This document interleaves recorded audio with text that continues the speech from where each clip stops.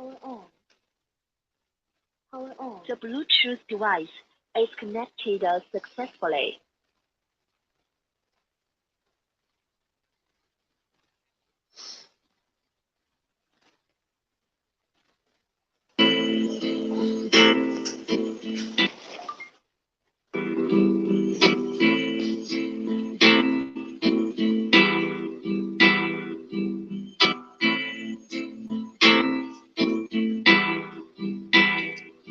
Listen up, cause I have something to say.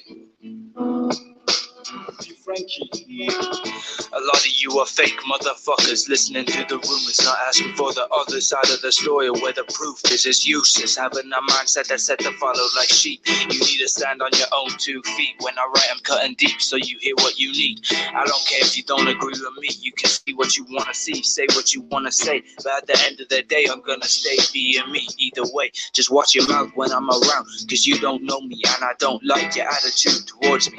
You're still acting like little kids, shouting meaningless shit, wait for the attention to hit, but won't actually do a bit, cause you know I bury you under a pit.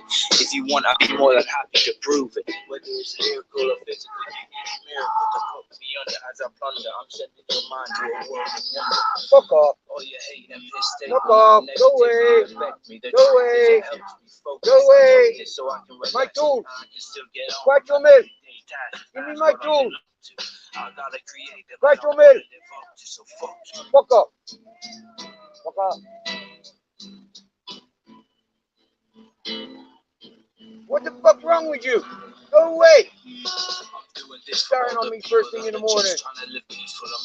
Feed. You're a feed. Feed. If you respect me, I'll respect you. You end up food again. Don't expect me to sit back and let you. Scenario. Scenario. What you see is confidence. There's a difference. You can feel it in my presence. I believe every word that I say. And won't back it up, staring straight at your face. Outnumbered I'm not leaving this spot till the day that I drop. See, I'm a nice guy. You just gotta talk to me to find out what I'm really like. I'm not here to fight, but I will if I have to tonight. And if I do, then you will be leaving with the fright of your life. Yeah, that's right. Do you hear these lyrics I'm spitting on the mic? Don't take them for granted. I'm building off of a solid foundation, and my roots are buried. When you speak up, it takes courage, in which I'm not gonna lie, it follows with a lot of luggage. You gotta be prepared to listen to all the criticism. Trust me when I'm preaching, this is the shit they should be teaching. I'm a creative, I'm an artist of venture. Man's intuitive, dignified like Kaiser. Curse turn blessing, killer bee. Mid for fast out here in a driller. And they don't care about us, can't try no more, gotta do. Doubt the doubt, learn trust in oneself, follow what's true. Raise the ego, nothing promise. Fuck those who judge. Life a casino, my street flawless. Out here with my magic touch. Give you a sense of serenity. Forget that whole lot answer. Hear my words that your remedy. Baba being out of trance. I'm under the influence, coming to all the wrong conclusions. Still spacey from last week. I'm living, driving at my peak. I'm living, driving at my peak. I'm on the phone. Going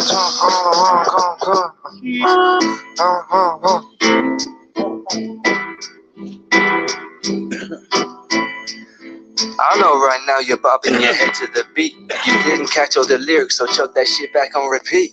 You know every time I walk my dancers and I roll back on. I used to check out Casino.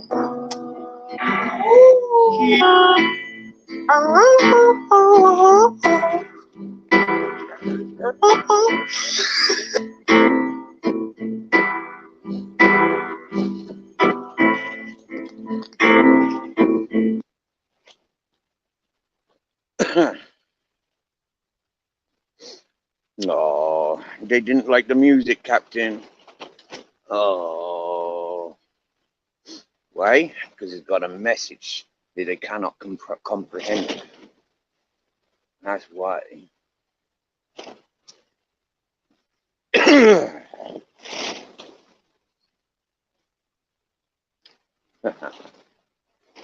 Oh, good morning, YouTubers. Good morning to you flashing in and out. Hello. Oi, Drycock, your paranoia will be the ruin of you. Hey, traveling tramp, trader trash Tim. Yeah. Your paranoia.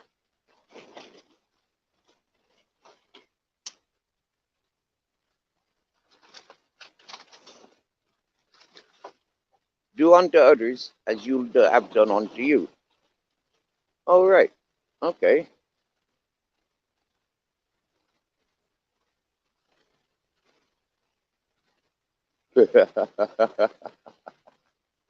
We can live with that.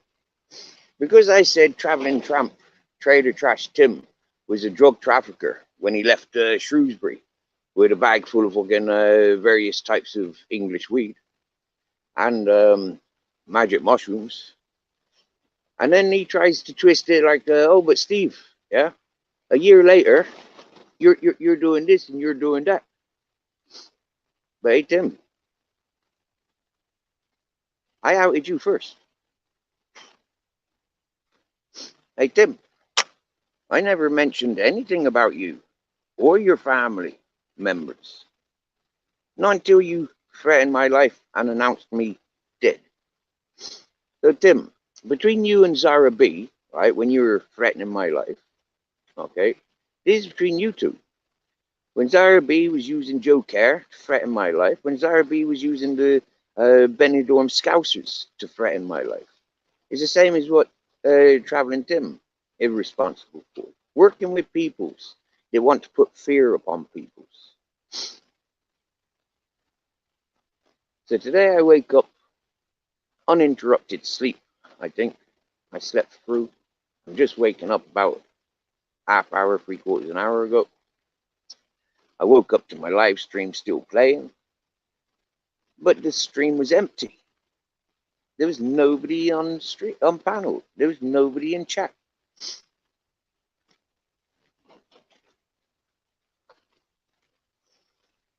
So at the 18-hour mark, you know, he's like, okay, we can end that live and start another one, like I always used to do. Before traveling trailer trash tramp traveled from Shrewsbury, trafficking drugs and trafficking everything else that he did. And like up until that point, I was quite familiar and comfortable on YouTube.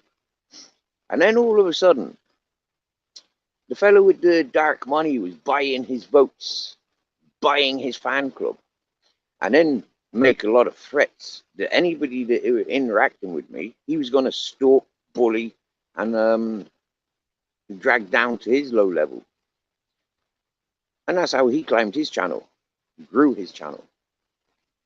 Nitro Freak is one of Shitty Wet Wipes account builders. Yeah, Nitro Freak is one of those channels that will get you 100 subscribers. And what was the other two channels that Shitty Wet Wipe was trying to share? That will grow channels overnight.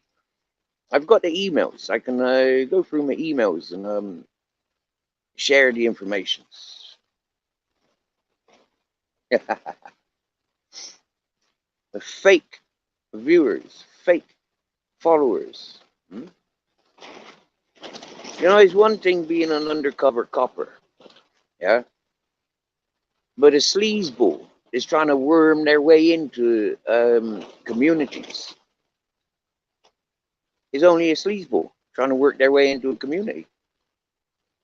So Shitty Wet Wipe, trailer trash tramp Tim. We waited for a year now for your threats upon my life, for your threats upon the dogs. We waited more than a year now. Yo, yo, yo, Joe Valhalla. Good morning, beautiful.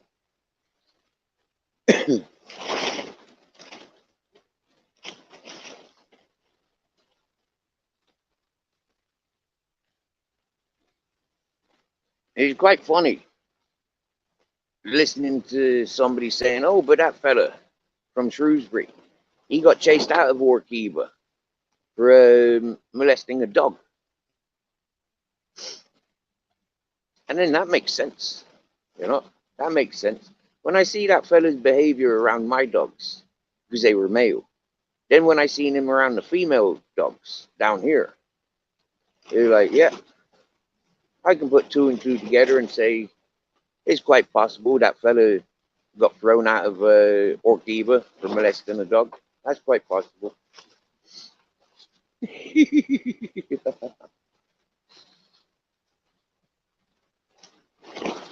Oh, I've woke up in a funny mood. I have. I've woke up in a funny mood.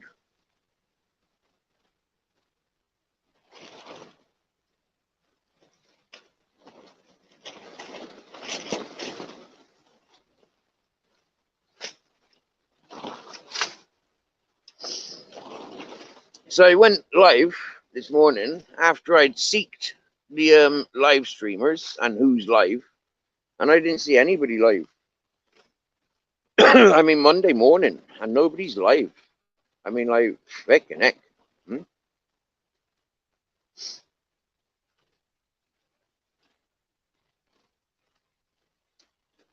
Now, it wasn't last night, it was the night before when there was a discussion about, you know, getting involved with YouTube, doing live streams regularly. It becomes addictive, okay? And for anybody with an addictive personality, yeah, this YouTube is one of those things that could potentially get you. And this is what I'm recognizing with a lot of people. Hmm? The addictive personality. Oh, you doing a pre-recorded stream? Okay, I'll have to watch that one. I'll have to go over and watch that one now, or at least hit the notifications.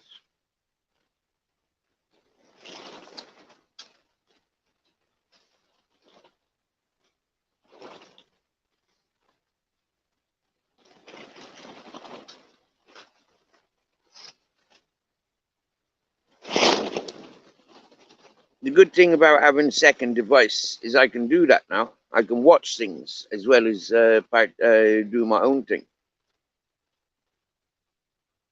I mean, it's not quite the 24-hour camera, but the next best thing.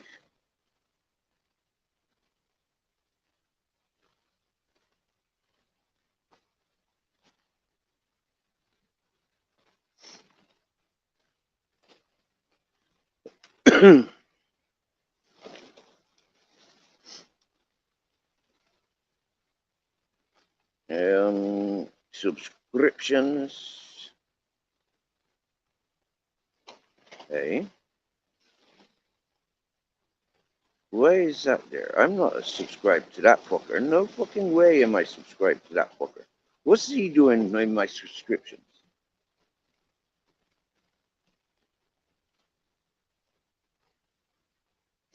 Yeah.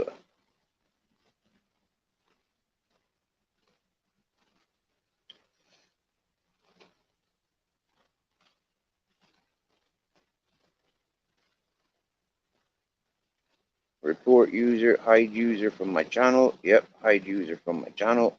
I don't like that person. I don't like that character. So I don't know why there's a subscription there.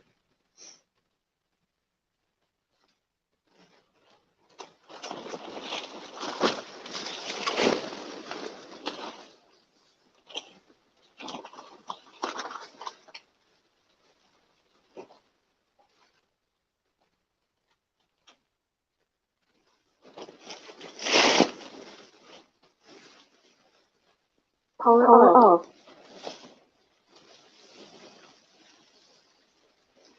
So that song I was just listening to is a very dear one to me. It was shared with me in 2020.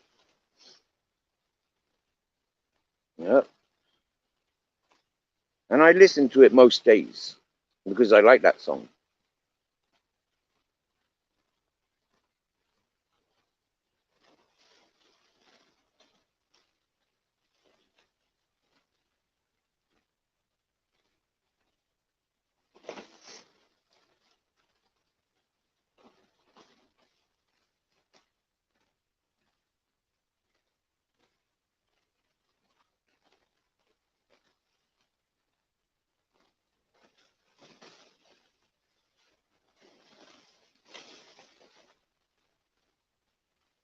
Well, I've already hit the notifications. Apparently, I'd already had the notifications hit on your live, Joe.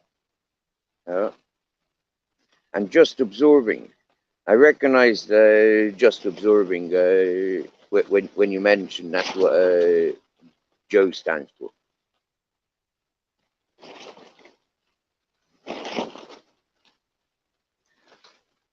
Wow, Joe Valhalla, you've got a criminal stalker. Me too. Me too. Yeah. Last year, he latched himself onto my channel, and then Christmas last year, well, for solstice year before last, he arrived, and then since then, he's been threatening my life with every aspect possible, from burning me out, smashing me up with a baseball bat, getting his fucking friends to do me over, setting the law upon me, setting fucking hitmen upon me. Yeah, it's absolutely like brilliant, you know. Yeah. And the thing is because I retaliate, yeah, because I retaliate and I don't keep my mouth shut about what he's told me and told the world, he attacks my YouTube channel. Yeah. But he's got to the point now where YouTube and StreamYard have told him to fuck off with his obsessed behavior.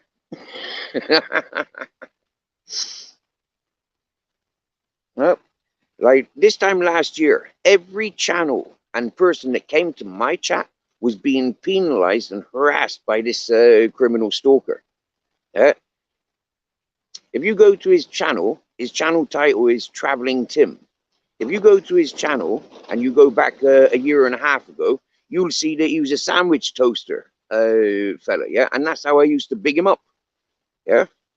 He was living in a garage, yeah? He was cold and depressed, and he was suing the government for giving him, for refusing him a blanket when he was homeless. But yet, like they said, dude, you sold your house, you sold your business, and you got no money left?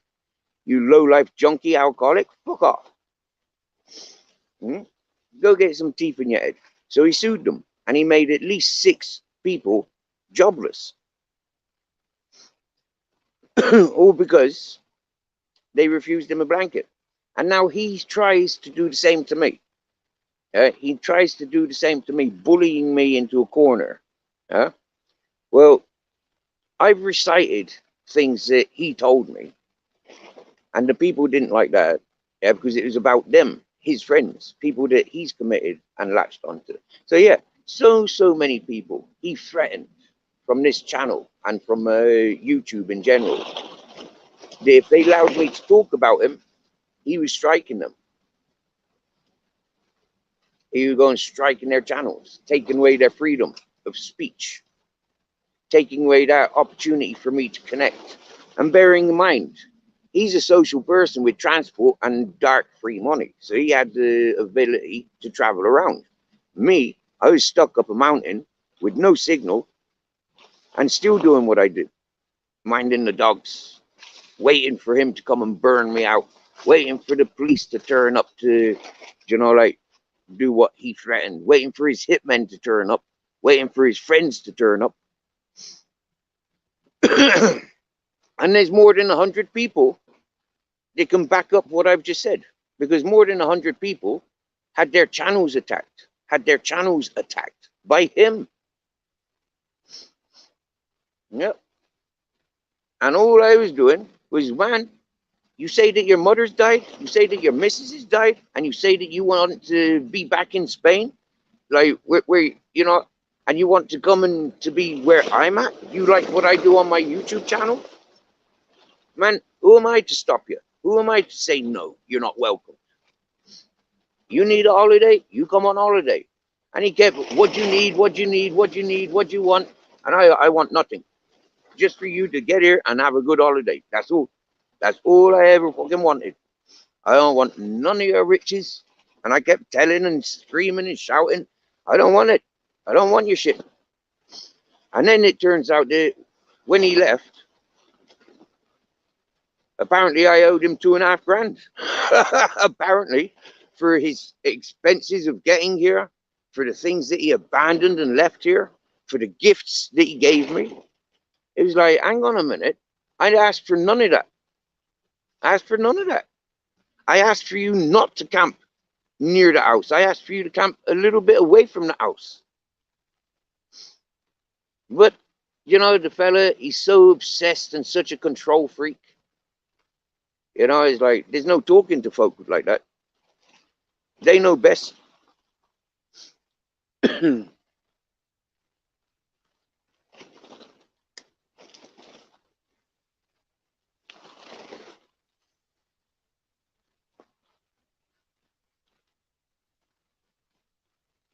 I mean, I got emails after email. I've got fucking messenger after messenger from the fucker.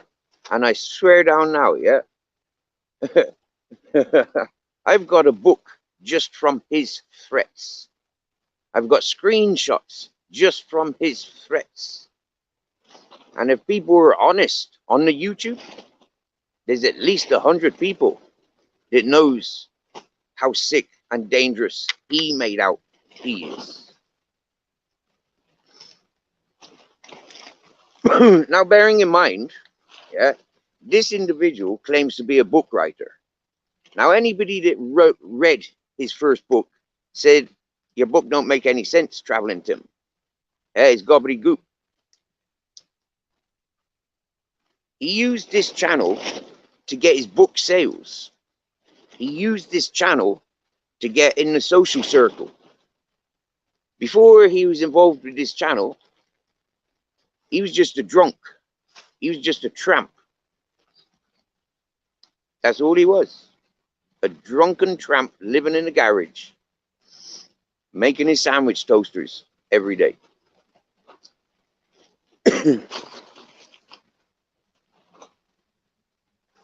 I felt sorry for the miserable cunt. Got nothing going on in his life. Yeah, he was supposed to have been staying in a hotel assigned to him by the council for his homelessness. But he refused to stay in that hotel. And he continued to rent his garage where he lived. The man's a scammer. He's a con artist. Criminal at the fucking slyest. The dirtiest, lowest level of criminal is what that Traveling Tim is. And it will be exposed.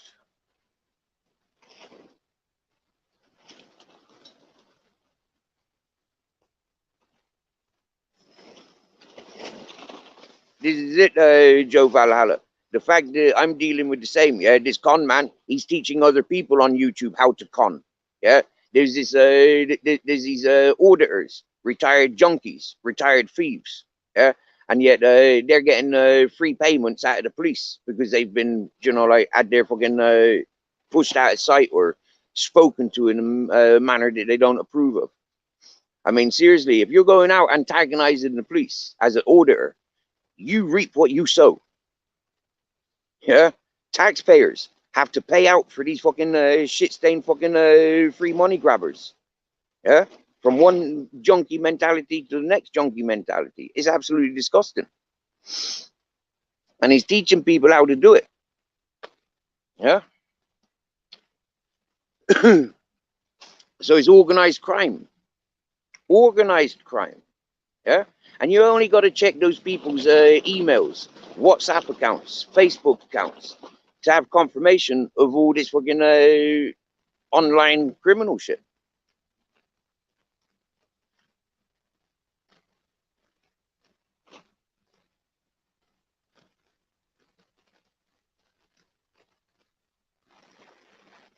This is what I says, Joe Valhalla. I've reached out to a couple of peoples on the YouTube. Yeah, look into folk like this. Yeah, but they're all tied up together. They're all protecting each other.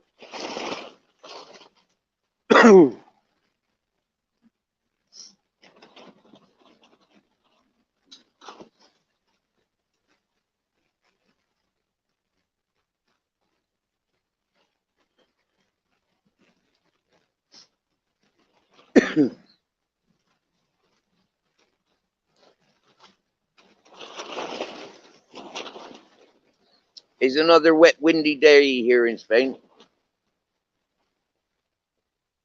or at least this part of Spain, the Granada's. Yep, I see you at your stream there, Joe Valhalla. I'll see you there. There you go, second device. I'm so lucky.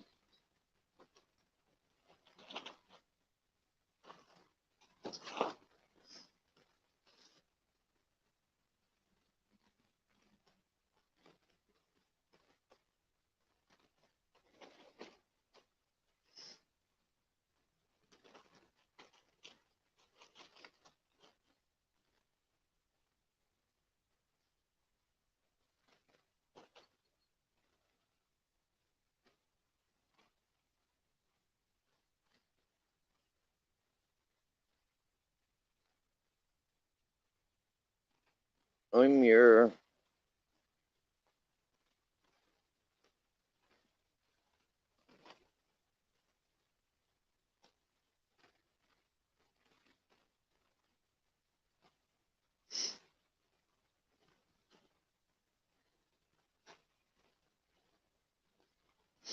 good morning, libertarian minded.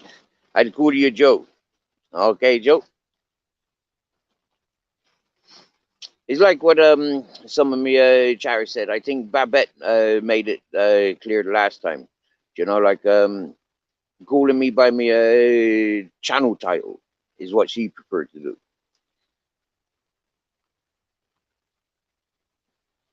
And for me, I've got hundreds of names.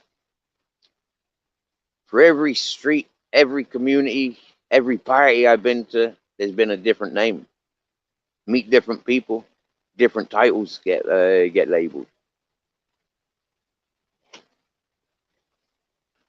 and it's beautiful.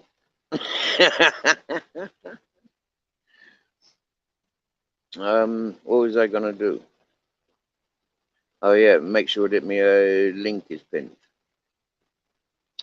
For anybody that wants to join panel, my link is available, and we're about to.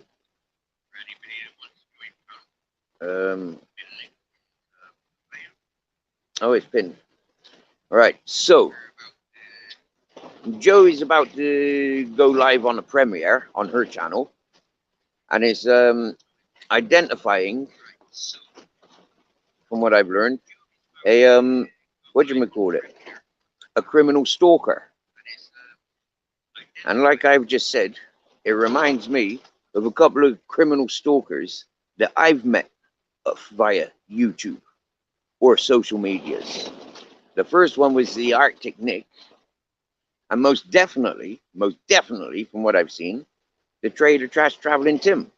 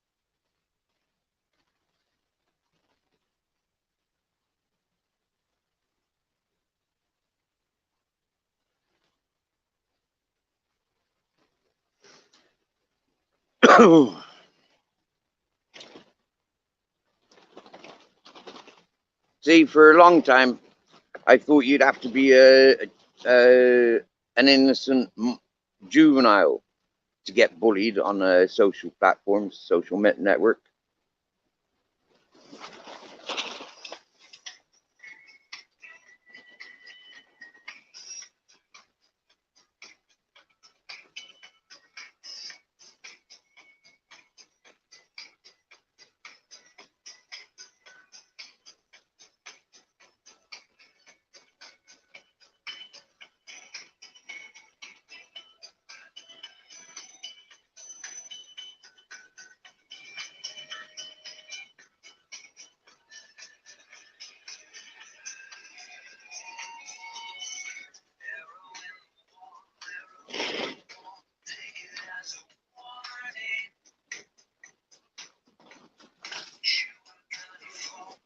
Excuse me while I share this link a minute.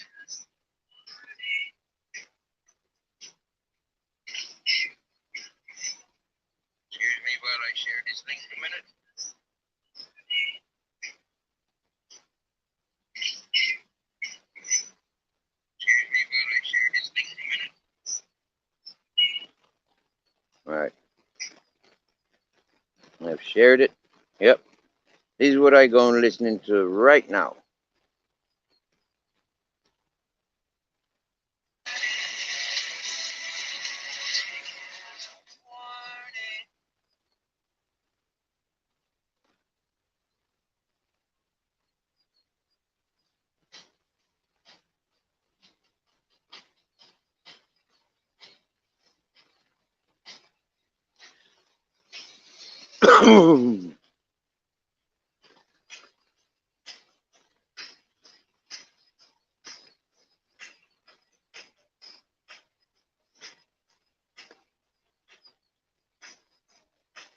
See, one thing I've noticed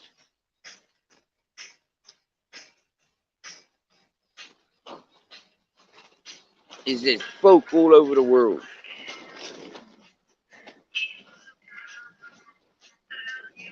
And they all need protecting. From the criminals, from the bullies. And if you think the bullies need protecting from me, then you're not wrong.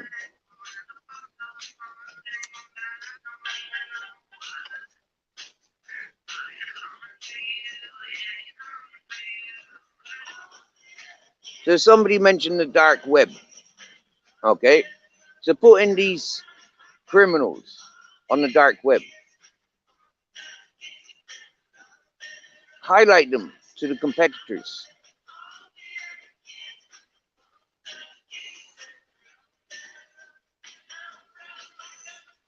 For social media, what we're learning is, from example, Ronan Holden official and his nonce party.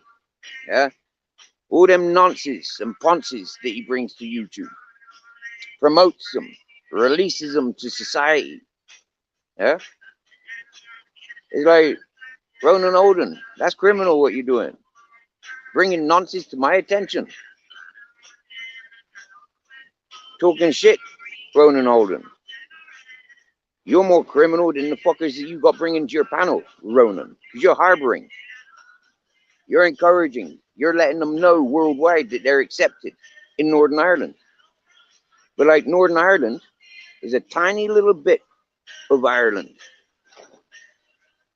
So Ronan Holden, when I take my island back, if people like Ronan Holden, they'll be sent to Carlisle. You like the noncy-poncy dirty bastards, Ronan Golden? Go fucking live with them. And there's a big accumulation of them in Carlisle. And Shrewsbury. Or is that Middlesbrough?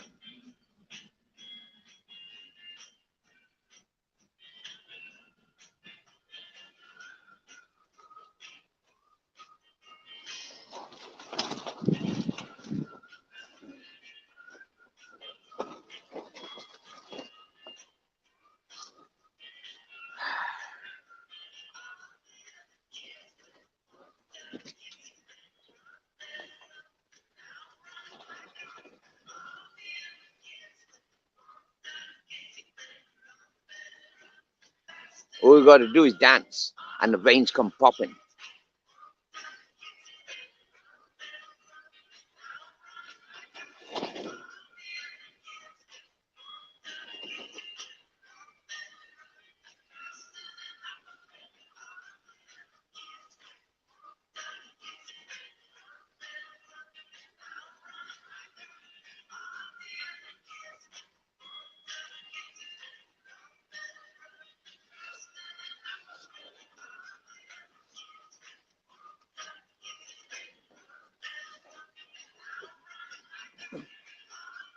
Here.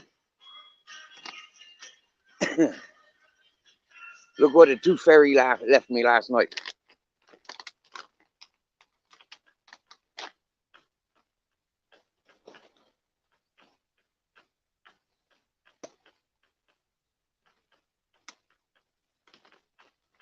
Oh.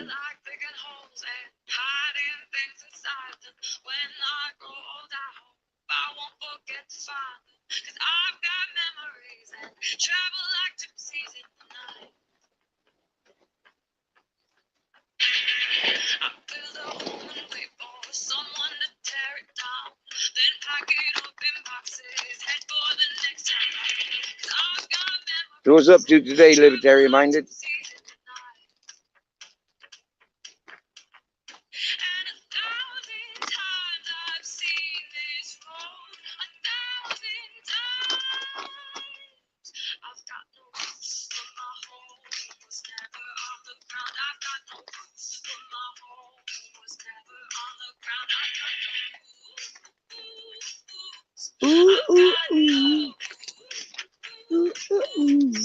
I like your music, Joe.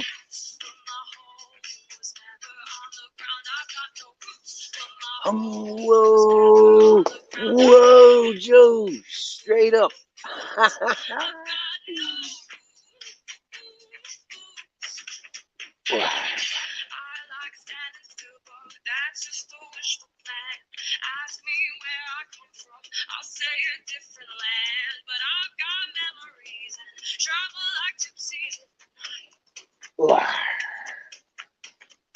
Rudy Job Center.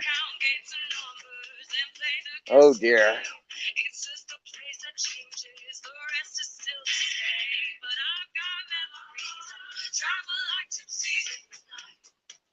Oh.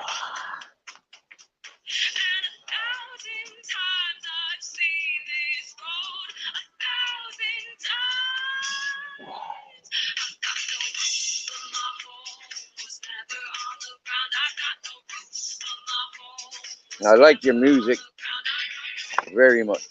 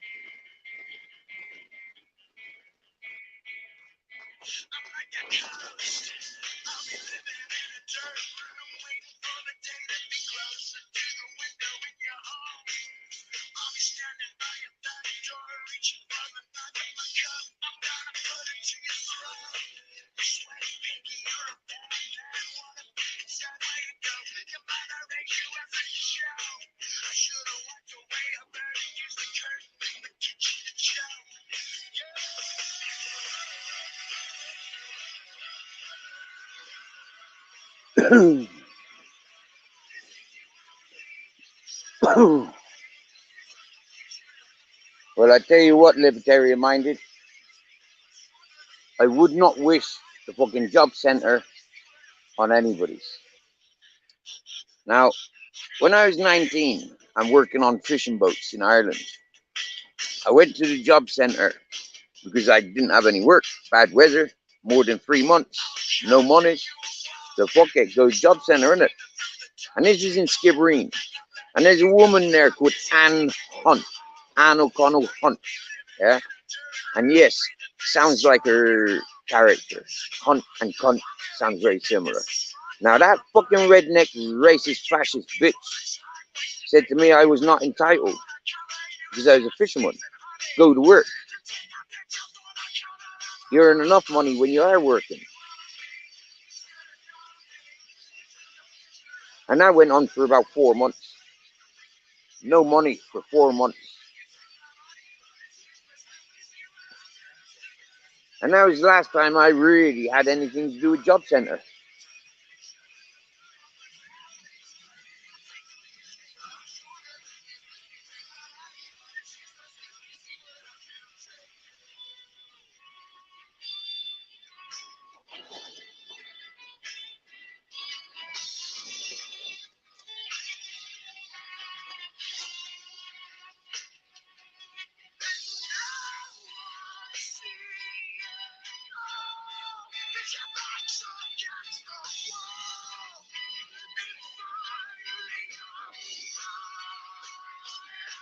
And so when did they open job centres up again? I mean, as far as I was aware, you know, like 2020, all them all them friggin' job centres and shit was all closed. And everyone got paid automatically.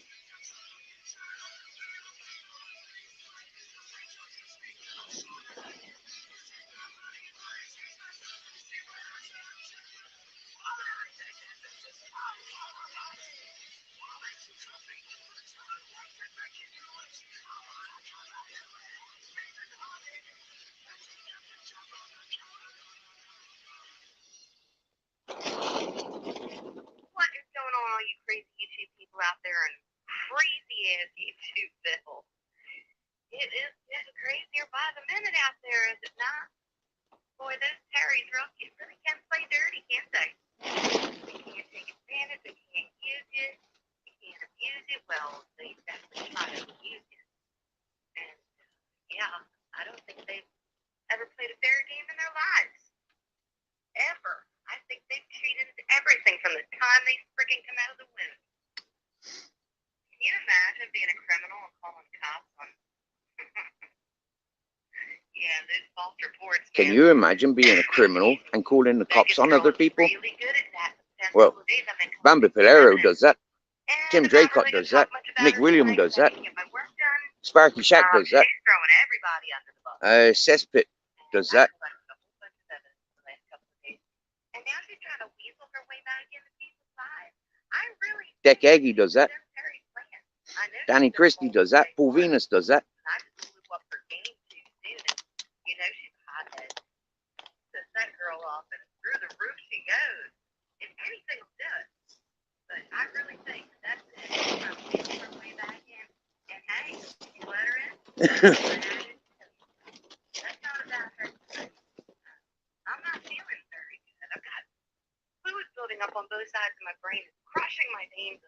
I've got this throbbing friggin' headache. We're listening to Joe right now. You bugged the hell out of me to go live. I'm live. Where are you? You don't get your butt over here soon. I'm not going to hang out too long because I've got a friggin' splitting headache. I'm not trying to deal with this. Not in a good mood. I've got so much to do. My little guy's going to be here soon. And I'm forgetting little things. You know, I'm not able to do a whole lot. And in that last video I released, I could see where I got off track.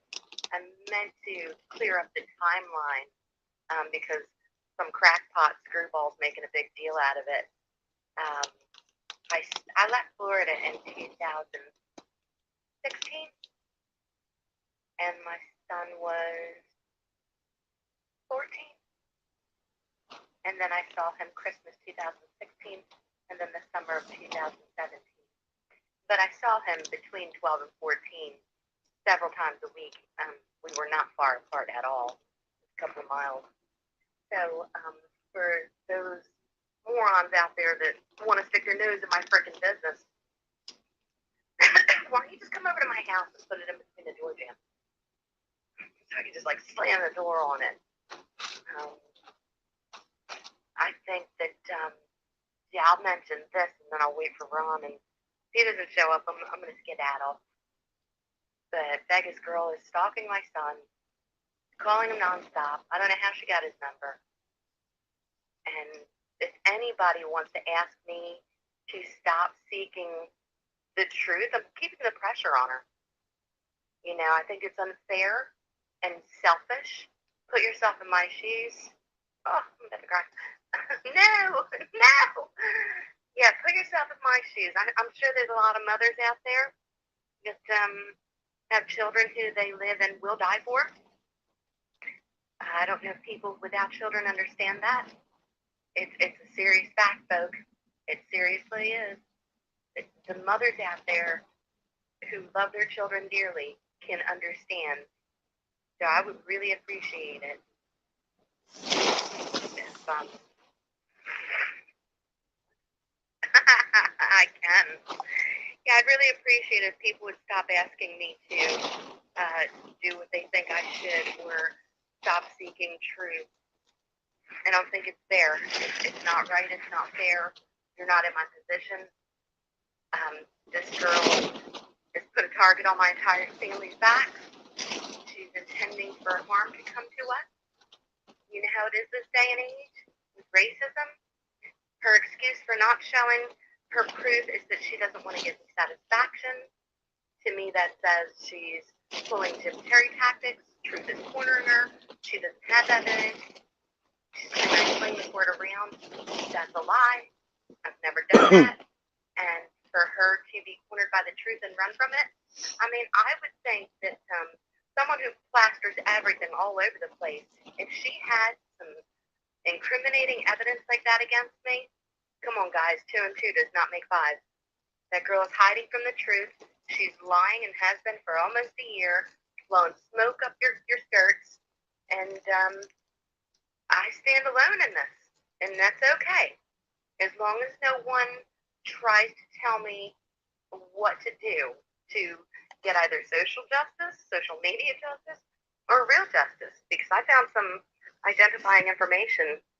She's claimed that she's, I've got it in her own words, she's called my law enforcement department and has filed charges, felony charges, mind you. She's accusing me of doing exactly everything that she's doing. And doesn't that sound like Jim in a way? She's taken a page right out of Jiz Terry's notebooks. She's following directly in his footsteps. I believe this woman's going to be a career criminal all the days of her life. And I think she has been, and I think she's mean and she's hateful. She's violent. She's a bully. And I don't appreciate her in any way whatsoever. I don't know. Well, I do know why she was sent, why she's still here. We know her history. She's told us everything about herself. I believe with all of my heart that this woman is criminally insane and completely and totally mentally unstable. And I would like for her to go away and leave me the hell alone, but she can't seem to stop. She enjoys pointing the finger, but being guilty of what she's pointing at. I would never do anything that she does. She's the most disgusting, vile person, just under Jim Terry and just under Dean Ryan. Yeah, I think that it sucks that I stand alone, but it doesn't mean I'm not gonna. It also sucks that I'm not recognized as someone who's been robbed blind by Jim Terry and terrorized. I think that if there's protection out there for Jim Terry's victims, I think it should cover all victims. But of course, I think that's all I should say about that. I think he's laughing in a lot of people's faces, mostly mine, but I don't know, mostly others probably. Probably saying something like, "Oh, look, I fucked that bitch up and nobody will give her safe shelter." It's been that way for almost 2 years now, but that's okay. I've fought a lot of evil and I've conquered quite a bit. And hey, sometimes you lose the battle, but you do win the war. Truth wins. It takes time, but it'll win. And with that said, it doesn't look like Ron's coming. I don't know why he pestered the crap out of me. I can't. My computer's broke. I've got to get another one. So I can't really switch screens because it'll kick me out of my stream. While I'm looking at something, have this. Just kidding. That's not the most fucking obnoxious thing you've ever heard. Oh my god, it makes me cringe. Holy cow, what the fuck are you counting down 3 different times in a stream? You talk about bag of fucking nuts. Man. Oh my god, that girl is fucking insane. Literally from hell. She gets mad when I, well, she actually said that I hate white people now. My husband and his whole family are white. My son's father and his whole family are white. My previous husband was white. Damn hell, I don't like them whiteys. Yeah, me neither. I don't like the whiteys neither. I'm trying to decolor myself. That's terrible. I'm trying to get some camouflage. We've all heard her say that the white side's the wrong side, and that pretty much insinuates that she's not partial to whites at all, but she is partial to riding her coattail and making a name for herself. And for those of you who let her do that, hey, whatever, to each his own. But just know she hates it. That's what I said to Michelle C. Michelle C, you had nothing but bad luck when you went against me. White people believe now that I hate white people. Same as most people's. But she's convinced you for traveling, or maybe some, I don't know how many Tim. of you. She's convinced many of you that Michelle C. I sling the N-word around freely. And is running from the Loads truth, of people. reinventing herself, Loads of them. changing her name, coming up with her new way of moving forward. Wrong. She's always moving forward. Should have carded my Always bike. changing, always moving forward, always forgetting. If she forgets, then she thinks you forget. BBW. It's Fucking like, I don't ran see away you if I from close YouTube my when I eyes. came to YouTube. You know why? You're not there if I Because he's up my against eyes are something he closed. I can't don't see fucking compete with. You know? Hmm? And the old bait and switch nonstop is not intelligent at all. And it's, I can't say it's driving me insane, but it is getting really irritated. I'd YouTube like bullies. for her to AJ do Smith. something she's probably never done in her whole Since life. I've known of AJ Smith, he's had 4 accounts. Say you're sorry and tell the truth. Keeps closing them, running off crying. Tell the world that I didn't say that, like, relentlessly, in an abundance, like, every chance I got. I did not call you the N-word over and over and over again. Be real, be human, try it for once in your damn life. You would not believe how many mountains the truth moves. It's incredible, it's amazing. You know, I can't say the whole world would forgive you, but you would get a whole lot of forgiveness if you stand up and be real. Yeah. You know, living honestly, you'll wake up with a smile. Living a life in bullshit, and you're gonna be fucking suffering. So, man, I was angry. You're never gonna recognize pissed, when you have to be raging, what you have to be. I lied, and so this just be is straight why, up. if you got some other reasons, Keep it real. And for the happy days, one loving. For all the and then you'll damage understand that's done, yeah, and the damage it could why do. I keep saying keep it real. If you've seen Leaving the way a trace BLM behaved around here, for the happy days and one loving. Move for almost a year. It was fenced in for a long time. A lot of people lost their lives on both sides. If I only had 4 sentences that I was ever allowed to use in my life just insane. From now on, it did not have to happen. they're the 4 sentences. Both sides were angry. Happy days, mostly against law keeping it real, the anger leaving was, a trace for the one loving. Directed at law enforcement, but you know, spin them around whichever way you want them. There's 4 sentences. And spin I would hate to get caught up in that based on I have for years. False accusations that could take a life. And if you know anything, it's dangerous. These are organizations from the underground music my movements. husband gave me the best family on the planet. And people who love their families probably said the same Whether it thing. be litter picking, You know, because they mean the world to me. DJs, sound I system. would never want any harm to come to them. It don't matter. Over an internet tip. So it would really the world. Hell, ask anybody who's ever apologized to me. If I forgot on the spot and tried to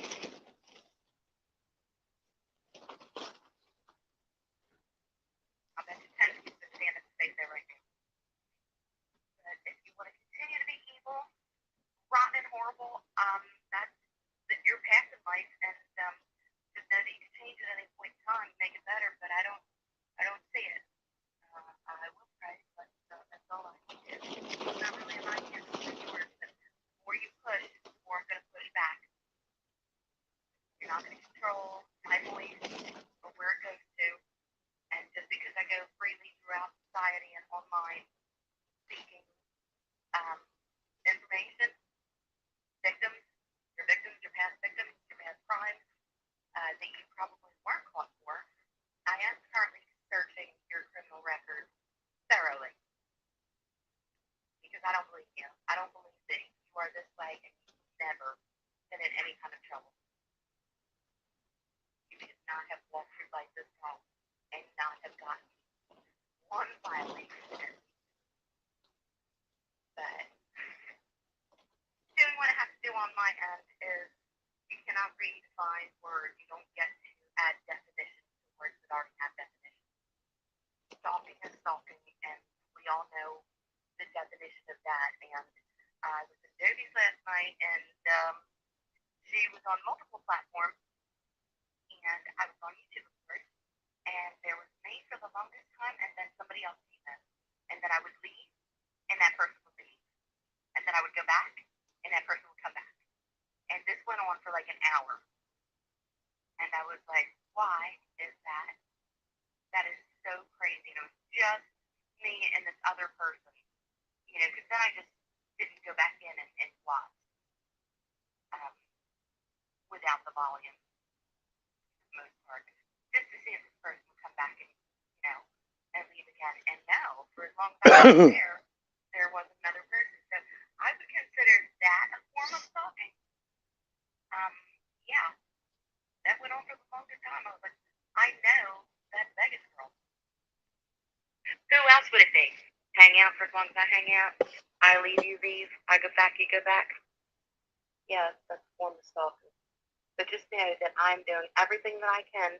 Anything a normal person would do, which is collect some evidence.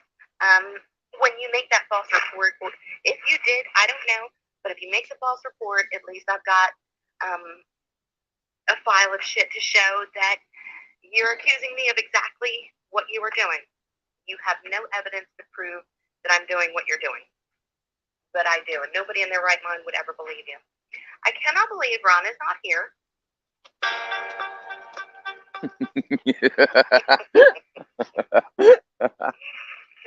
Okay, the 30-second joke. Yeah, right. Now I'm getting you. It's just something, yeah. 10 minutes later. Yeah, right? That is the biggest joke here lately, isn't it? That is so damn funny. I know there's at least 20 people dying laughing about it.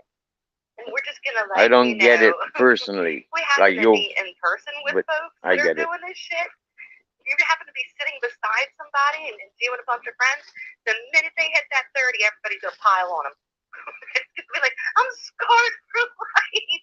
That gosh dang 30. And the worst part is the 30 turned into a minute.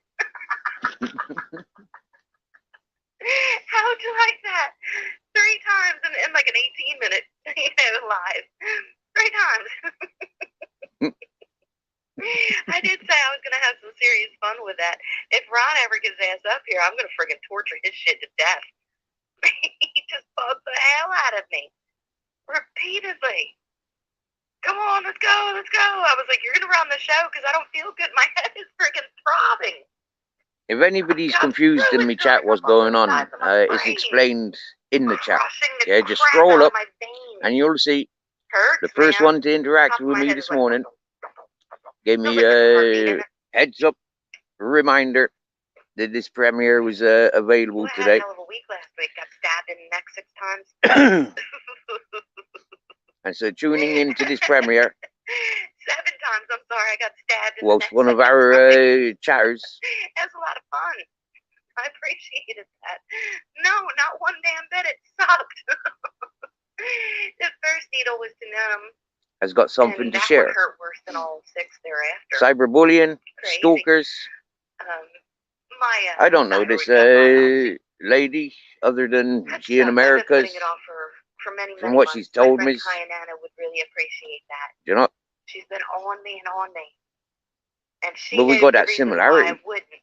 Yeah, she been stalked But for it 2 is years. best to know if it's cancerous or not. And, you know, I was She going got to a go the voice, holistic way. and people who silence her But, is bang you out of know, by the order. time that my She idea don't of seem like an doing, aggressive person. She or sounds very happy, my idea of cheerful.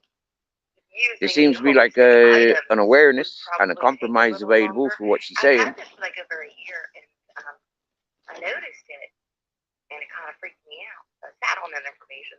The worst thing From that a I paid year, attention to and I might is have the wasted persons valuable that she's time. referring So I to got to thinking about attacking that, especially her after youth. what happened December 14th. I mean, like, Yeah, in the middle of that the stream. is low. Yeah? Yep, that was it. What happens on Hypnotism, I YouTube? have no idea what Leave it happened. on YouTube. Seizure, stroke, both. No idea. To attack people's Gonna get the results families? from that in a little while and find out if it's one, both, or the other. Fucking weird. Don't know. Weird So, sickos you know, I'm is what starting I to say. take my health a little bit seriously. I thank you, You Motor know, City lot Maniac, seriously. bro. Like a whole And I, lot whoa. serious. I don't know what happened on the panel last night because I fell asleep. And it went to 18 hours, so it's not available. I can't view it. And I certainly can't be clipping or, what do you mean, cutting and editing. I can't be doing things like that. How's you doing, Motor City? How was the Super Bowl last night? Get everything that I can possibly get done before it's dirt nap time. I tell you what, I was fucking gutted this morning. I was gutted. Really upset with myself, really. Falling asleep. I had broke fishing. Citizen Z. Fucking annoying. And Motor City Maniac on my panel. Oh my And I fell asleep. gosh. And who is this person that's making such a request? Madness. Who are you? Oh wow, that's an interesting name. Sid and Nancy. Sid and Nancy Vicious. What a tragedy. He's lucky he didn't get charged with that, huh? Yeah, that was a tragedy.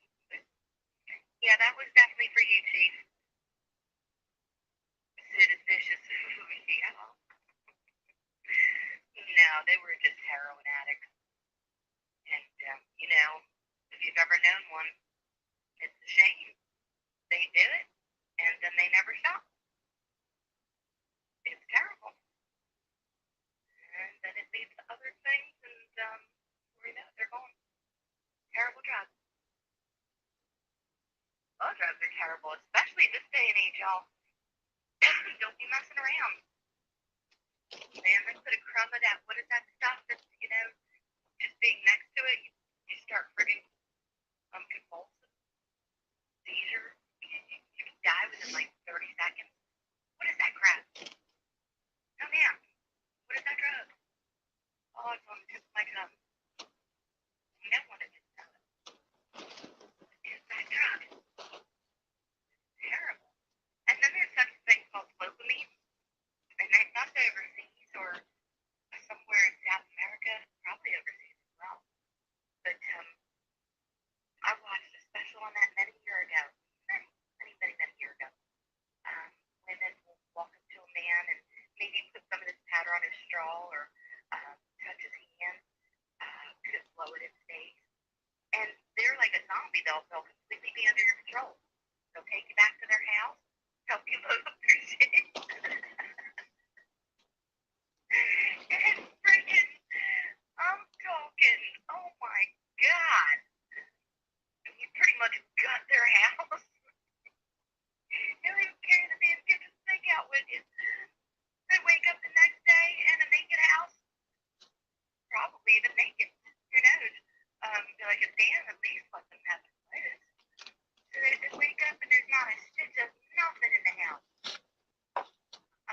saw this show. This dude goes down to the, there's like an apartment and there was a desk.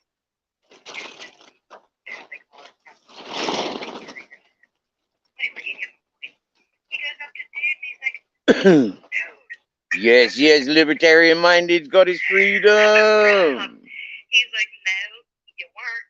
Brilliant. Yes, there's nothing in my house. So is that another month paid up, or is it like every 2 weeks? How you get paid from job center these days? I don't know how Fortnightly, monthly, I don't know, weekly. Of course, he calls the law. He explains that he has no memory from this point on to that point. I remember some folk actually getting paid every day. Yeah. They wouldn't get the full gyro like you'd get a weekly gyro. Yeah. They'd have to go every day because they were tramps, homeless people. Yeah. That was down at Portland Square. And they'd run either to the galleries down the centre of Bristol or up to Stokes Croft for the 2 post office.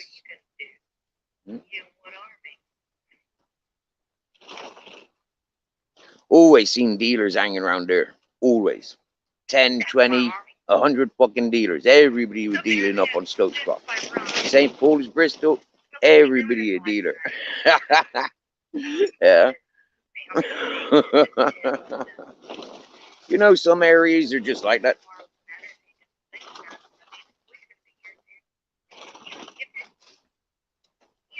It's funny. Oh, Murray went off to get coffee. Nice one, bro. Nice one. Now tell me, what sort of coffee do you like? Do you go? Have you got a specific coffee that you go for, or do you like try the varieties? Like, you know, you got the Colombian, the Africans, you know, the Mexicans, the Cubans. You got freaking. Did I say Brazilian? Hmm. And then you got the like English American companies, the French, the Spanish companies, and they all make their own different mixes. You know. And there's no telling what she's capable of. Can you imagine being in the presence of someone who's capable of anything? You like the Italian coffees. So, do you go for the espressos, double espressos, or do you like a big mug of coffee? For me, yeah, I'll show you, right? I really do believe that she is a danger to society. This makes a cup of coffee. But when I fills up with coffee, it's like 10 fucking espressos. That's why I get so high. Yeah? That's why I get so high and... That is just, it's like, oh my God, it's a whole new world. We've seen it a few times. People hurting people online. I didn't think it was possible. I know, right? Wow, I didn't think it was possible. She is violent. We're talking about Vegas girl. She is crazy, man. She stalked a mother and her child outside the elementary school, then run them off the road.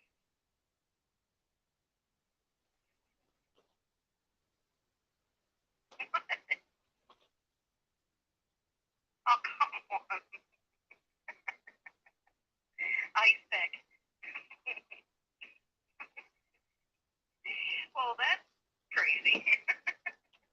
Right, I get your point, though. Right? Don't smack your testes. Yeah, just take the bite. Let him have his way if he was there before you saw him. He'd be gone soon.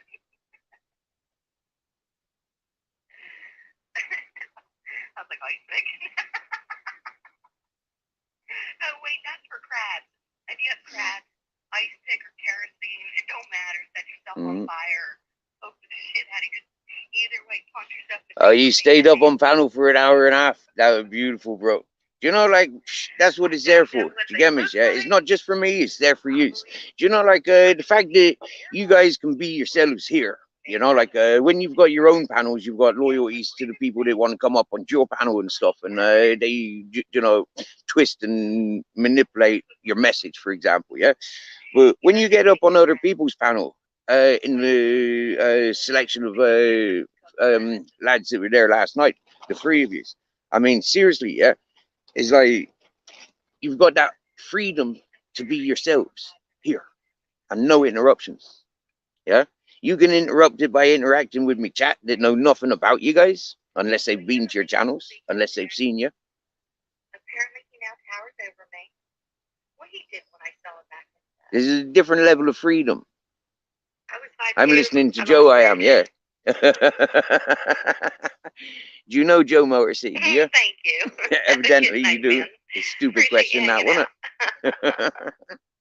Yeah, look, I'm a diamond I in know the she's rough. a married woman, and yeah, but I still make Yeah, but myself hanging look in this kind of house is presentable to greet her. Jeez, You get me? a tower. Everybody towers over my ass. Did you guys hear me last week talking about my computer and me thinking my husband hijacked my cord? And I'm all like, see what happens when you I don't like think these your gray husband toys with you. sideburns. I don't know why. Yeah, but I refuse to cut that scruffy Okay, bit there. remember I lost an inch somewhere. I'm 5'1". He towers over Because me. if I start cutting it, then everything all grows at different I'll be lengths. talking shit. He's Yeah, but I walking away, don't want turns different around. I'm lengths. like, I want sorry, one length. sorry. The length that it grows. You know how friggin' short men have little man syndrome? They got them little tiny feet. They're so cute. No, they're not. You know how they just want to swing at the fences because they got little man syndrome. They're all angry all the time, thinking they can take on. She got happy voice, hasn't she, Motor? She got happy voice. I used to have that. It's been decades, but I bow up. And my man, he's like, what? You want some of this?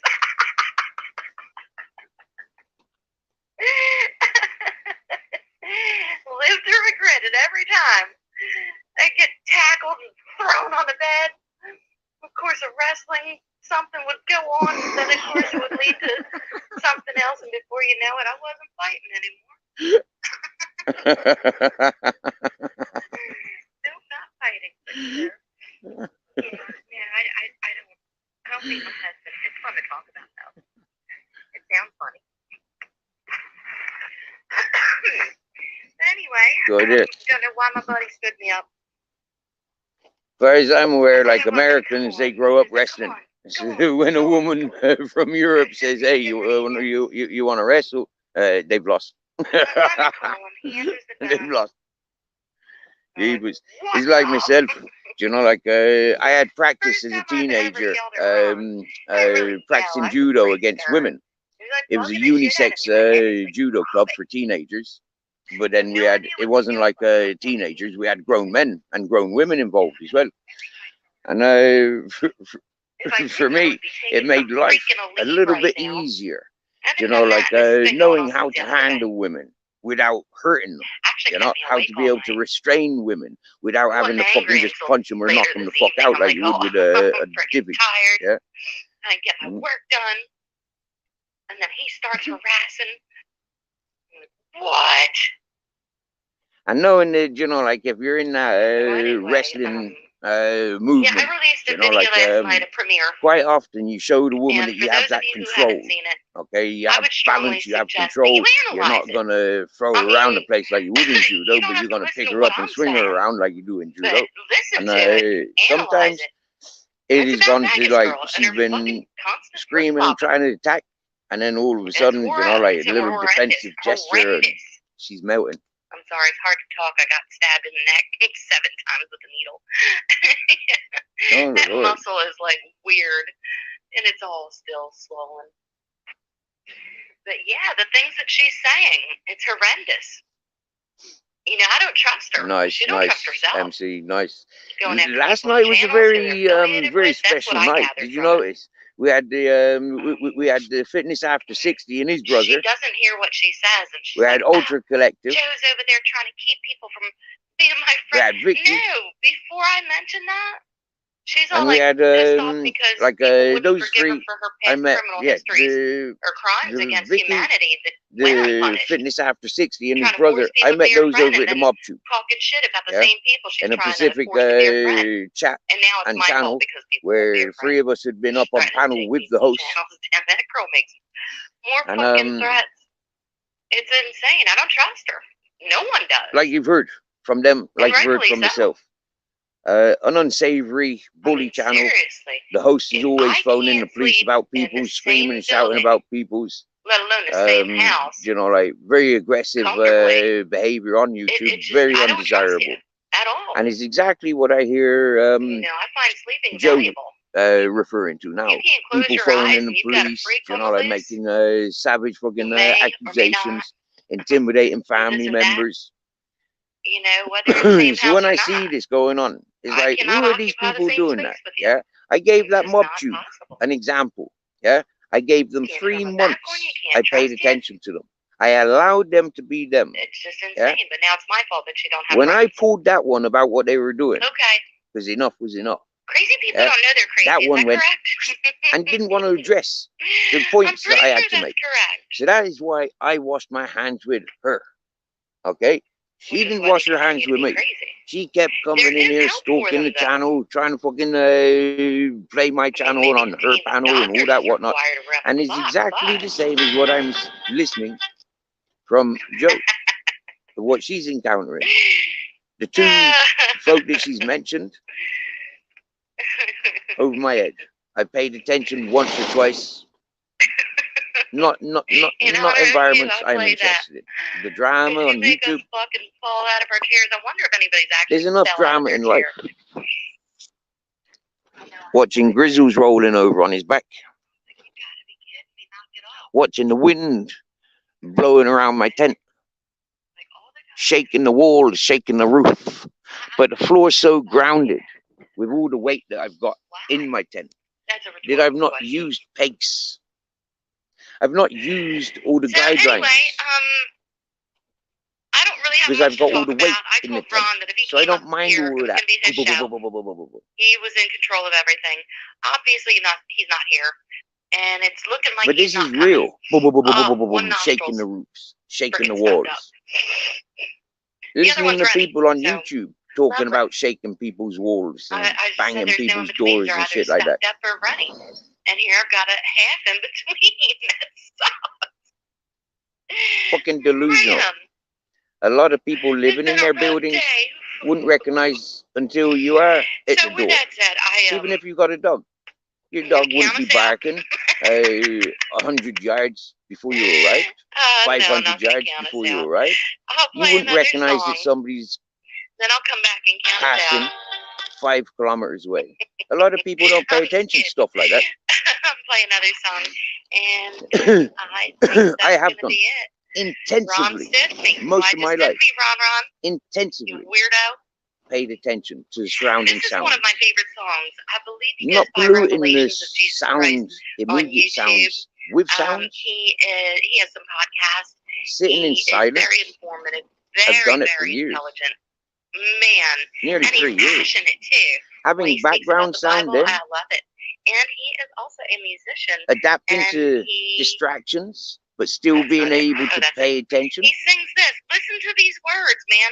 It's about It's a kind of magic Peter during Jesus' last days. in comparison to how Yeah. people are living today. The Lord says, one My of you opinion. are going to sell me out. Stevie Boy He's like, is Billy. it me? He said, you will deny me 3 times by the time the rooster crows. Stevie Boy. He's like, nah. I'm at a party environment. Stevie Boy Billings. I'm at a party environment. Orkiva, do some research, bro. Yeah, it's party environment. It's like an all year round festival. Except it's not very organized. Yeah, it's very messy. But that's what Orkiva is like. It's a very tame version of Bristol, from what I've experienced. If you know what Bristol is like, party, festival, all year. That's what Orkiva's like. Like I said, unorganized, as much as got to move around.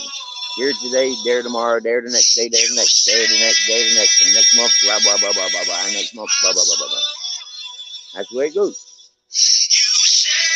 Coming into month varies. If I'm down here next year, yeah, I'd definitely be putting on an airy festival. Definite, guaranteed.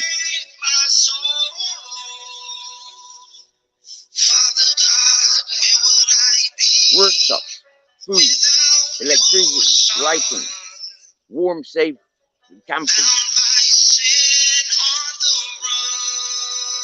Get things done. Aries, being prepared for the summer, making sure everything is done in January for the Capricorn. By the time it's Cancer, you want to be relaxing. Because I thought there was a delay. I thought Motor City wanted time to catch up. I went off course a bit, but I was getting excited about talking about wrestling with women. A lot of people deny it. Deny that they've ever, spun a woman around. They don't do it. They've never tripped a woman up. They've never got them in a neck hold, an arm lock, a leg hold. There's various names for these in judo, but these are the categories. Hip throws, yeah, back throws. These are the different categories. Yes, Stevie Boy Billings. I'm listening to a channel called Joe Valla. She over in the States, and she's talked very similar of she's talked about stalking, bullying, and stalking.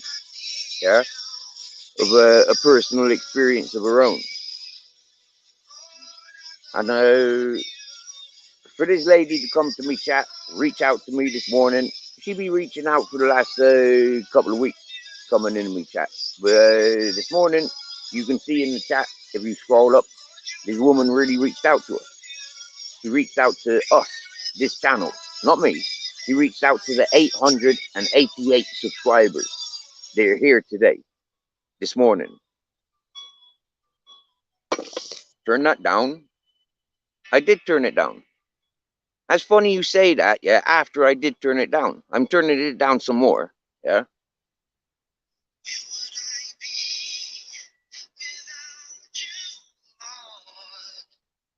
Who would I be without you, Lord?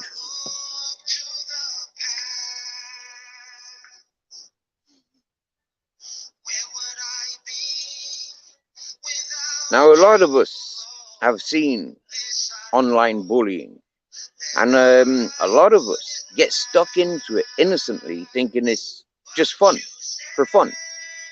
But then some of us, we be aware that, hang on a minute, this channel was reached out to suicidal people. Suicidal people reached out to this channel, and they're suicidal because the amount of bullying that they've encountered on YouTube. Prime example, Matrix on PC.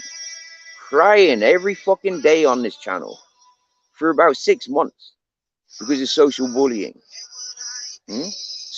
Cyber bullies. And I always said, dude, don't worry about it. We'll get to the bottom of them. We'll highlight them if it takes us the rest of our fucking lives. But you're not the fucking martyr. You're not the one to be committing suicide. But he was the one that went to hospital because he was adamant that he's the one that had to pass a message to the YouTube circle of which he was victimizing with his suicidal tendencies. Now he goes around YouTube victimizing other people's. I mean, all those people that will be committed to him, make friendships with him, be devoted with him. But yet, can you trust somebody that's suicidal? Can you trust the friendship in suicidal people? I don't know what kind of love people live with, but the love that I live with, I can't live with suicidal people.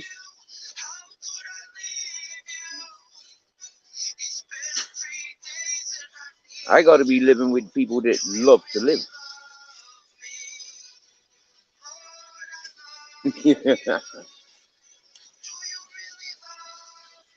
I appreciate the people that understand the highs and lows and they can get it off their chest and talk about it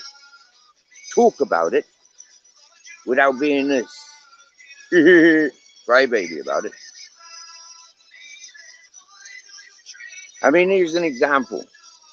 Somebody that talked to me about they were wanting to top themselves.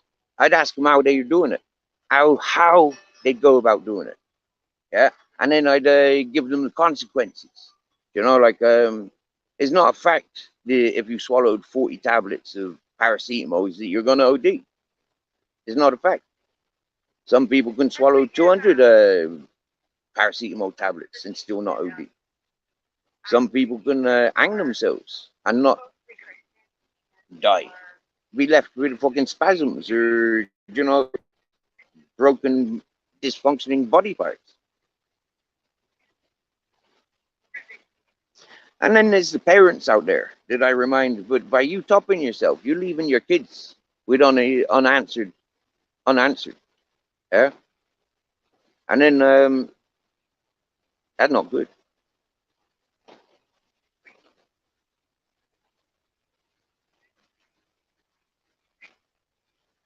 You should be able to talk to your children, if nobody else. You made them. So you should be able to open up and be real with them.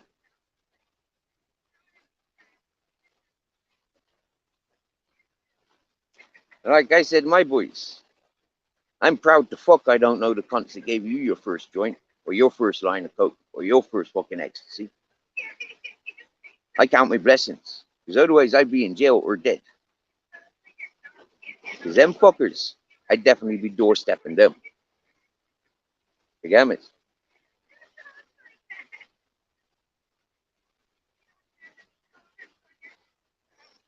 I refused to live on a coke farm. I was offered about 13, 14 years ago. I was offered to go to South Americas and live on a coke farm. Because I don't touch stuff and I have no interest in this stuff.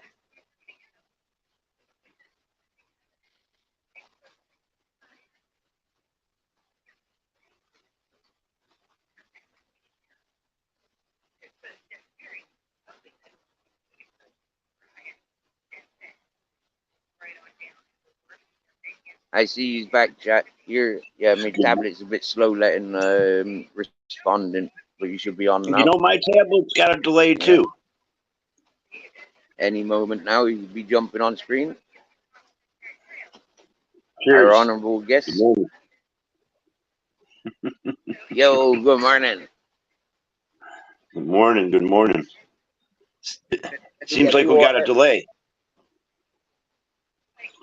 Oh yeah, me tablet's a bit slow. I'm in dodgy signal hotspotting from my phone. So I noticed my tablet has a delay.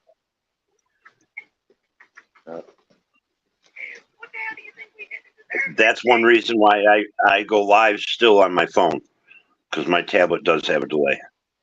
It's weird. Right, yeah. But to see if I'm listening to lives on my tablet, I can't text. Yeah, it only comes up with the video and like. Yeah, I can't comment because I'm going through Chrome or it's an old freaking old tablet. I don't know. Well, yeah, there's issues. I like to listen from my phone and join panels from my phone. Yeah, I can't even join panels. I couldn't even join panels with my tablet. Yeah, I've not found out how to get the chat up. Huh? That's weird. Because I was able to get up on mine or get up on others, and I have done a live, but I actually like doing lives better on the phone. I'd have to. I don't know. The tablet's a little different. You know. But yeah, it's a tried bit bigger as well, isn't it? For me, like walking around with the tablet is almost too big to be in the hand. Yeah. Yeah. I mean, you can hold it in your hand, but it's big. Better for watching. It's better than a phone. You know. Yeah. In all fairness, now the cameras on this tablet are much better than what I've got on my phone. So walking around, it's got that perk. But also, because I'm going on hotspot, it doesn't have a SIM card place. You know, I have to take my phone and the tablet. You know, I noticed you. Well, you were talking about how communities and the stalking, which she seems to have a problem. I don't know. I've never seen this Vegas girl. Um, I don't hang around with those channels, but Mm. I'm just gonna say it like it is. Um, it's really not stalking if you're stalking them too. Yeah, yeah, yeah, yeah. Maybe If it's a maybe an two-way thing, unpopular comment, but when you're antagonizing somebody and using their name constantly, you're just an antagonist too. So them mm-hmm. stalking is kind of you you weigh the scale. Which one's worse? Mm-hmm. Yeah, Because yeah. I'm And because speaking of from. YouTube, Oh, sorry about there's a delay. I'm speaking from experience. Within the last 2 months, I've had the cops threatened on me to call. I mean, it, it, and it's not from me stalking them. It's not from me following them around. It's just from bullshit back and forth. And if you keep doing it for a long period of time, some bad shit can happen. So sooner or later, it's good to walk away and ignore the motherfuckers. yeah, yeah, yeah. I'm a good one for walking away. Yeah, in person and on these platforms. I walk away and I wait for people to come back to me. Yeah, miss. Yeah, Yeah. that's one of those things that I've always done. Or I just or the people that I really do need to connect with because they, you know, I don't know, for some reason there's some people that you just naturally have to reconnect with when you wipe everybody off. Yeah, there's always somebody that you go back to. Yeah. So for me, it's like I've lived like that, and I live like that on YouTube. And so when I see, you know, from personal perspective, you know, the amount of people that are stuck on using me still, like after 2 year or 1 year or fucking last year, you know, Still got like their name in man, their mouth. yeah, I'm not allowed to even make a sentence like including their title, like half the title. You know, like for example, Motor City. Yeah, I wouldn't even be able to mention city. I'm going to the city, just in case the fella got fucking paranoid. I'm talking about them. Yeah, this is how pathetic. Yeah, it's like, oh, he's mentioned me. You know, he's having a rant. Oh fuck, he's mentioned me. You know, oh, he's beautiful. He's mentioned me. No, yeah, I was referring to, you know, like, yeah, but I'm not I allowed know to make exactly what you're these saying. jokes, playful things to make references to these people either. Yeah, and it's like, fuck, man, it's funny. Yeah, it's in the end, I just go, okay, so Motor City Maniac, boom, you know, like there. Yeah, have a bit of fucking clout, have a bit of fame, you know, like yeah, have it. But it's because of their continuousness. Yeah, people don't understand that about hobos and tramps and pilgrims and nomads. Yeah, we keep going. It's seasonal. Yeah, we might come back on ourselves. You know, like, but it's seasonal. Yeah, it's Yeah, I'll talk shit about myself more than I'll talk shit about others. You know, it's like yeah. that's why I know, most of the and time this is where it never bothers yeah, me. this is where me and you. This is where me and you can communicate well because you tell your stories, I tell my stories, and we interact about each other's stories, and we, you know, like we pick up and hang on a minute. I remember you said this, like go more into that one. You know, like we've done that. We do that. Yeah, we talk about ourselves. Why talk about other people? You know, that's what I Unless don't I get. was Some going to people, describe you. If I was going to describe you to my chat now, how we've known each other nearly 2 years, yeah, from YouTube, you know, it's like if people wanted to know that, I'd tell how it is. You get me? Yeah, but I prefer that you were there when I'd say it. See, you know, like you'd get the nose, that wasn't me. Yeah, that was me. No, oh wow, oh, and, you know, different expressions for different acknowledgements. but see, and I mean, if you want to call it what YouTube, our YouTube relationship, I know you as Steve from Spain. You don't talk shit, and if you brought me up, it's not a big thing because I know you're not talking shit. You're not one of them people, you know. So it wouldn't bother me at all. Yeah. But you know that because you've done nothing to upset me. You know, clearing your in the way that you are, you ain't done nothing Yep. that's ever, like, going to provoke or upset me. Yep. Yeah, I'm comfortable in my own skin. Yep. That's freedom. That's freedom. That's what freedom is, bro. Yeah. That is pure freedom. Yep. So what I just happened don't with the Super understand. Bowl last night?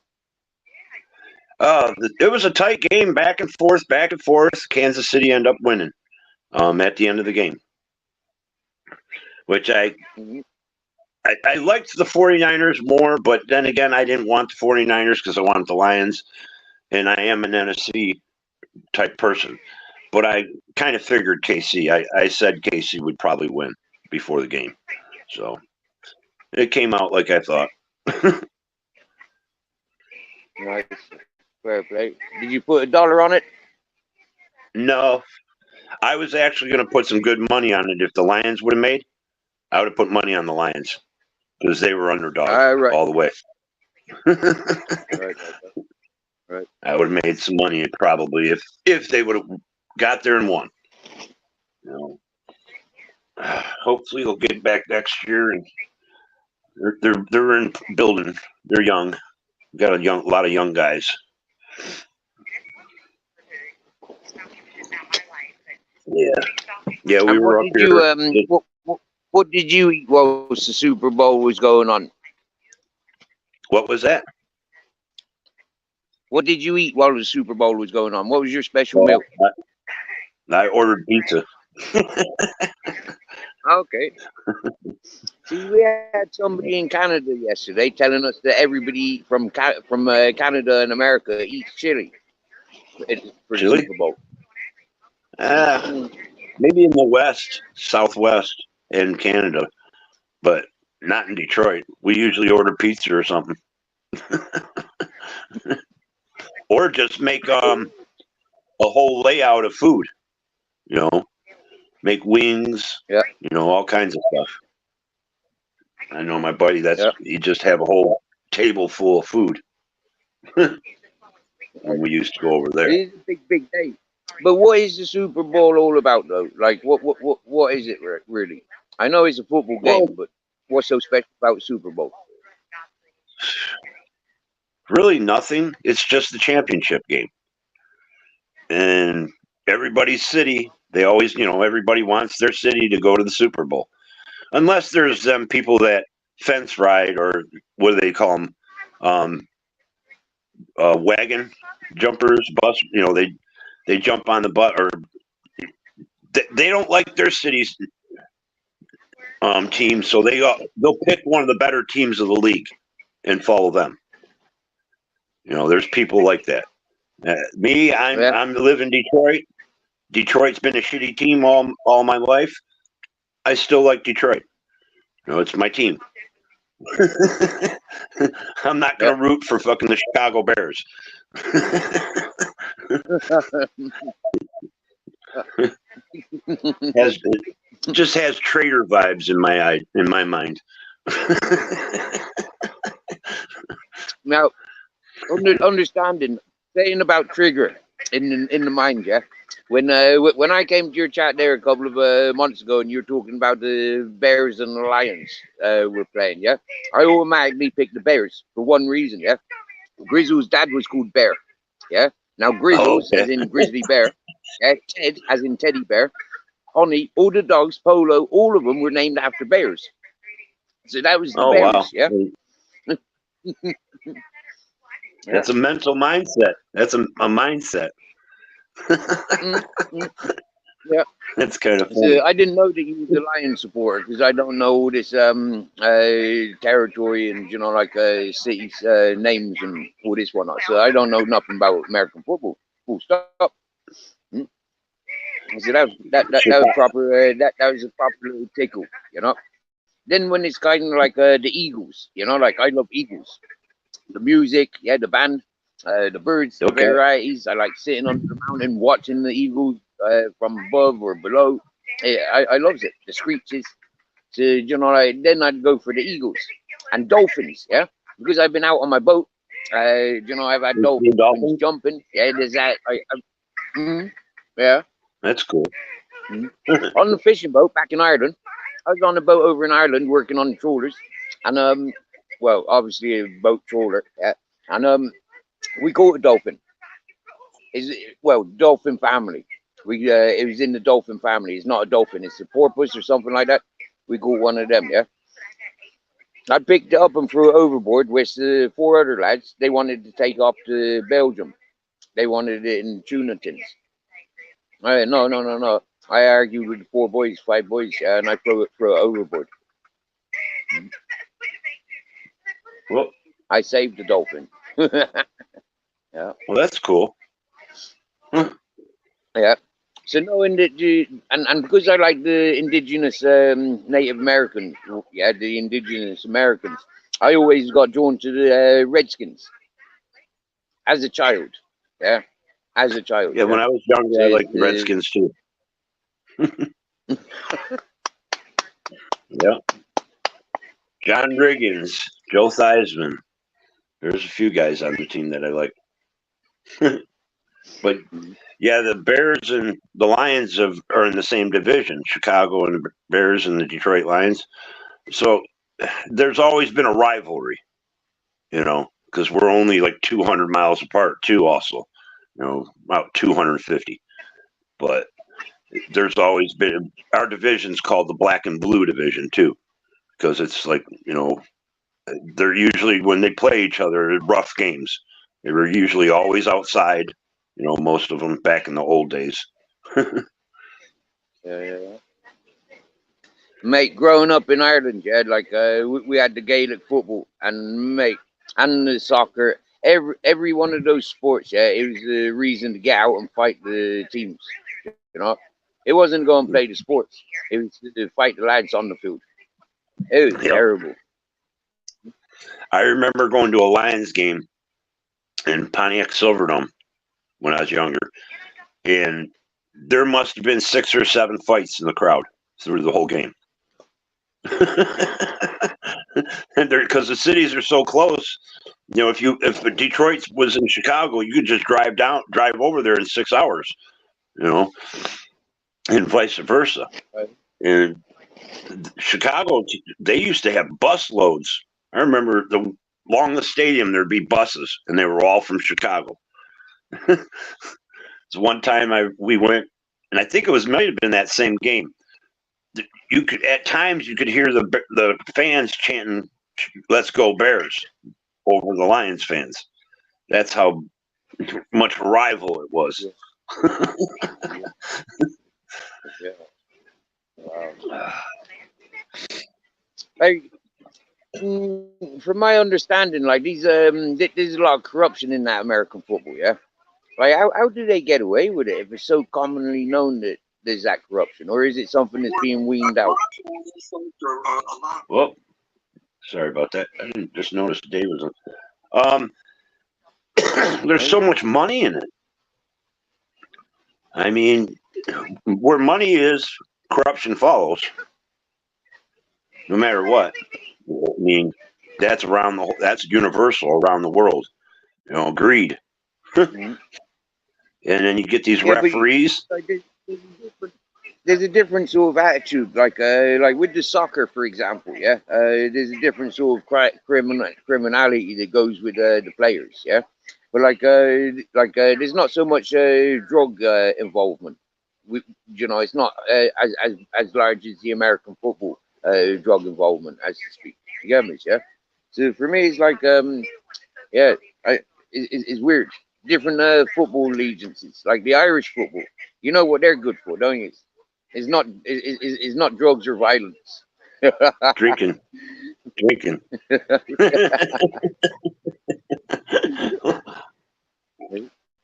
Well, you know, America's always had this thing on drugs, and that goes back 100 years almost, where there's, you know, certain drugs are frowned upon, and most drugs should be. Don't get me wrong, but there's just this stigma, And then they have these enhancing drugs that they've come out with, for performance.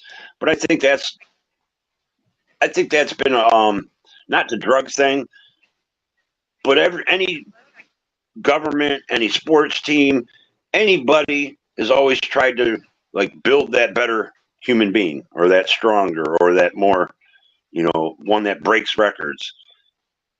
We've always Yeah, been that species, to try to outdo each other somehow. yeah. And you add somebody who's got a lot of money, they can do whatever they want, buy whoever they want. I Mm-hmm. think our biggest problem is referees. They're the easiest ones to buy because they're not being paid like the players.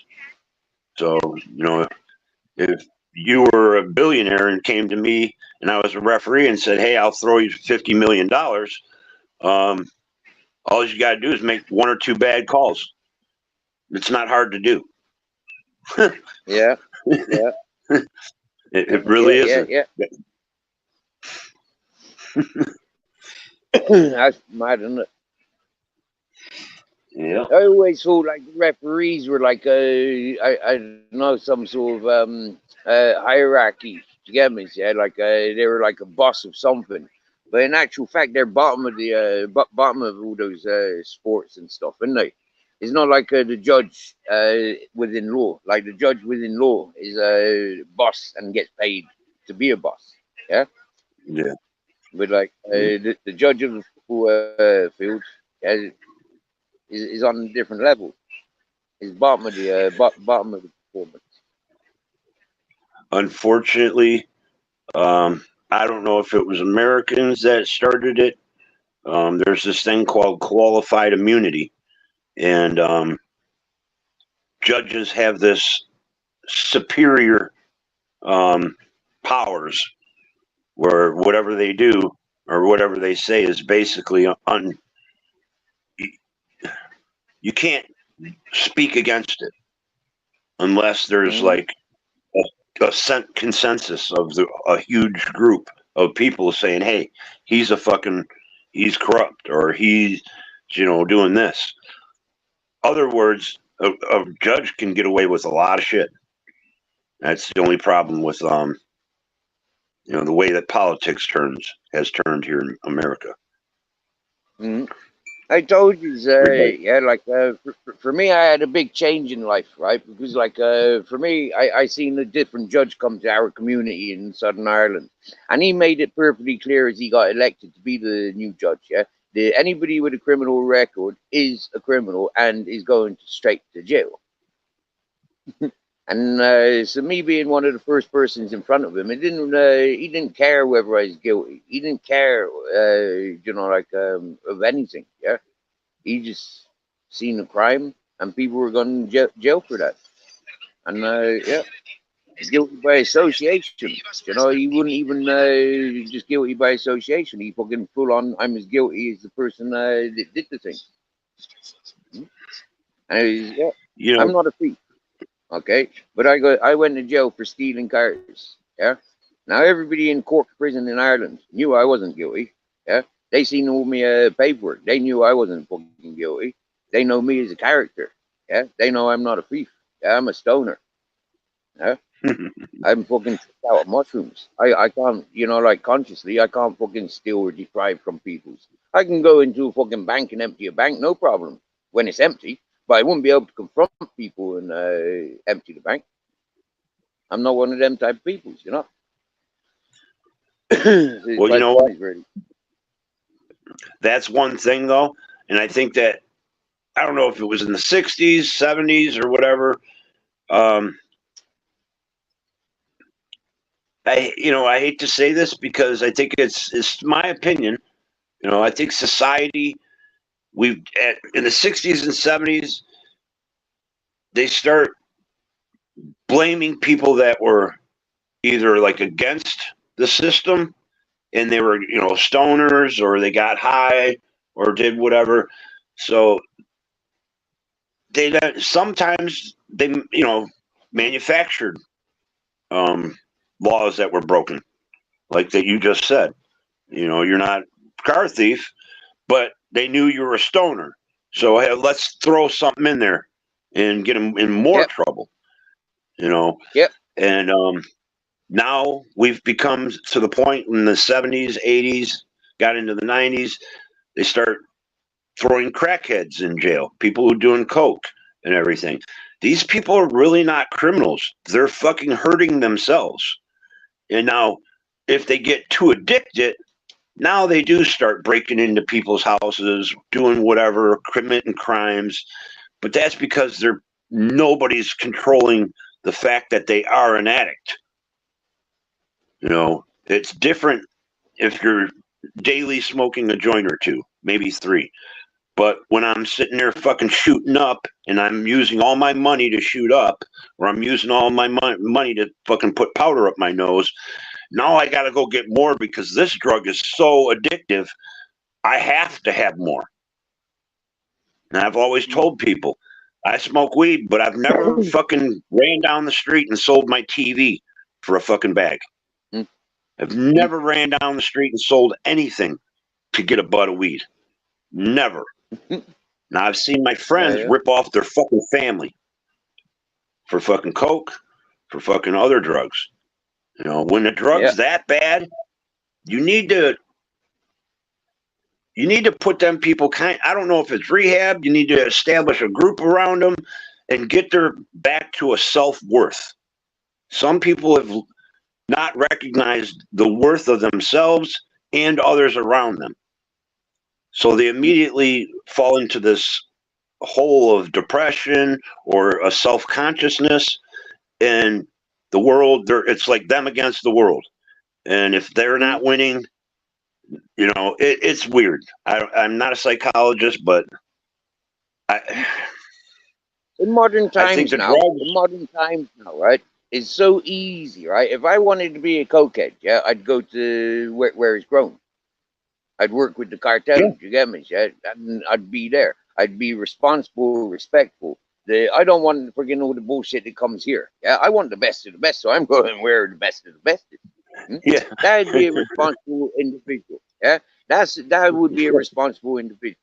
Now when I get there, I'd be hoping, that there's a fucking room there or a bit of fucking canvas I can make a teepee and, you know, like make a yurt or something, make a little fucking garden, you know, or contribute to somebody else's garden, so be working and working and working and all the things are just there. All right, that's the ideal world. The problem is, is people don't want to be in that environment.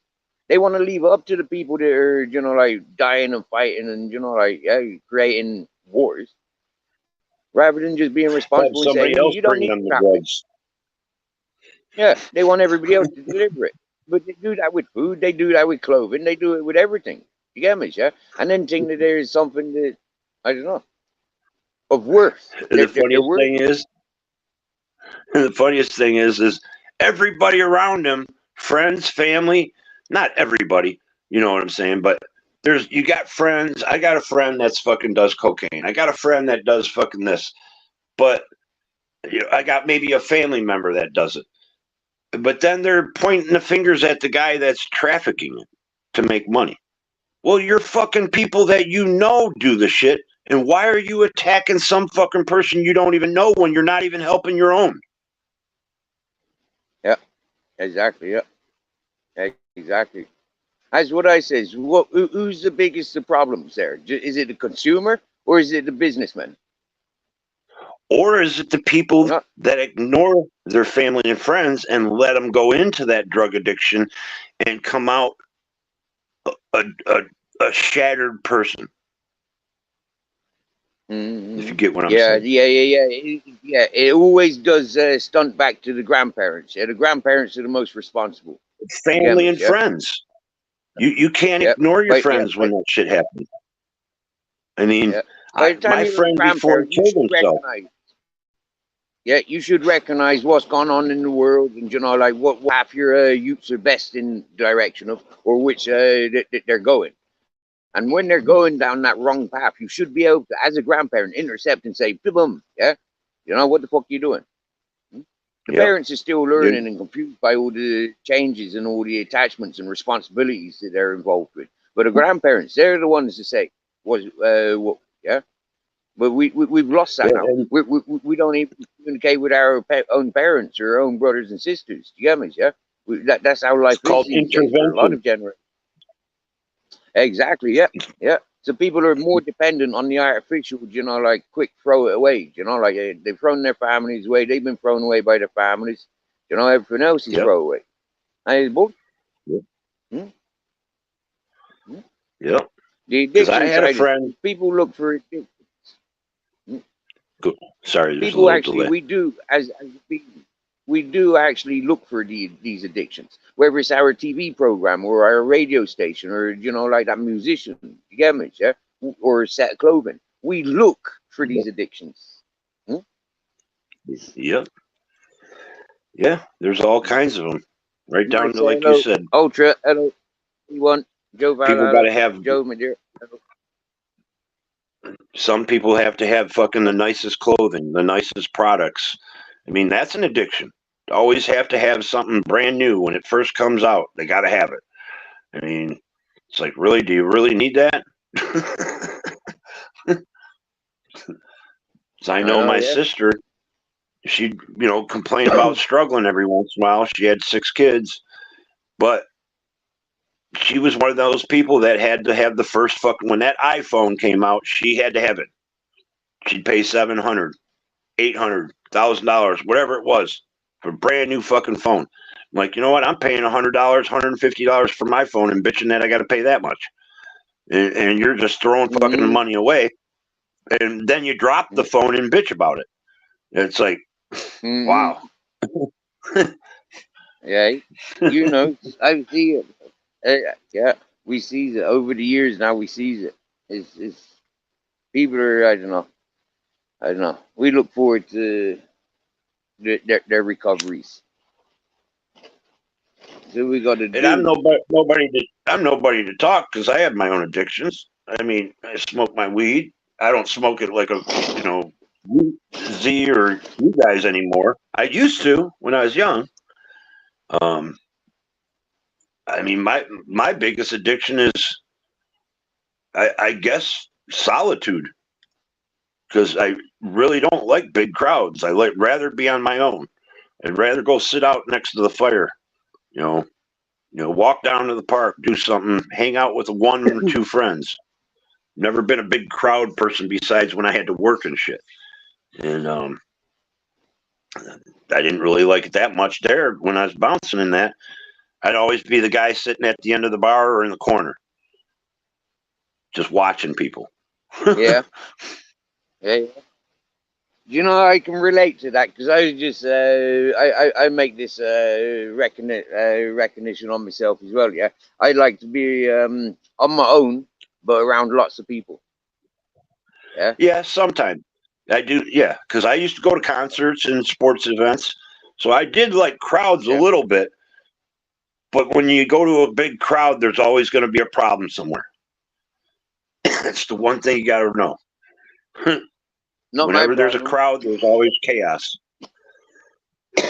Opportunity of proper chaos. Like I go into a festival now and there's 250,000 people partying and there's 250,000 people working. Yeah, that's 500,000 people. If like if the right mood, yeah, that could be Yeah, like the fucking playing right a video game. spark. Just one thing can fucking trigger the whole fucking group. You get me? Yeah. Oh yeah. Yeah. Yeah. Yeah. Me, being me, yeah. I walk into parties, I walk into these festivals smoking, like, yeah, I just blow smoke in the wrong face, you get me, yeah? And boom, it can just, like, yeah, go against me. I'll tell you what. We went. I used to go to a lot of concerts down at Pine Knob. It's an amphitheater, outdoor amphitheater, and the lawn is like the cheap seats. It's the high up, um, and people would sit on the lawn. The other down in the pavilions got nice seats and everything, but on the lawn you could do whatever you wanted. You could walk wherever you wanted, talk to whoever you wanted. Nobody can tell you go stay over there, stay in your seat or nothing. You could just do whatever you wanted. Walk around, smoke weed, drink. Who knows? But Slayer. this one concert went Slayer and who the hell was it? But anyways, a song came on and it was like somebody sparked a match or threw a match on gasoline. Fucking the crowd just like went nuts, and a mosh pit gathered right around us, and we had females with us, and guys start jumping and shoving each other and hitting each other, you know, not punching, but just colliding and jumping. And well, we formed a wall around the females and knocked a few guys down and fucking made ourselves right out of the group, you know, out of the little fucking pit. But we did take out a couple guys fucking on our way out.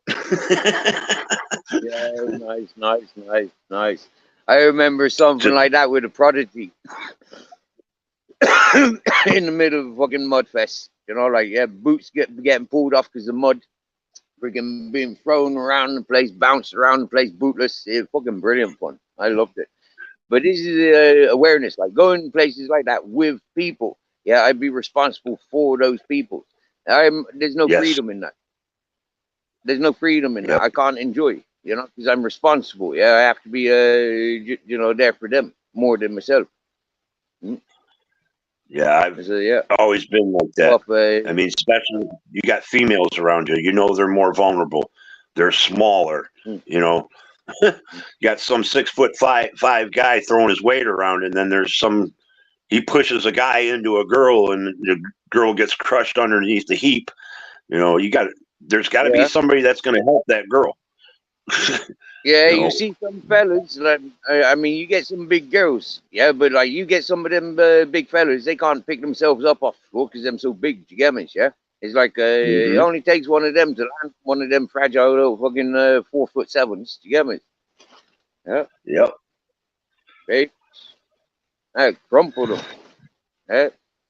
I always amaze me when I see couples like that, you know, like the tiny little woman and the big, massive, huge, like fucking 300-pound fellas. You get me? It's like, what the fuck? Yeah. 6 foot fucking 4 or 5, and the female's like 5'2". Well, my dad was 6'3" and my mom was 5 foot. So you grew up with that.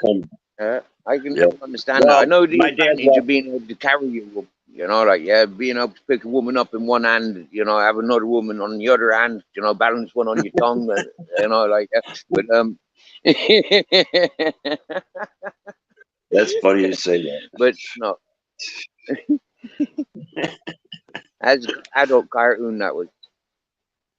I didn't watch it, I just imagined. I've done it a couple times at the bar. Because they'd be fighting. Two females be fighting. I'd just pick them both up. Hitting each other and shitting their feet are off the ground kicking. If you're not going to stop, then okay. Christmas before last on YouTube, we had a good one, and it reminded me of a situation back in Ireland, yeah, where two women are screaming, shouting, trying to kill each other, yeah, and but this was on YouTube on my live panel, yeah, and but it happened to me in real life, two women screaming, shouting, doing what they have to, and I just sit back and laugh, fucking loved it, you know, like really enjoyed it. It was fucking brilliant. Leave them at it. I agree with you sometimes, because I have sat back and fucking like, look at these two. They're not even hurting each other. Yeah, I mean, but they're swinging like wildcats. And sometimes they end up hurting themselves more. Yeah, we've nearly had it about 3 times in the last month here. Yeah, 3 different women since Christmas, actually. Yeah, 3 different women have wanted to get physical with that mouthy one around there.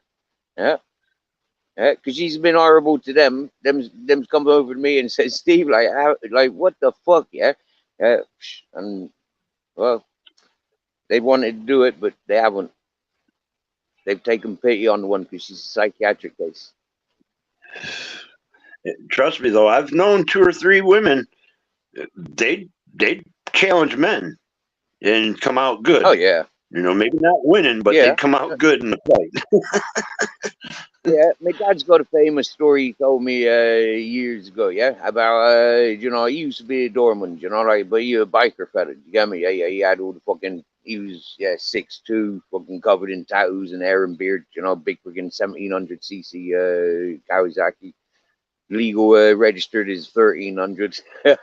Yeah, and, but yeah, he told me about one time he worked in the door and this fucking biker woman smashed him in the head with a shovel. Yeah, put him out cold. He removed her from the club, and she waited for him outside or something, and fucking put a fucking shovel around his head, knocked him out cold. So I mean, that would Damn. have been a strong woman. Yeah, that ain't just a lucky strike. Yeah, like when you listen to my father fucking taekwondo and aikido and all that bullshit, like proper fighter back in the day, like he's like, yeah, mate, yeah. He involved in all them English jail riots. Yeah, he was proper physical in the British jail riots. I even had this one girl that I went out with for almost a year, and she was like 5', 5'2", and I tell you what, I wouldn't want to have that girl get mad at me because she would do anything. Mm-hmm. Is it? I mean, like I said, like I've grown up practicing judo, and we had a unisex club, yeah, and I'd be there wrestling with the girls and the ladies, and we had to, or we wouldn't be a member of that club. Yeah, it was compulsory. So I've learned how to wrestle with women without hurting them, but with potential of just letting them know that, like, yeah, I can spin you around, pick you up, bounce you around, I can choke you, fucking break your arms, legs, fucking do whatever, yeah? You don't have to. Yeah. You just give them a simple bear hug, is one of the things I like doing best. But Me then and they my try friend, headbutting and biting. oh boy. See, I won't hit a woman. I've only hit one, but I just know my size and I know my power. Yeah. And I know that I've hurt bigger guys than me, so I would not unleash that power on a woman because it's not fair. It's not even. It's past the point of abusive. It's I could hurt Yeah. a female really bad. Yeah. I was accused of punching a woman in the mouth, yeah, and the judge said, the photographs that you're issuing do not show that you've been punched in the mouth, and it does not show that you've been punched in the mouth by Stephen. It was the same judge that had been dealing with me for foster care, when he putting me in foster cares, when he was dealing with me for the 0.0 points a week, like he dealt with me with a couple of fights, like, yeah, he knew me, and he knew straight away that woman was bullshitting. Yep. She burned my face. I've been. Yeah, she was actually stood there. Yeah, motor. She was actually stood there. She burned my fucking face. Yeah, burned me beard, and I backhanded the hand and the lighter away. That's all I did. Yeah, and apparently that was a punch in the mouth, not a fucking that, which is completely different. Yeah. I had the Detroit police come in to our apartment, and they walked right in, and she'd get drinking. Sometimes she'd drink, before I got home from work, and it's always confrontational. 90% of the time it wasn't physical, but there was times where she would just walk up, punch me in the sternum, or knock the wind out of me, or fucking just hit me from behind, and it would be like I got to leave the room or leave the apartment and just fucking get in the car and drive away. But this one time, she kicked me, and I gave her a shove, and she went onto the couch. I knew the couch was there, so I just shoved her onto the couch, to get her out of the way. She came back at me and fucking hit me from behind when I was walking away. And when I turned around, she grabbed my shirt and ripped my shirt. When she ripped my shirt, she scratched all the way down my chest and my stomach. She just scratched me all the way down and ripped my shirt open. Well, when the cops came in, the neighbors called and said I was yelling at her. Well, yeah, I was yelling at her. I was the loudest. I'll just say that. But the cops walked in, and the female cop looked at me and seen my shirt wide open, ripped open, and blood coming down my chest. And the cop, she turned to me and she said, "Did that happen during sex?" And I said, "Fuck no." Or, I replied, I was probably, a little angry still. And she turned to my girlfriend. Well, he dropped off. I'll finish the story I'll tell you. Well, here he is. He's buffering. Can you hear me now? Yep. Yeah. It's short, but the female cop turned to her and she goes, "Ma'am, get against the wall." They arrested her right off the bat because she drew blood on me. So that worked. I don't know. People are. I don't know. It's hard to get along with somebody all the time. I think it's impossible, to be honest. You just got to learn how to walk away. Hey, go to sleep, wake up the next day. It's going to be a different, different attitude, different atmosphere. Things change. We all can be an idiot. Yep. We can all be disrespectful. Yep. I usually like disappear, go to a party, come back, cook breakfast, happy days, yeah. Start on me again after breakfast, I'm out of here. Yeah. I would leave, come back in a half an hour. If it's the same shit, I might take off over my buddies. I'm like Eric. I used to go over to his house and just sleep there the night and go to work in the morning. Fuck it. I'm not going to deal with it. If I had to come back home and you're still doing it, go ahead. I went away for 6 weeks once because my missus kept screaming, shouting at me for about 2-3 days every time there. She, I ain't going to party. She came to that party. She arrived. I jumped in the van and we went to another party and just kept traveling around partying. We all, there was 6 of us and we went all the ways up to Galway. Yeah, from West Cork. Yeah, we went all the way up to Galway, which is like the other end of Ireland, Southern Ireland. Haven't even been paying attention to this chat all this time.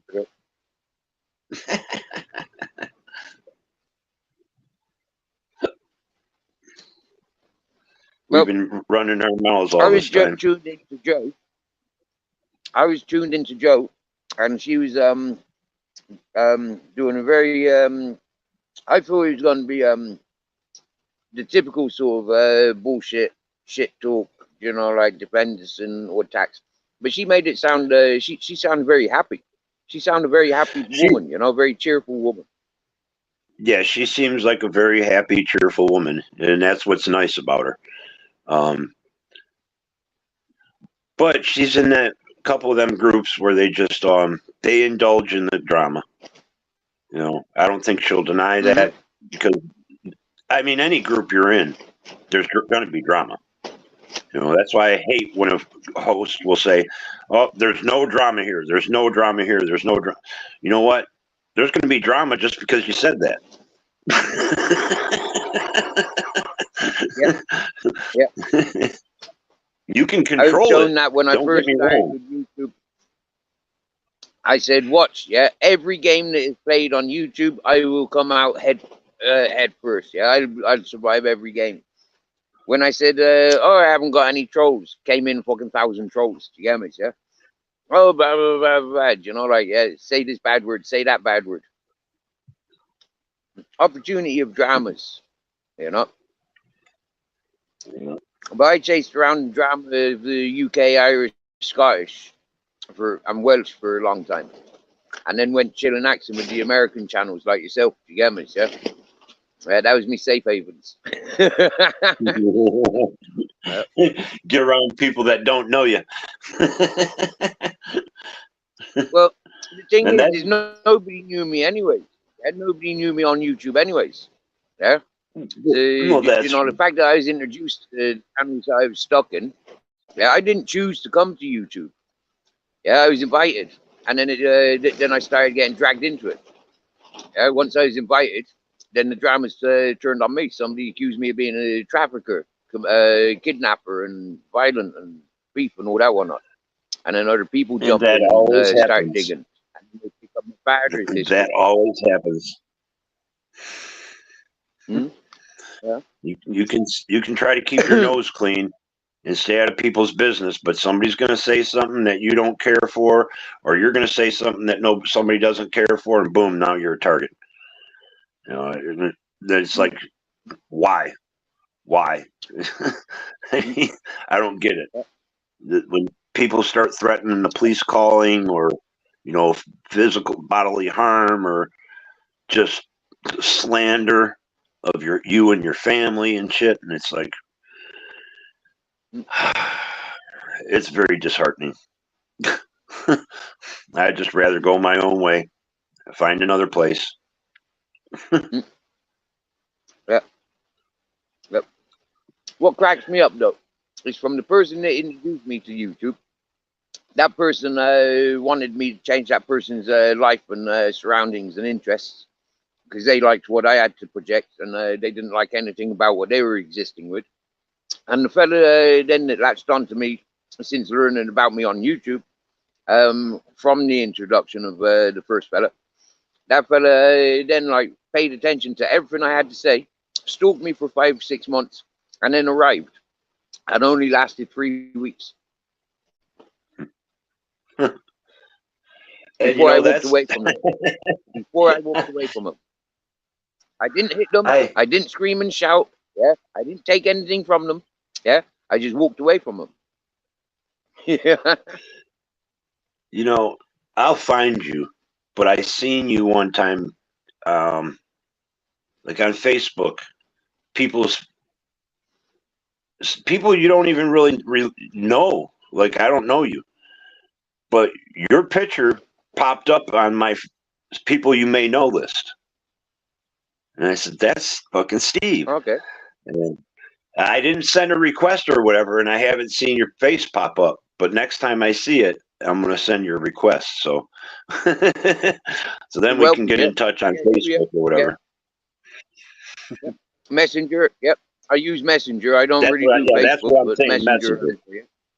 Yeah, not necessarily on the Facebook page, because I actually got upset with somebody because they tagged me on their page, and it was just nothing specific, but they were complaining about something, and they tagged me in it, so it went right to my page.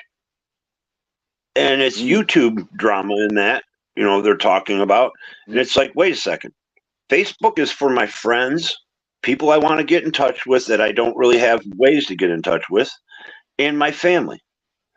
Now, if I don't want that YouTube, if you don't see it on my page, then don't say it. Because YouTube's a different world. This is some place where people are living vicariously in a different fucking character. And most people, anyways. Yeah. There's very few people that are be fucking straight up honest and have fucking some humanity and respect. And that's why I don't want the two to fucking meet at all. I mean, I'd rather have some respect for somebody. And for myself, I felt a little bit intruded and violated when people from YouTube was adding me on Facebook. And then I learned a good lesson. Yeah, there was about 20 of them associated with the fella that traveled from England to here to change his life and surroundings and stuff. Yeah, and now like as soon as I walked away from that person, those 20 people removed me from Facebook. Yeah. Go ahead, I'm listening. So that was a good lesson. But one of the lessons I've learned about Facebook is I see a lot of people and they don't care who they're friends with on Facebook. Yeah, they'll have 2, 3,000, 5,000 people. You know, and it's the same for YouTube or TikTok. Yeah, people don't have standards who they communicate with, or who they encourage to have communications and freedom around. For me, I protect my fireplace. Yeah, Whoops. that's what I'm I just do. asking you a question in private. Oh, Because I don't. Yeah, I don't. It's nothing that needs to be said on the panel.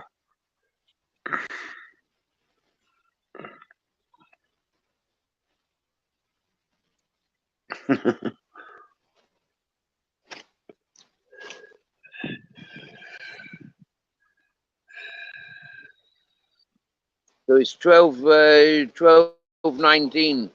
So it's going to be 6. Oh, I got a quart, man. I got this roach joint that I've been smoking all last night, and this thing's like resined big time.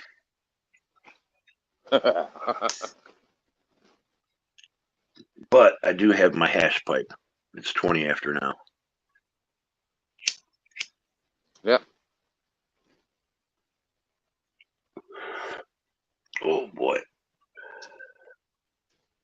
Yeah, I seen that fucking hash you had. I probably smoked none of that kind of hash since the 70s, or maybe early 80s.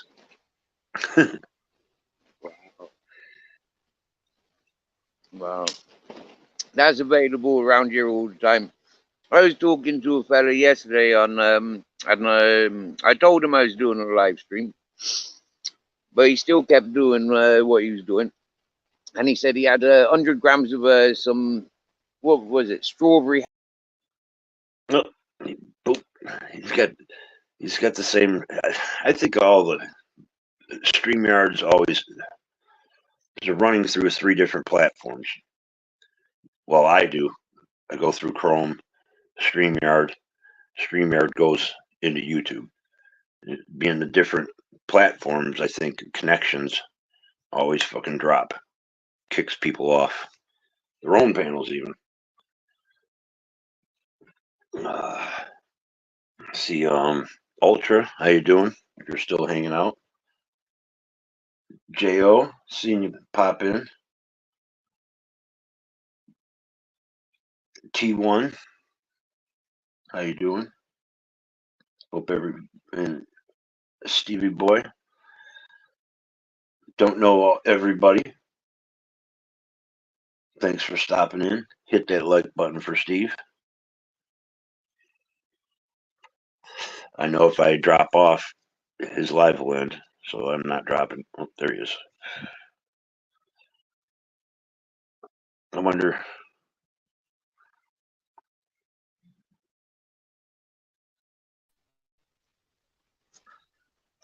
You're back. Welcome back.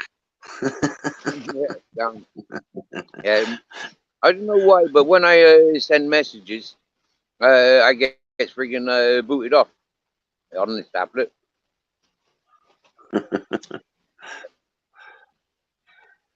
Looks like we've got a guess. I said, did you get my response? No, I didn't. And don't say it if you got somebody that's coming up. Because, I mean, you can put something in the chat or in the private when nobody's in the basement, and it won't be there when they come up. You see what I'm saying? Yeah. Because everybody, I hear people saying, "Well, you write that, delete it, or whatever in the basement," and it's like, no, if there's nobody up here, they can't see it. When they come up, it will be blank in the private. A lot of people didn't understand that. Because, well, he dropped again. He was trying to make a comment. I think mine was doing that before. I'd fucking start typing in shit, and it would, I don't know, go back to the old setting or something, and then you'd fucking hit the wrong button again, or hit, I don't know. The leave button's right next to the more button, which is next to the chat on my phone. So it's not hard to miss when you got to, you know, my finger covers 2 of those spots. Just got to move to the side a little bit and boom. I got to refresh my coffee. Oh, take you guys with me until Steve gets back up here. I heard a car. I think it was my neighbor.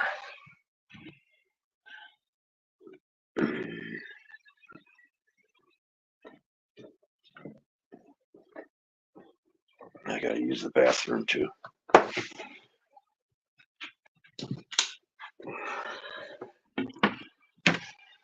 Yeah, hit that like button for Steve. Got any links? Anybody's got wrenches? You want to grow your channel? Throw it out there. Watch out. You might get fucking some sock accounts, trolls, whatever you want to call them. Who cares about them? We take care of them when they come in. I'll be right back. I'm going to hit the pisser.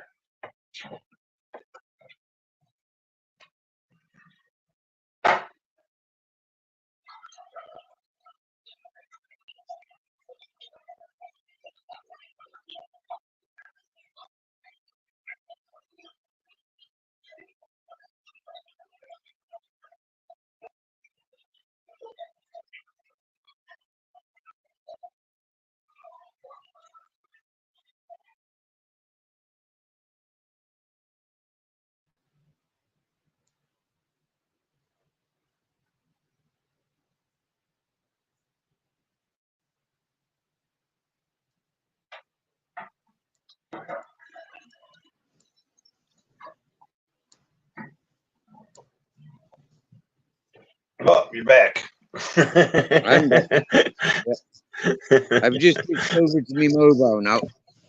Yeah, because I keep getting booted off with that friggin' on my tablet. Yeah. Well, so I wasn't that far off. I only seen your picture once, and I wasn't that far off on the name. Just 2 letters. Yeah. Yeah. Yeah.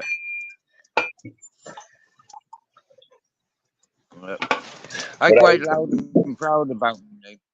You know, like the surname, yeah, that comes from historical times, like fucking 13th century. That comes from, yeah, the surname Farthing, and it was given to wandering warriors and mercenaries.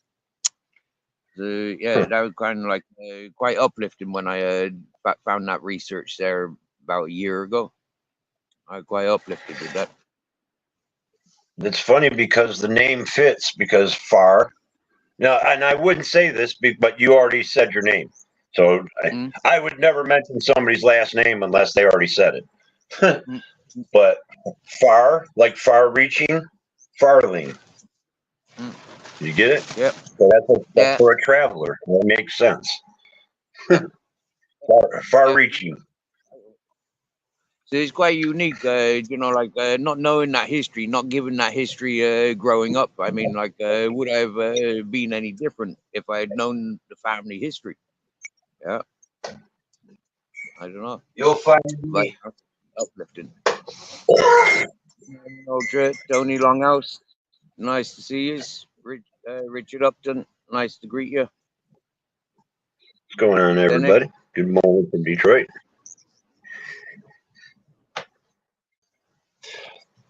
Yeah, I doxed myself when I first came on YouTube. My YouTube name was Ron Savan 313. So I even gave out the city that I was in too right away. So you'd find me on Facebook as Ron Savan or Ronald Savan. Right. There's three pages. Good. Yeah. Sorry, no, you continue. Good. Oh, I was going to say there's only 3. There is 3 pages, but one you would see recent posts. But that's the one I'm on. The other 2, I lost the passwords. All right, yo. Oh yeah. Well, for me, like I was, I had my first and last name for a couple of months, and then I took on the Mirror. Yeah. Okay. But like for me, it's like the fella that introduced me to YouTube. He put my name, my date of birth, where I lived, where I'm from, loads of stuff on a video he made about me. And yeah, that was the only truth that he applied. And he'd taken photos off my Facebook, and he'd applied them innocent people from my Facebook. He'd applied that onto his YouTube attack on me. I was like, yeah. But I've always been loud and proud about my name, anyways. How are people going to learn the truth about me? Like the public information that's out there. Like if I held back on my details, yeah. When I came here to clear my name, you get me? Yeah, I'm not a fucking kidnapper. You know, like I've never been to Portugal. So, yeah, you can fucking cross me off of that friggin' thing for starters. You know, it's like I had to be straight up with my name. And since I've been on the YouTube, it's like straight up with my character. I am who I am. I am, you know, like where I am at and all that whatnot. And it's, yeah, I think it's good for tourism. Maybe. Well, you know, it also, I think it has a lot to do with you're comfortable with yourself. Yeah, yeah, so it's yeah. like, And yeah, I I'm am who I am. I'm loud and proud, basically. what I say I am. Even the papers know I am.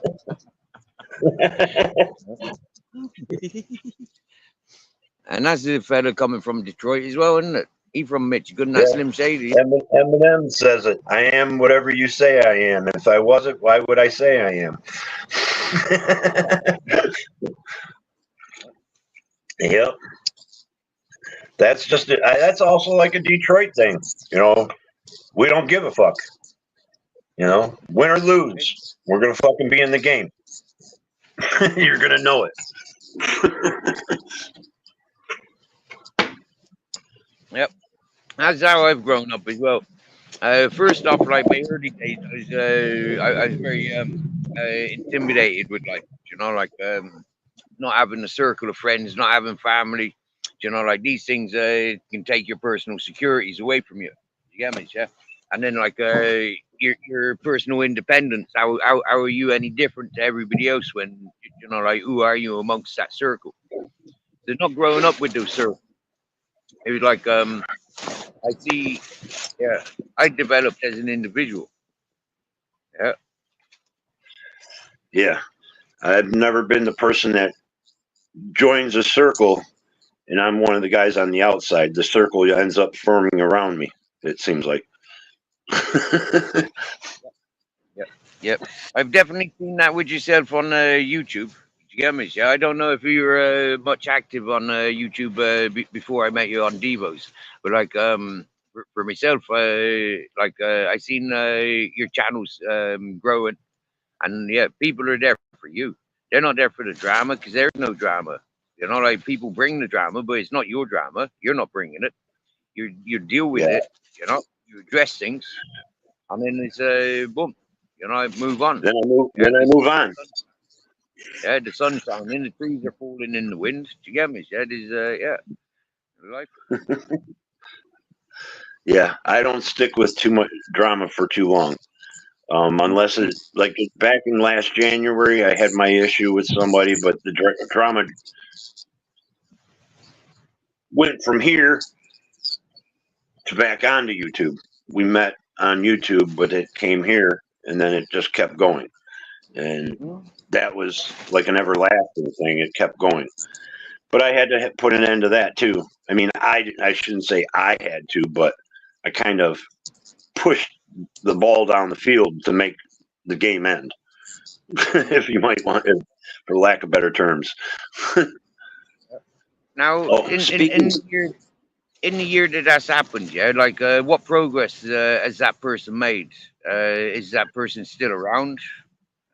They're not on YouTube anymore. But I can say, from what I've been told, their life is stabilized. I'll just say that. They were a very not. Their lifestyle wasn't stable. I'll put it that way. Before they, you know, and they seem to have found a home. I'll just say that. Good. You know, Nice. like them, whatever. Disagree with some of the things they've done. that doesn't matter to me. What matters to me is that hopefully their life got better. You know, Yeah, I exactly. don't. Exactly. Yeah, exactly. For me, I had an instinct to awareness. You know, like just instinctive. Yeah, and for me, walls up. When that person was on Devo's panel, like they was, for me, I put walls up. I didn't appreciate. You get me? Yeah, I didn't feel that there was that honesty. I didn't feel that there was that straight up. I felt that there was the power of the woman. You know, milk. One of the original milkshakes in my.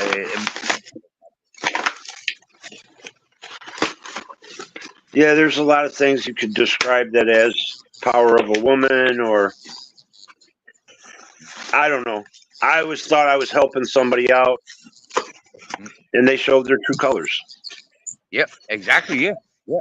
And this is where I can relate to you, because I've done exactly the same. Yeah, I've done it twice for two people from YouTube, as it turns out. The first person, I didn't realize they were so involved with YouTube, but like the second person, you know, that was full awareness. You get me? Yeah, but I can relate to that.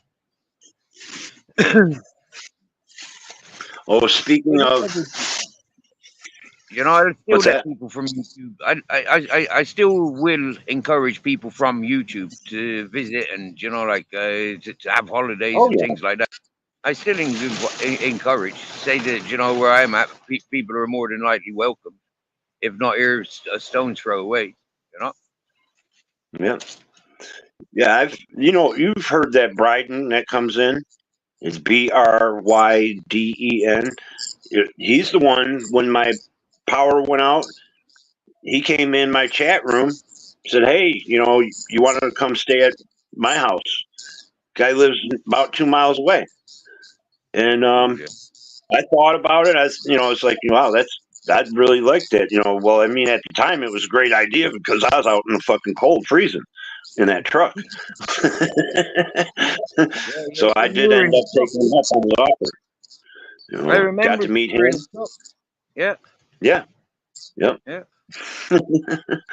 And I just watched that video, actually, a little bit of it last night. It was funny. But yeah. Then I met even a guy that I really wasn't seeing eye to eye.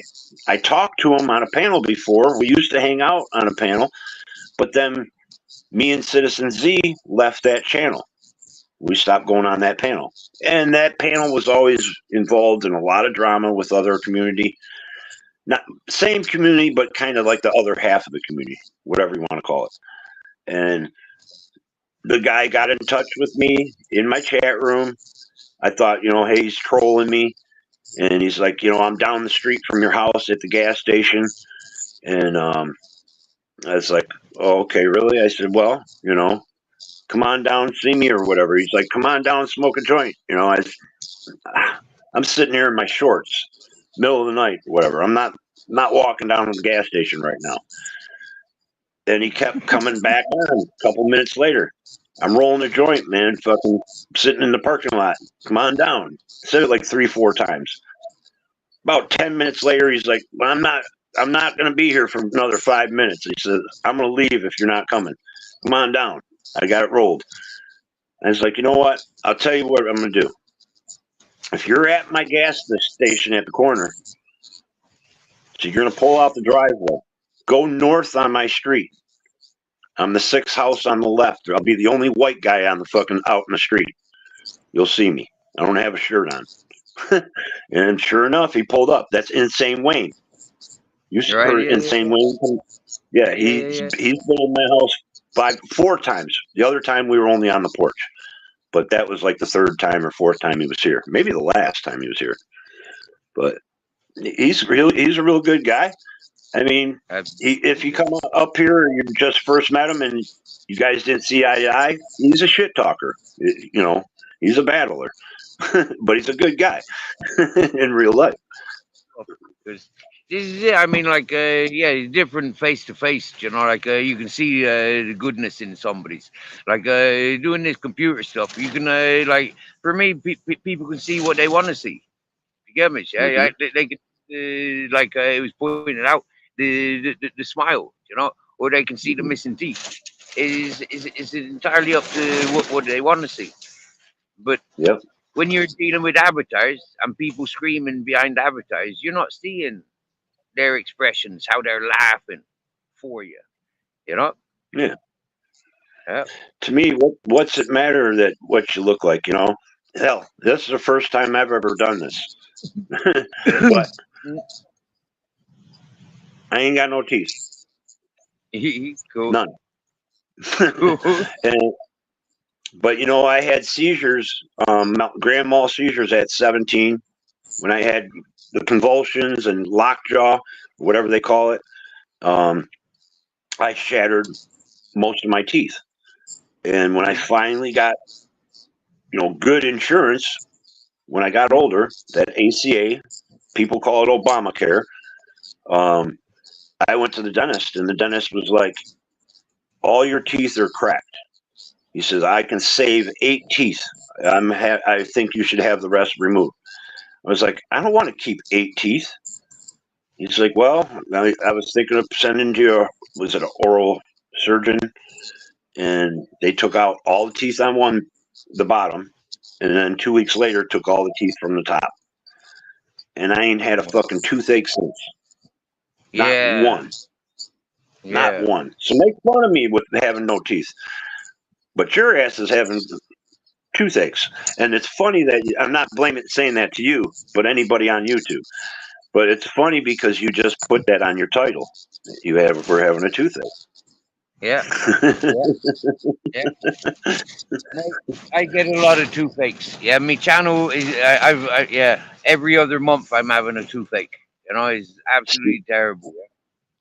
My whole life, since 17, I've had tooth pains, teeth cracking, because they were the doctor or the dentist after I went.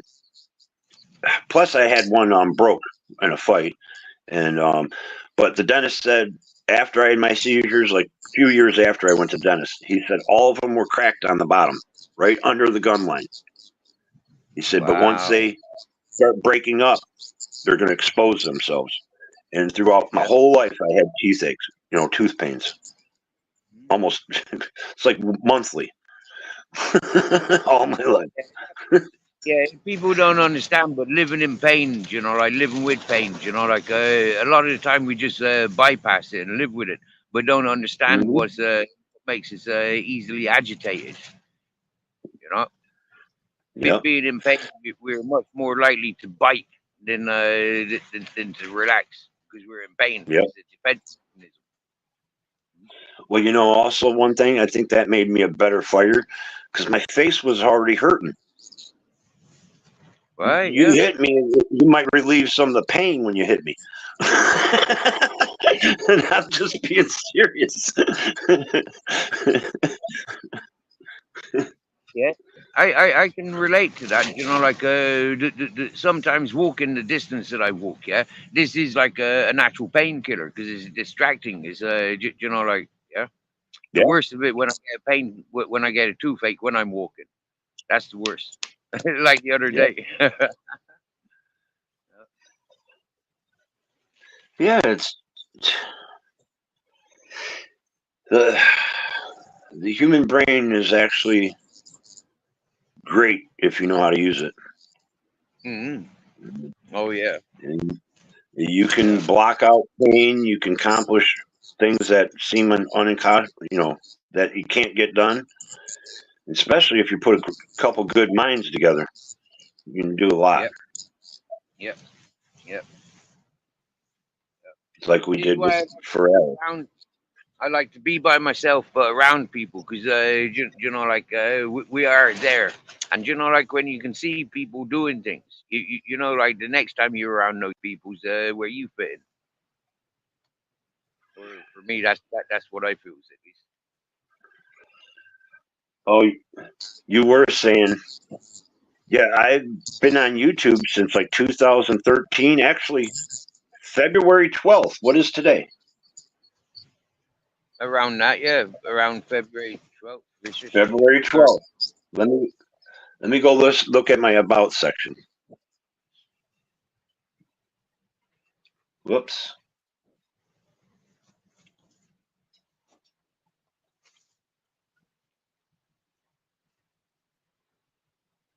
Where does it say it?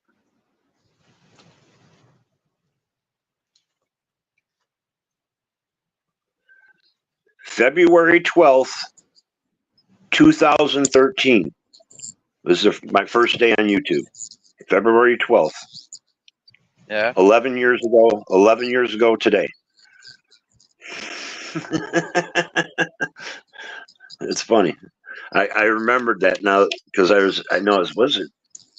paid my phone bill on the 10th.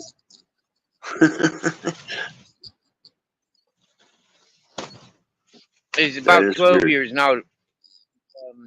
Like I came to YouTube, right? But I didn't come to YouTube viewing channels and making channel. Yeah, all I came to YouTube for was watching music and stuff. That's when it says yeah. But that's when you started that's when I started my account. Apparently, the first time I signed into YouTube. Yep. Yep.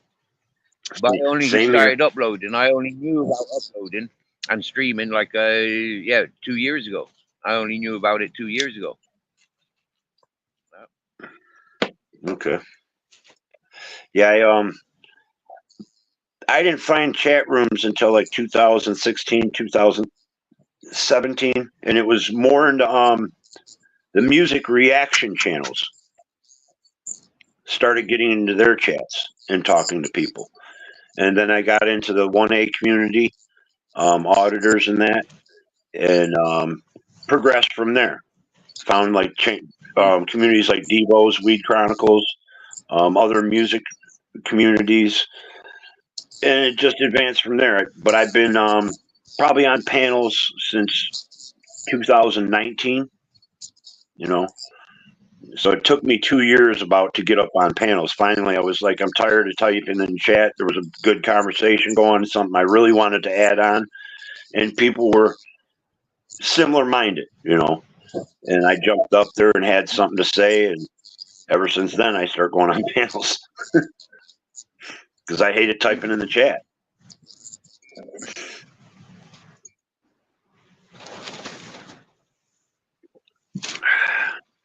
My first life that I was was a bare knuckle boxer, criminal, and was very terrible criminal offences or accusations made against him. And he was actually interviewing a retired criminal, well, semi-retired criminal who spent like freaking multiple years in jail for malicious crimes and association of gangs and stuff like that.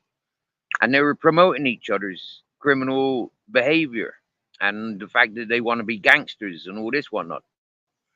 And I came into their chat because I was invited to their chat to pay attention for sake of social lifestyle, socializing, and it was based on mental well-being. So when I said to this host, I says, "Listen, there's nothing mental well-being about you promoting criminals and bad malicious crimes and speaking euphorically about it to a bunch of randoms." I said, personally, I see you as a raised friggin' horrible abuser. I says, and you remind me just of me father. I said, the other one's a fucking scumbag of a criminal. I says, and you know, I've had to be in jail for with cunts like you for the sake of smoking a joint. I says, because I'm a criminal from smoking weed, I know people like you. Because my father brought me up into the world, I says, I know people like you. I says, and I don't fucking like you. Yeah. And you're passing the wrong message. That's what I'm guilty of that. Because I smoked weed and I was in a certain neighborhood. I was always around that group, just like you're saying. I couldn't get away from it. You know, you either had to fight with the fighters or flee with the, chickens. Yep. My father taught me this by taking me from Bristol at the age of 12. Yeah, Bristol, England. He took me to Southern Ireland. Yeah, at the age of 12. Right Now, understanding, the Irish hated the English, naturally. So what the fuck did my father do by taking me to Ireland as an English youth, where I was automatically like outstood because I was British, yeah, talking British, looking British. You get me, sir? He put me in the fucking middle of a war zone. But you know what he took me away from? He took me away from the drugs that were available in Bristol. Yeah, because there was more drugs than violence around that I was getting involved in. Yeah. So, you know, he's like, yeah, getting involved with the drugs at a young age. You know, he took me to Ireland and showed me the violent life. And seriously, like I said, you know, I go to school and there was like 10, 20 fellas wanting to fucking stomp me. You know, it took me a lot of years to have confidence. Yeah. Yeah. Well, I learned that through through elementary school because I was that kid. Glasses. My name was Ronnie. People called me Ronald McDonald. 4 eyes. Blah blah blah blah blah. And I always got into confrontations or people starting fights, getting my ass kicked a lot when I was in elementary school. Sooner or later, you got to fucking stand up and do what you got to do, or else you're going to just keep getting your ass beat. And that's not going to happen. Yeah. I never got my ass beat. Anybody that started on me always learned the fucking lesson, yeah? Even when they come at me in their numbers. You get me? Yeah? There was only one time where a group of people got the better of me. And it was because I had a fight with this one fella at lunchtime, yeah? And this was in school. And then, like, the whole fucking school turned on me. And it sounds a bit like where you live, yeah? The only white boy. You get me? Yeah? I was the only white fella. It was like, they was all That's representing, you know. It could be like that at times. Yes, you're right. But it's funny because I battered him at lunchtime. Yeah? I battered him at lunchtime, but I didn't stand a chance with the intimidation of them 200 people that emptied the school to do me after school. Yeah, I didn't stand a fucking chance. Yeah, miss, yeah.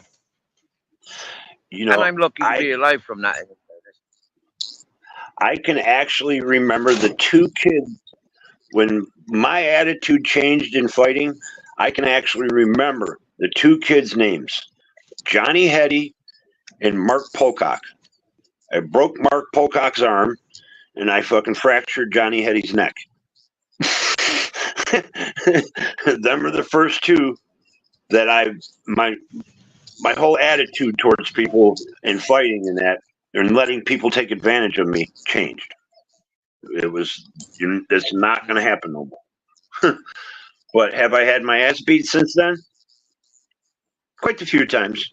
But I've been in the bouncer and doorman, you know. So it's easy to get caught up in a group and you're going to get jumped on by multiple people.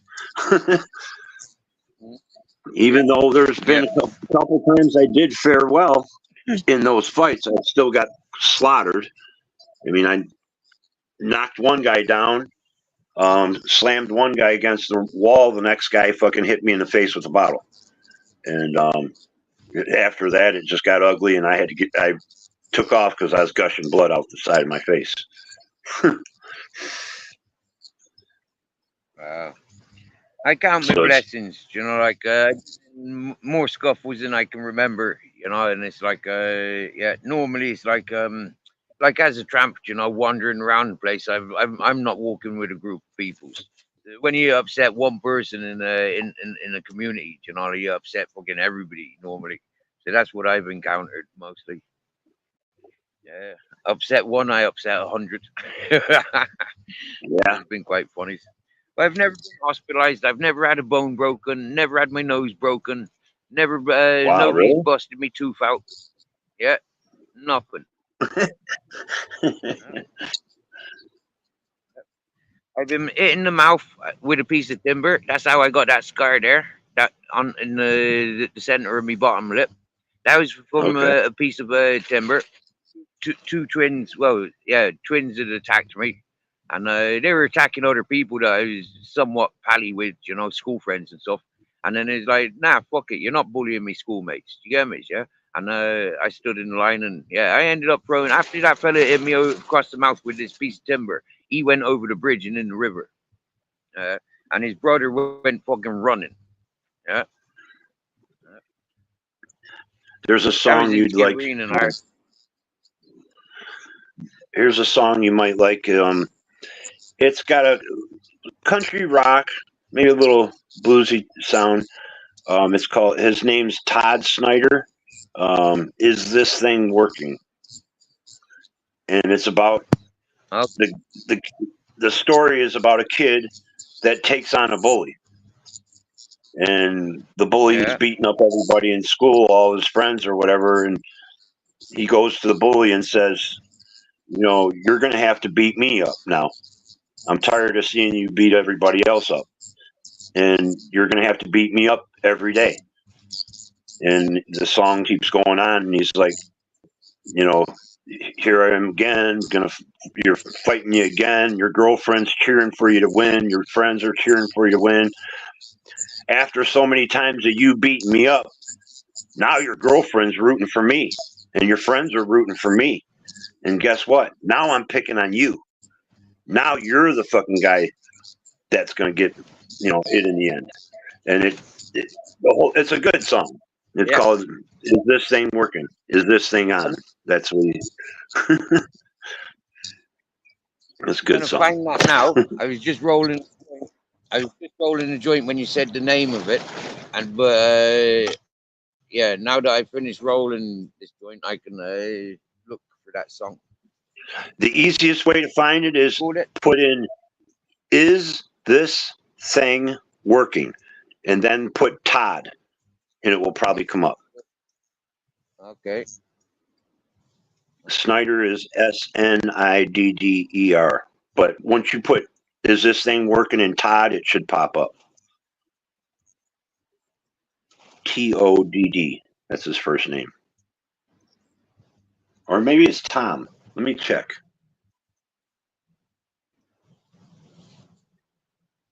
Yeah, Todd Snyder. Todd. Yep. Hey, Shari's in the house. In the house is Shari. Hey, Shar. Good morning. You're right, my darling. And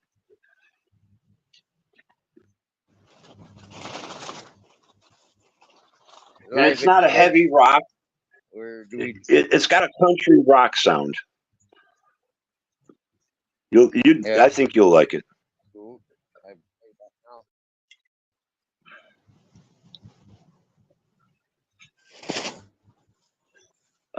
Damn. There's another song I forgot. Because you like that. Never Been to Spain. There's a song by Counting Crows, and I think you've heard me play them and say about. There you go. Holiday in Spain by Counting Crows is another one you should check out sometime. But listen to that one you're listening to. That's a good song.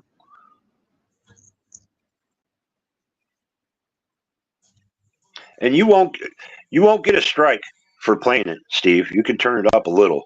You'll just get a copyright claim, if that. Because I've played it on my channel.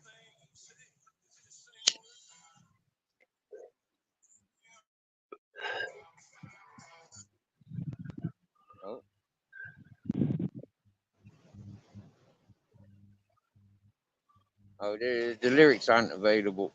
I just went looking for the lyrics. Yeah, you might have to Google and find the lyrics. Yeah. But you'll hear, if you listen to it, you're out there on your own. You don't have no noise around you. You'll be able to hear the lyrics sitting there if you listen to it a couple times.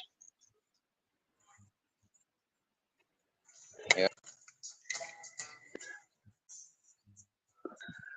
I got these neat little speakers. I'm gonna power up now. Power on. Turn it on.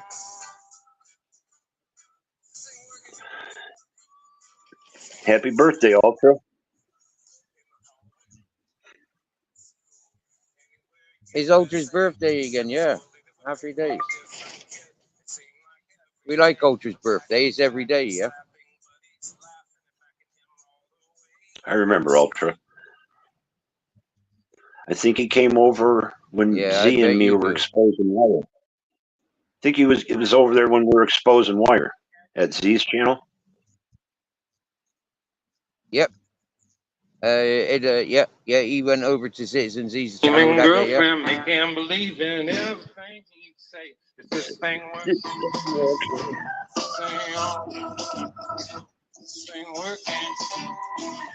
Can you hear that? Okay. Oh yeah. Then one day, some kid who he beat up times before realized that even his surprise, he probably could indeed take more.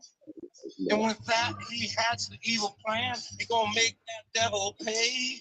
He walked up to him in the middle of the gym and he found the nerve to say, he said, "You gonna hit somebody? You gonna hit me too." I got more subscribers. Yeah, we got more subscribers than Tom Snyder. He's only got 652. I got 888. Yeah, he's got a couple decent songs too.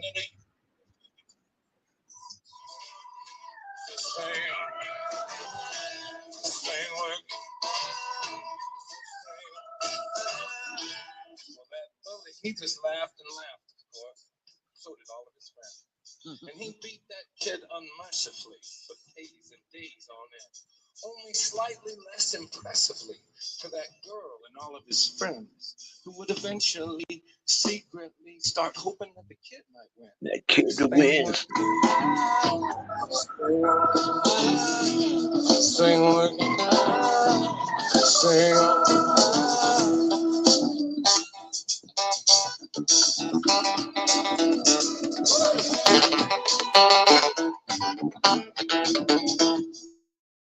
Well, you may never hear him say this because he thinks we still don't know. But when in that battle every day cost our bully the war a long time ago, and of all the scars that he got to show for every blow that kid sneaks in, the worst ones knowing that tomorrow he's gonna have to get up and fight that kid again. This thing works.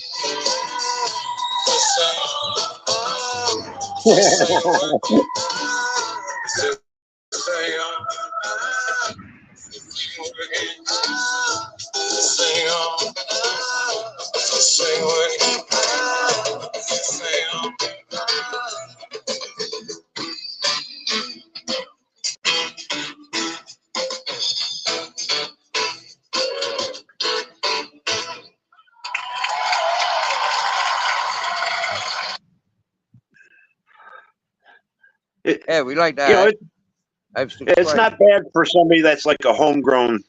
He like you said, he's not popular. He's got like fucking less subscribers than you and I. Now, I wouldn't advise putting his camera or the video on the screen, but you can play it in the background. And biggest thing you'll get is a copyright claim. That's it. A little slap on the wrist. Right, yeah. Mate, I don't even care when they block my content because I'm playing friggin' Telegraph Road. Yeah, they can do that. Oh, you know Telegraph Road? I did a mixtape session the other day, yeah, where I played maybe 30 or 40 different songs, just little snippets, yeah. And I got that got blocked. That live stream got blocked. You know where Telegraph Road is, don't you?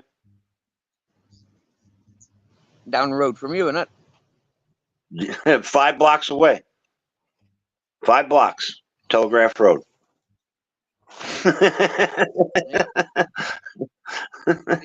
And that song was written. To that song, I used to listen to it all the time. I don't know them all by heart now, but I used to know them when I was young. Damn, I can't even think of who wrote that shit. I can't even think of who that was now. It's fucking a mind block. Dire Straits. Dire Straits, yes. And from I don't know if it's a rumor or if it's real, they were driving on their tour bus and he was coming up Telegraph Road while he wrote that song. They were going all the way up to Pine Knob, which is in Clarkston, Michigan, to play. And they drove Telegraph Road all the way up there. And he wrote about the song. Or that's, That's what I heard.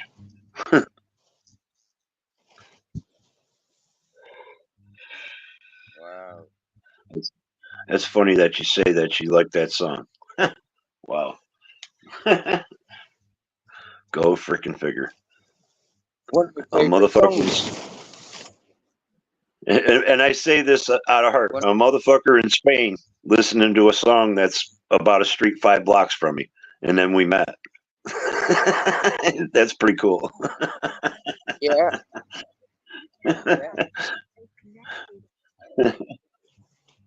One of my favorites is the Counting Crow Connection. Yeah, for me, like that's one of my all-time favorite bands. You get me, yeah?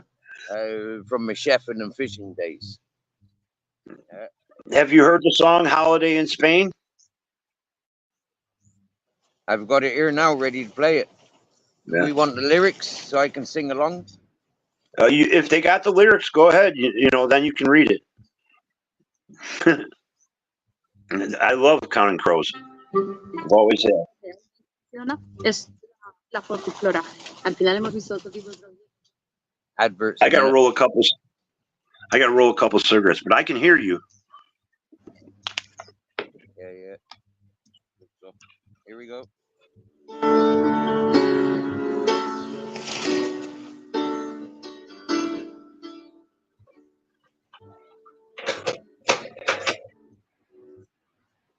How's the sound quality?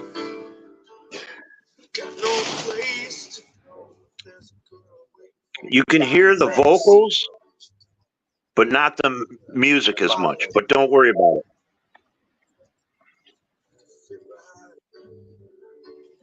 We got airplane rides, we got California drowning out the window side. We got big stories outside below the movie stars. Took a holiday in Spain. Leave my wings behind me. Drink my worries down the drain. Fly away somewhere new.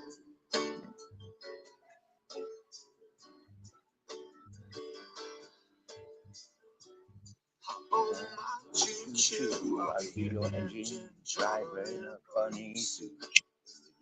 Just me up in pink and white. Make just a little fuss about it later tonight. She's my angel, she's a little better than the one that used to be with me. She likes to scream at me. It's a miracle she's not lit up in a tree. Hey, take a holiday in Spain. Babette, good morning. Behind me, down this little girl insane. Fly away to someone new.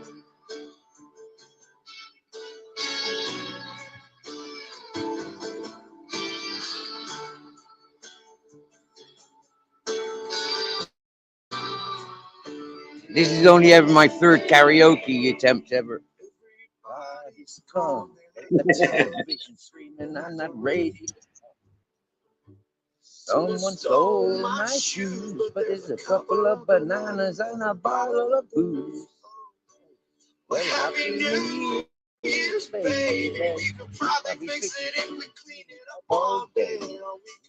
Simply pack our bags and catch a plane to Barcelona, 'cause this city's a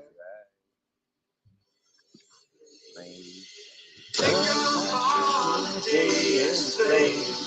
Leave my wings behind me. Flush my worries down the drain.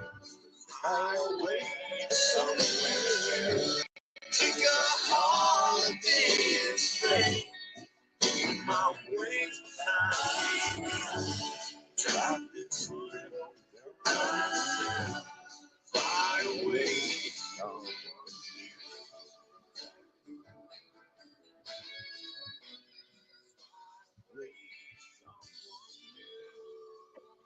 Yeah, we like that song.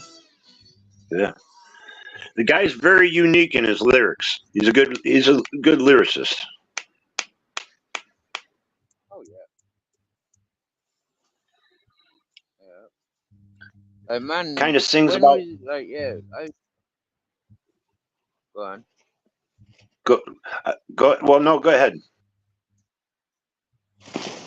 He sings about love, doesn't he? He's a very, very romantic writer. Yeah, he's very story. He comes up with like stories and he throws in kind of some imaginary stuff in it, but it makes sense in a way. You know, it's like uplifting but down feeling too, because he's like dwelling on certain things, but he's also trying to make light of it at the same time. You get what I'm saying? Yeah, yeah, He, yeah. For me, he's at the like same sings time as about. Counting Crows, we had David Gray getting famous. You remember David Gray? You Sounds around came familiar. out at the same time as David Gray sounds familiar. yeah, the Welsh didn't But like he him. does. Yeah, the Irish and the Americans like David Gray. He actually does sound familiar. Sail The Away, name. Sail Away. Like, yeah, his famous album was White Ladder. Yeah, White Ladder. I have to look that up. White Ladder. David Gray, White Ladder.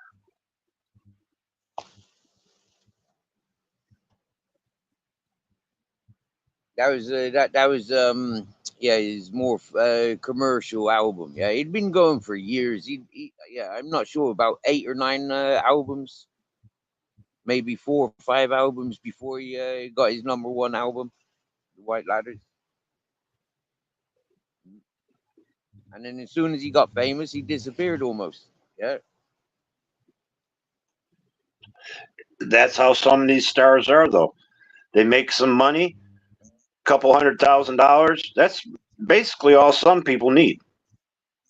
I mean, you put Yeah. some money away, or some people might spend it all on extravagant things and drugs, and then just disappear back where they came from.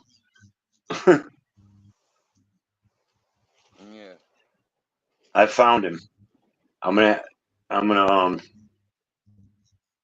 put one on my playlist so I'll know who he is, and come back and be able to listen to all the music.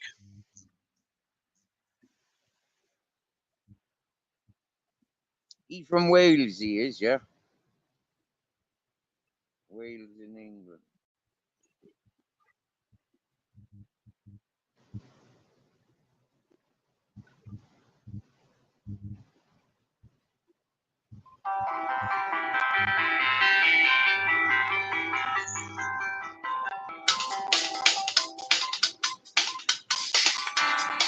Please forgive me if I am A little strange. what I feel like lightning running. I already like him. I like the beat. Every time I lose, every time I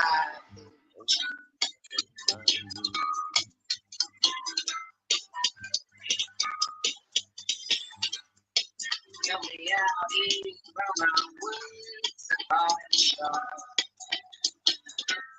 There's so much I want to say. Babette came in. Wow, cool. Nice to see you, Babette. Wow, cool. Hello, my dear.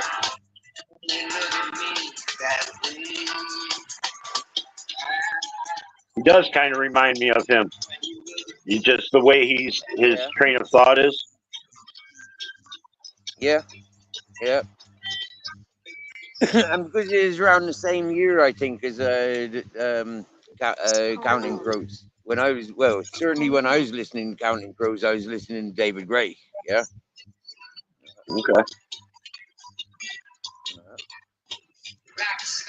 You know, that's one thing. Like, not many. I mean, there's millions probably, of course, but like Counting Crows is not a big name if you in like the music industry here in America. I mean, unless you have a wide discography, that you like, or genres and that. Some people get stuck Yeah. in one There's genre, another band. and that's all they listen to. Yeah. There's another band that went alongside them. I thought was Alabama 3. Now that does sound familiar. It's a female Yeah. singer in there. They're most famous. They're the most famous for the Sopranos soundtrack. Woke up this morning, got myself a spliff. Yeah. Huh. I know them. Trying to. Huh. Wait, I'll be right back. I just heard something. Might as well grab some coffee.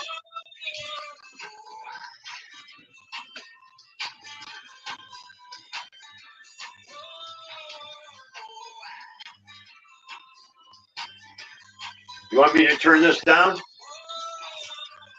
You're okay, mate. I like this song. Okay.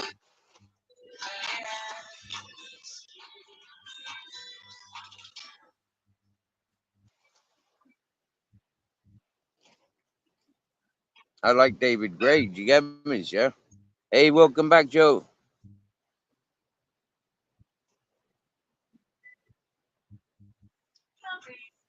Joe, your premiere.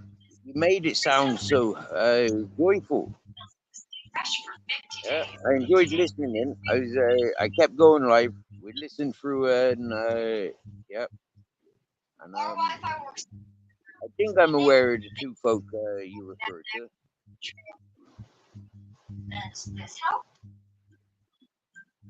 They're like it's on the other side of the pond, and folk, like yeah. I've not argued with, and I've tried not to argue. Like the folks that argued with me, or tried to embarrass me, so I've embarrassed myself more.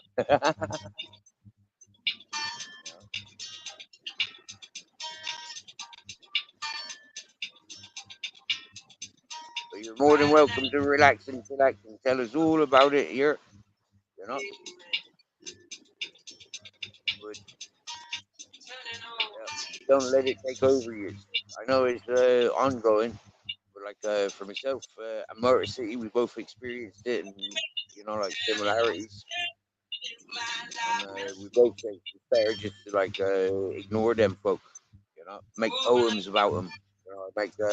Make riddles of their names rather than using their names. Confuse them with whether you're talking about them or whether they're just guilty conscience. Yeah. I went through that of being the bully of bullies, going after the bullies, and I did a really good one. The last one that I really went 110% on.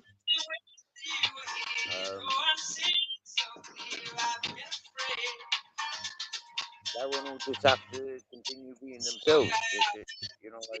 People will change if they want to.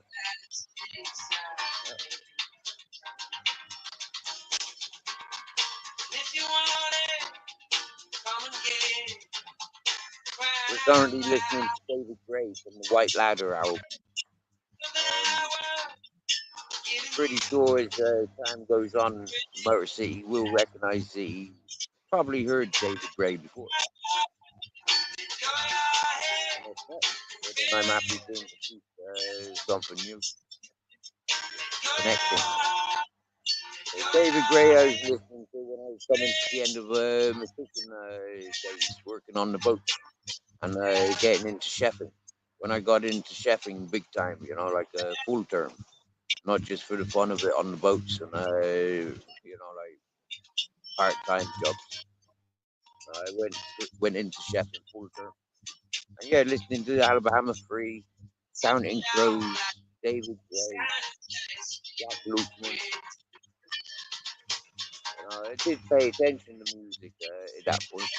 Fat Boy Slim.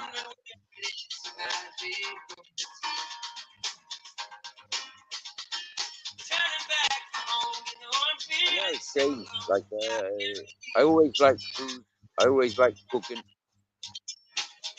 And to be invited to be a chef, when all I wanted to do was just get back to normality and do some fix and porter it. That's all I could manage and focus on after traumatic experience of having a head-on collision from the sea to the mainland on a unsuspected fishing boat.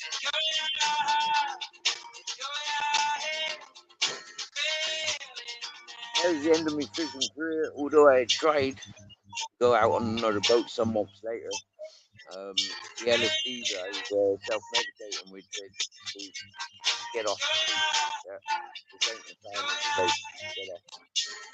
Yeah. That was a big change. Guys, How you doing? Welcome back. well, I'm glad. I've heard this song, so I do know him. Yeah. Yeah. I knew it. I Yep. knew he's got those songs that hit the world. Do you get me? Yeah, they were really like everywhere, overplayed. Yeah. This White Louder album, especially more than any of his other content. And you know what? I always thought that was somebody else, but here I thought it was somebody else all this time, and I did hear the name David Gray. I just thought it was somebody else when I heard the music, the song. That's kind of cool. Fair play. Now here's a sample of The Sopranos. This is the more famous tune from from Alabama 3. They done the soundtrack for The Sopranos. Woke up this morning, and if I can be bothered, I might try and sing along. Yeah, I know I'd probably get blocked content. Well, if you sing along and everything, it's kind of like your own, but you know they can still give you a copyright claim. You know, I don't think you'll get your video knocked down unless it's a song that's not allowed to be played completely. There's like Telegraph Road. Yeah, you can play 30, 40 songs, and then there's just that one, and it will come up in your list. Copyright block. We blocked your video because of the song. They won't. Most of them are just like that. You know, but I play a lot of music, and my videos do not get blocked. They just get copyright claims. Like the one I had like a week and a half ago, I had like 14 or 15 copyright claims on it, but the video was still up. Yeah. Wow. Oh wow. Depending on the songs. Yeah. Yep. Oh, the love was gone. Your papa never told you about right and wrong. But you're looking good, baby. I believe you're feeling fine. Born under a bad sign with a blue moon in your eyes. You woke up this morning and got yourself a gun. The lyrics have disappeared. That's background singers. Song. Yeah. They never give the lyrics usually from the background singers unless it changes colors. You know what I'm saying? That's kind of like in karaoke when they'll change colors. But usually they'll only do the lead singer lyrics in most videos. Right. Okay. So I want karaoke then, yeah. Well, then it might not play the singer's voice though on karaoke. That's the only thing. You'll have to sing along with it in the background.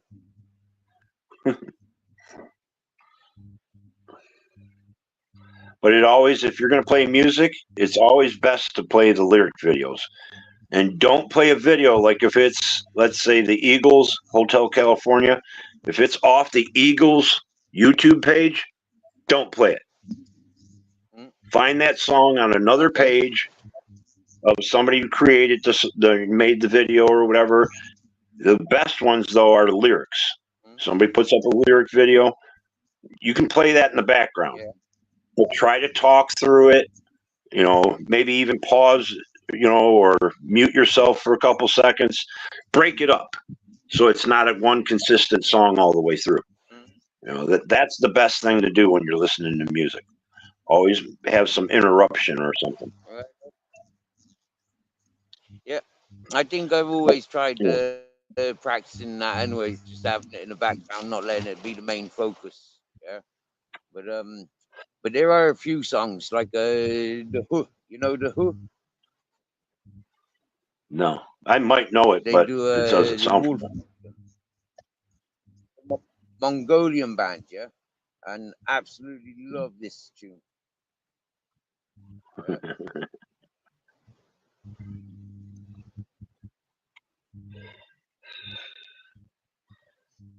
I've only been one time. Me and Stony were on the panel, and we first came up, and there was a song by I think Netflix or somebody that I knew I wasn't going to get a strike for. She brought it up and played, and I walked away from the like I did. I went out the room and whatever, and she just put up another song to fill in because I wasn't there. Well, it was a good song that we listened to and that before, but never put it on the screen. She put that on screen, and I got my video was gone. Mm. But when I came back on, we were still listening to it. All of a sudden, it dropped, and she looked and she said, "Your video's gone." Then all of a sudden, I got an email. It said this video has been taken down, and I would have got a strike, but I wasn't monetized, and it was my first strike. So they gave me a warning strike, but they took the video. Mm. Yeah. Yeah. Like you're not allowed to edit out or nothing like that. That's bang out of order, isn't it? The video just disappeared. It wasn't even in my studio anymore. It was gone.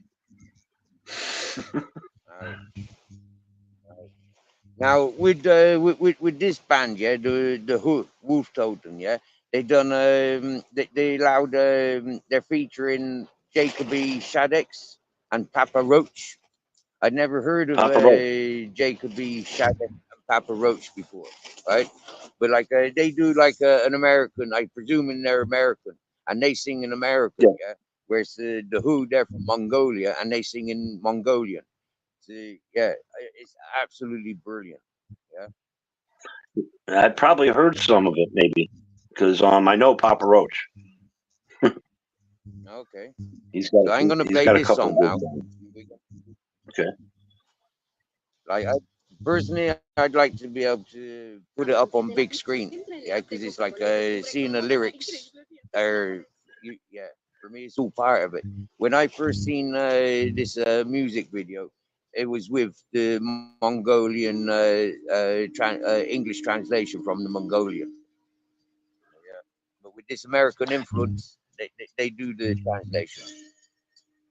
You do have to watch putting the lyrics up some bands because I think like Tool, Writing Two, they blocked the video, which you said basically you don't care if it doesn't matter to you.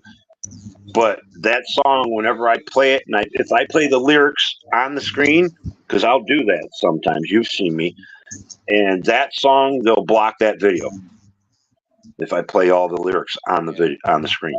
So you can put up the lyrics once in a while. That's why sometimes you'll see me during if I'm showing the lyrics on the other camera view, I'll just put this up sometimes.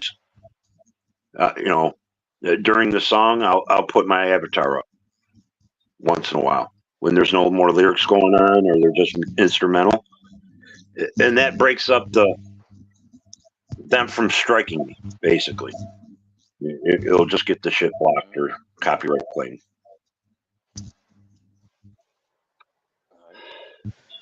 But there's always them songs you just can't play them. So you got to watch. You can't even really watch out because it's already too late once it's done.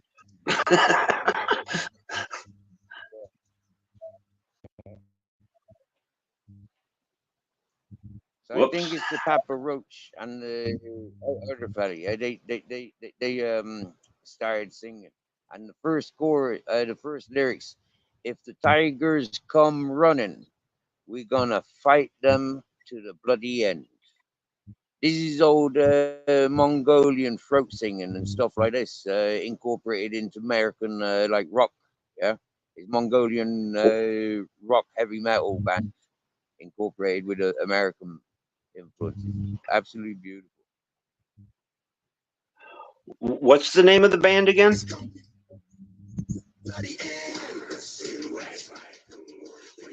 The Who. The Who. H. Yeah. T-H-E. H-U. T-H-E-H-U. And the song is called Wolf Totem. Yeah, the Wolf Totem. Whoops. Whoop. I just fucking hit the wrong button.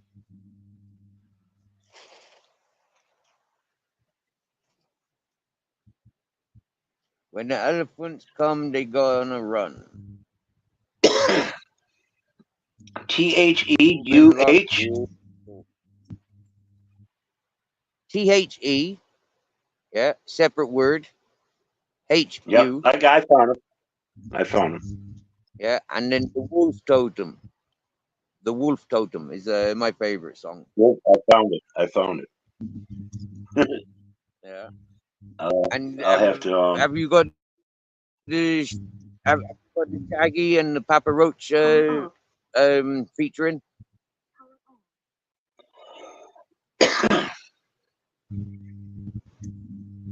Yeah, I see that one. Yeah, that for me is one of the better ones. But you know, there's nothing like the original. Do you get me? Yeah, the original is just like bang. Yeah, it's like you feel that culture. I like the second video. It's YUVE double YUVE. The cover looks like Jimmy Page. Jimmy Page played the guitar with the violin bow. And that's what he's doing right there in that picture. He's got a violin bow and he's playing guitar with it. That's fucking awesome. Oh yeah, mate. Watch the original video. Yeah, I swear down now. Yeah, you'll see them. Yeah, they are absolutely beautiful. I'm gonna put this one in my save too, so I can check out a couple of their songs. Like their instruments and their motorcycles in that video. Yeah, the first video. Yeah, the Wolf Totem. Yeah, seriously, mate. It is like I'm checking it out right now. Yeah. Oh right then. Oh yeah, the UVU. Yeah. And even if you want to show somebody, Steve, like if you have your tablet, you can go, show the video for a second or two. Take it, off. It won't bother. I mean, unless it's like certain bands. I suggest never put New Breed. Don't ever play New Breed on your fucking channel. That's the ones that they took my video because it was up on the screen. It dropped the fucking live. It ended immediately, and they took the video.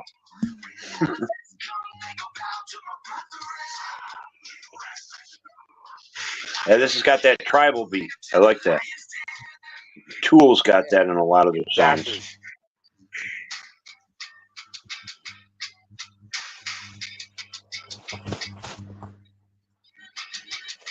He's playing with the fucking bow. I love it. Yeah.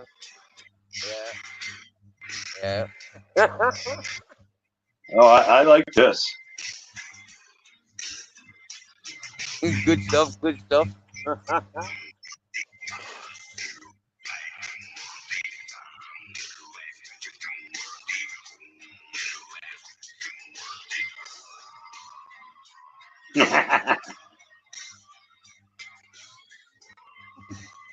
Rock and roll, motherfuckers. I love it, man.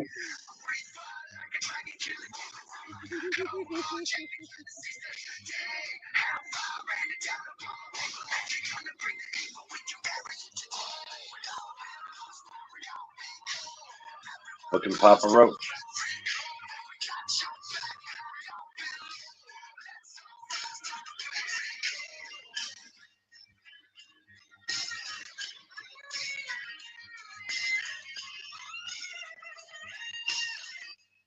I bet you he's seen him, the guy from Papa Roach. I bet you he's seen a video or something of them guys, and he was playing with that bow with the on the guitar, and thought of Jimmy Page right away, and said, "I got to get a hold of these guys." And he fucking, that's probably how that fucking arrangement happened. I'm almost, that's my best guess. But I bet you I'd put money on that. I'd put a $20 bill on that. So that's the first thing I thought of You when have I to see ask him in had the comments bow. now. Don't you? Right. What's that? Go ahead. I said you have to I ask was on that the boat. fucking Papa Roach that in the comments now. Yeah. Yeah, that would be a good or a good question to ask him.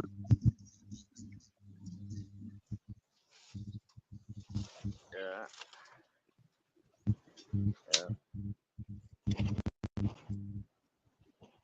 I'm happy you like that that music. Yeah.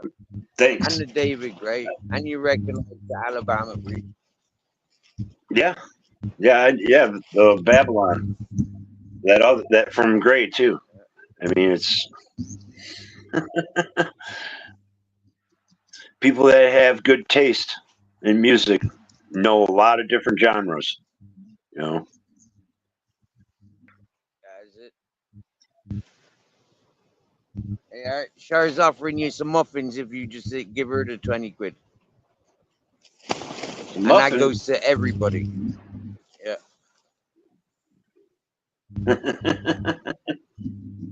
That's what you get when I'm scan reading, yeah. Oh, she's gonna get muffins for everyone. She's offering everyone muffins if we just give her 20. I mean, like, there's 8 billion people. How's 20 quid gonna get you muffins around the world to 8 billion people? Char, be careful. What you promise? I know your Cash App.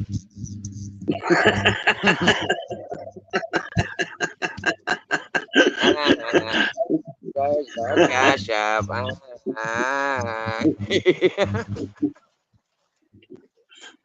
Oh, everybody here. All right. Cool. That's lovely. I'd be interested in some American muffins. Yeah. Here you go. Hostess. Mega Muffin. Whoa! Talking about muffin, fucking Motor City comes prepared. Yep. That thing fits in the palm of my hand. It's pretty big. I don't usually eat Hostess or anything, but those I love. Sorry.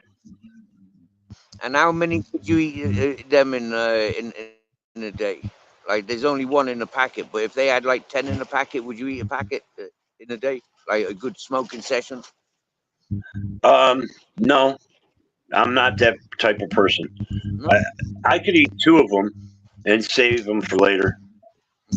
I'm not somebody that just shoves things down my throat. Unless it's pizza and tacos. Okay. Wow.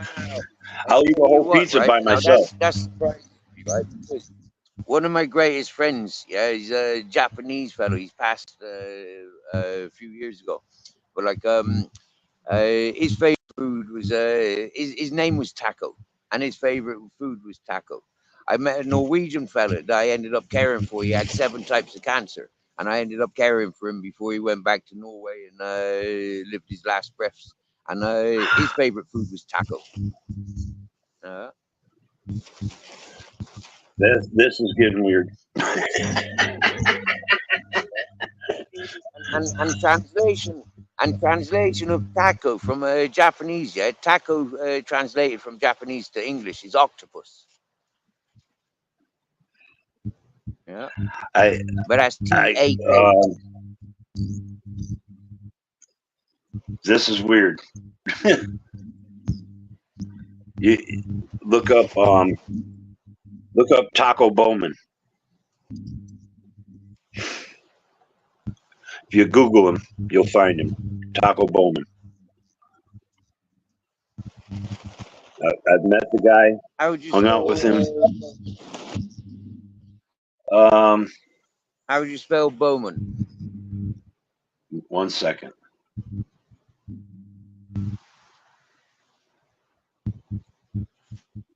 Taco Bowman.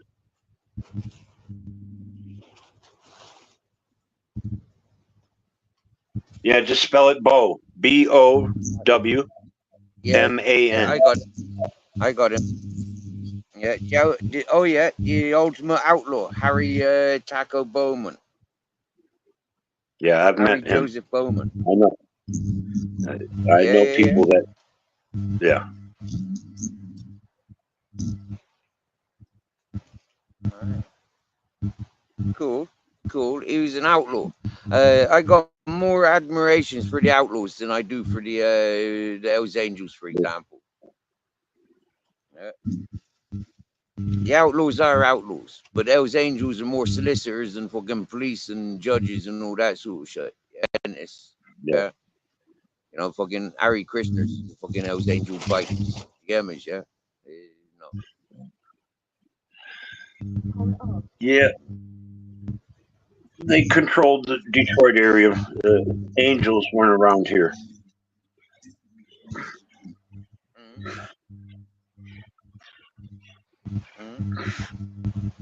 It's funny looking at the American biker units. It started in like the 20s, yeah, the 1920s, and how they progressed to what they are now. It's like wow, you know, it's a phenomenon. Yeah, miss, yeah. It's strange how there's only two big ones, you know, groups here in America. It's the same with anything though. There's an us and them, you know. Yeah. They all have little offshoot clubs, you know. Each side have smaller groups. The same with anything. Yeah. I know it's like when I was in jail, I got invited to join a group, a chapter, but they would not submit to the Hells Angels. Yeah, the Hells Angels are like too clean and tidy for the Death Squad motorcycle chapter. I just never wanted to get deeply violent person. Huh? I was just going to say, I never really wanted to be deeply involved just because trouble has always surrounded them, you know, and you get sucked right into a lot of trouble if you're always with them, you know.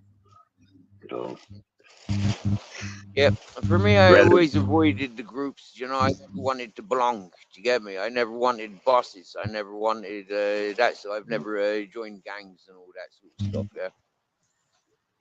Never had an interest. I'll be friends with everybody, or you know, like. Yeah. I've never had a good attitude with somebody that's always telling me what to do.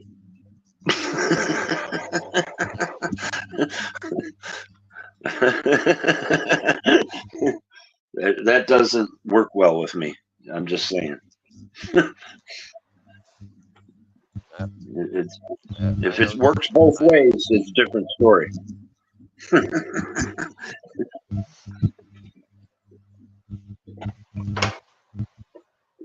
I can still hear you, but go ahead. I'm not so much of a bossy character, yeah, but I am a control freak. I do like it my way, you know.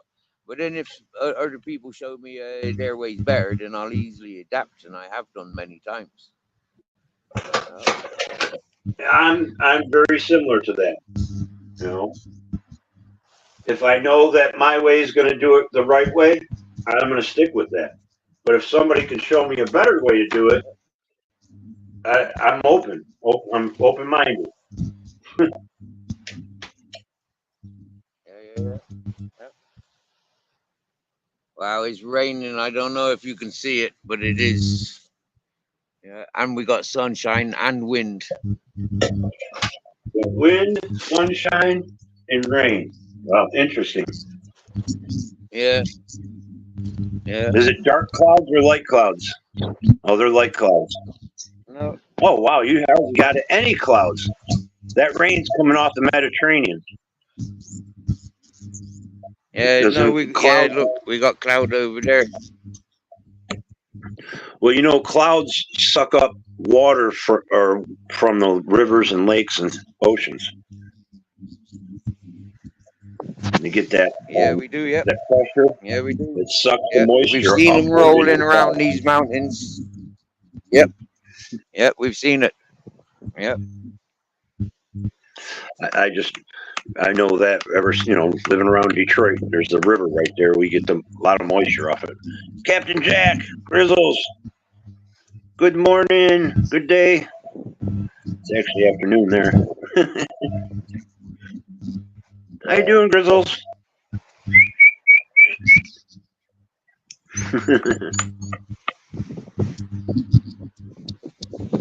Yeah, he loves you.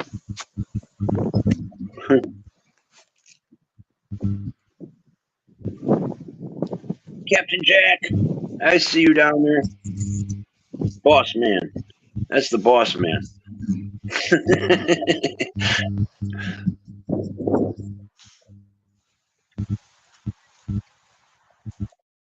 He's got about the same structure as mine, my husky. Mine might be a little bit bigger than him though. He's got like the hair at the back and the tail.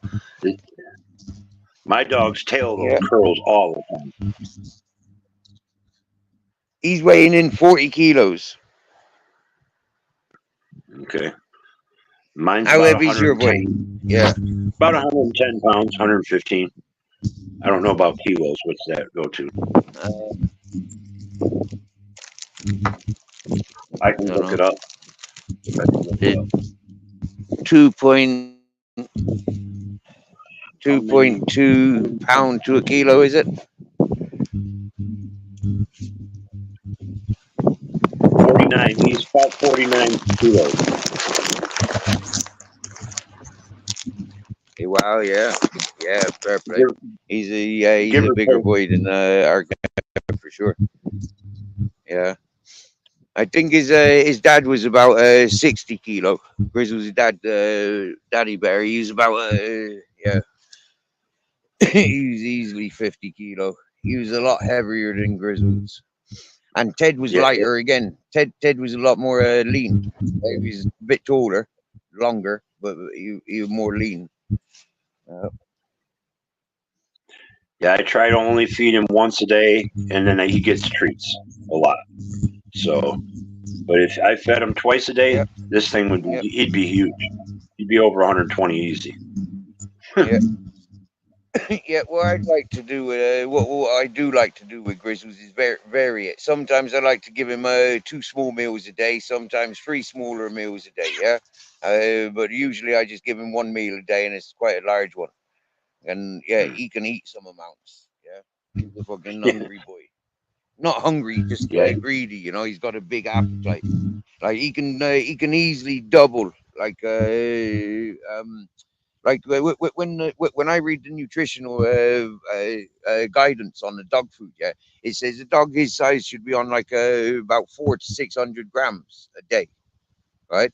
But if I give him 400 to 600 grams a day, yeah, that's not even half of what he likes to eat. Yeah, and he will eat double of what he eats. Yeah, like if I give him a kilo, he's not satisfied with that. He will still eat another 2 or 3 kilos. But if I do that every day, then he's not shitting. Yeah, then he's just pissing out of his ass because he eats too much. When I first got him, I had 2 other dogs, and I fed every dog 3 bowls of food, and that dog, before I could fucking turn around, call the other ones in the house, he ate all 3. He was on the 3rd bowl by the time I turned around. I was like, whoa, what the hell? And he did practice. He would go and clean up after the dogs. Yeah, he'd clean up after everybody. He would. That's him too. If one of the dogs left any food, it was gone. And the funny thing is like Christmas is when I was just visiting him over when his first people were there, yeah, and he was just a puppy.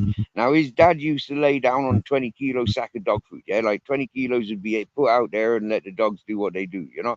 And the big dog he'd just lay down there, lay on the fucking food, and nobody else would get to eat until he walked away. And as I tried this a couple of times with Ted and Grizzles, yeah, and they both did the same, yeah. Put a sack of food down there, you know, like they're not letting anybody come near it, not even each other, yeah. They're gonna take it in turns, and then Until he's they're gonna done. come back whenever, yeah. He's gonna go up, go to the toilet. He's gonna come back and he's gonna demand that that's his fucking 20 kilo sack, no matter if Yep. we've eaten or not. That's what he's funny. That sounds like something he would do. I've really, yeah, I've really enjoyed growing and living with the dogs as intensely as I have. You know, it's like, yeah, it's wow, it's been brilliant. Let's see. Can I ask you both 4 questions? Because he'd be the same. Can He'd be the same with this family of 25 over there at Christmas time when we were going over. He'd be the same. You know, he'd just dominate food. He wasn't aggressive. You know, he don't use his teeth. He uses his body weight. So I can see he's not an aggressive dog. When he goes in with his paws in his chest, you know, he keeps his mouth away from the fight. he comes at me and he throws his foot up and like punches at me, or he'll run his paw right down my leg. You know, just like jump up on me and push me with that leg. He usually won't attack with his teeth unless I put my arm out there in front, and then he will. But if not, he just attacks. He'll just run and attack and run into me sometimes. I was out in the Wow. backyard. I'm out in the backyard, Steve, walking like this with the phone, live streaming. I went out there to throw the basketball back to the neighbor's kids. He come running from across the yard, runs straight into me, knocks me off my feet. My phone goes flying through the air, hits the ground. I'm on the ground. The dog's still running around, jump. I get up, he's jumping on me still.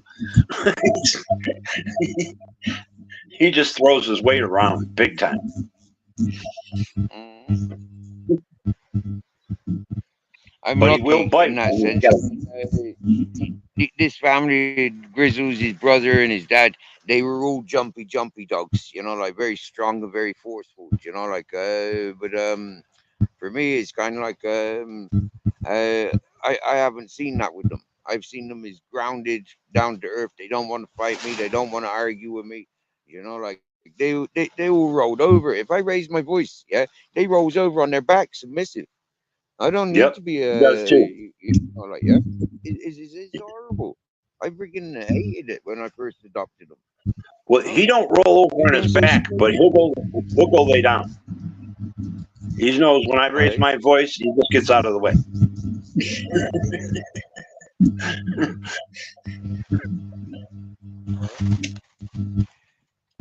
I'll can I'll I have ask him you on both camera one. four questions? Oh yeah, I Answer to forgot I was like going to. or decline. They're not bad questions. If yes, one. What is your favorite memory?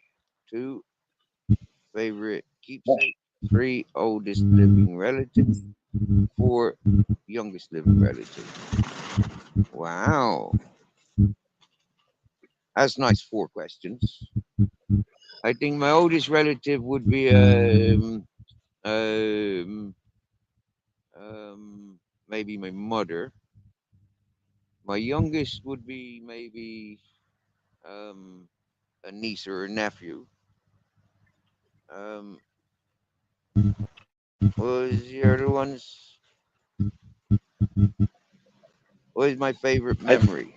Probably what one of like my son being born or my Captain Jack being born. Both were born to my hands, so that was quite like a magical moment.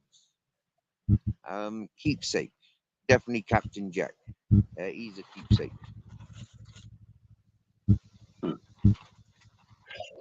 That's interesting. Um, Yeah, I noticed she put the first, my favorite memory. Kind of depends on if I'm thinking about different people. You know, if I think about one certain person, like my favorite memory would probably be with my significant other.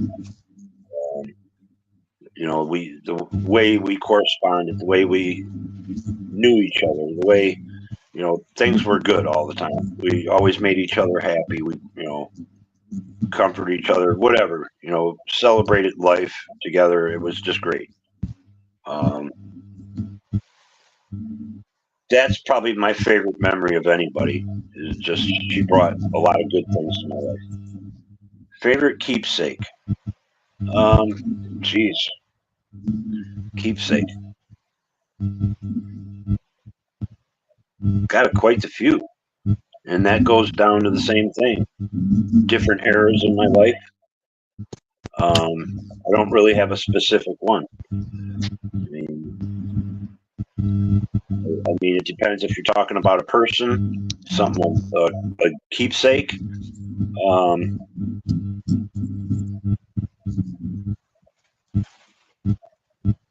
I do have one. And Babette's seen this before. I think.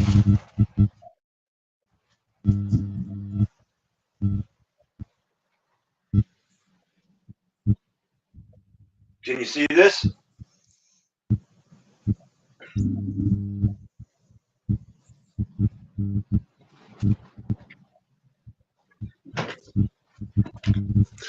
This is made of glass.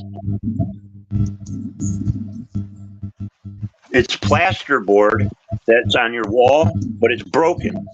It fell off the porch. A friend of mine, one of my best friends, made it. It's made of colored glass.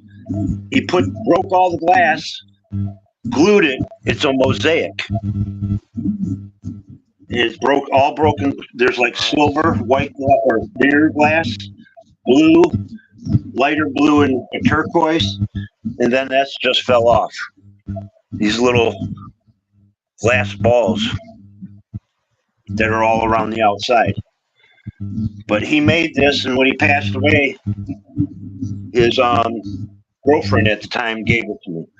She said that he used to have it because we used to live together, and he had this out on the porch, and it fell off the porch, and that's how it got broke. I remember it.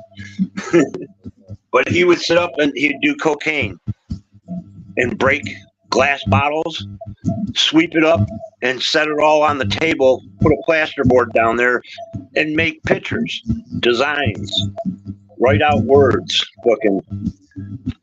Another one of my friends has probably got 8 different things that he made. He made the word friends in bubble letters with different colors and shit. It was cool as hell. He's very talented.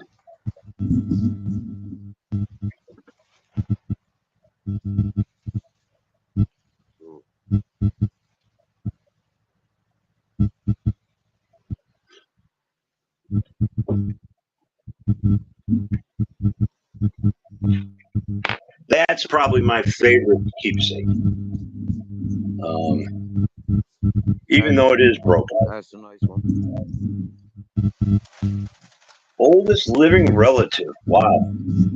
I couldn't tell you. My mom was the last one.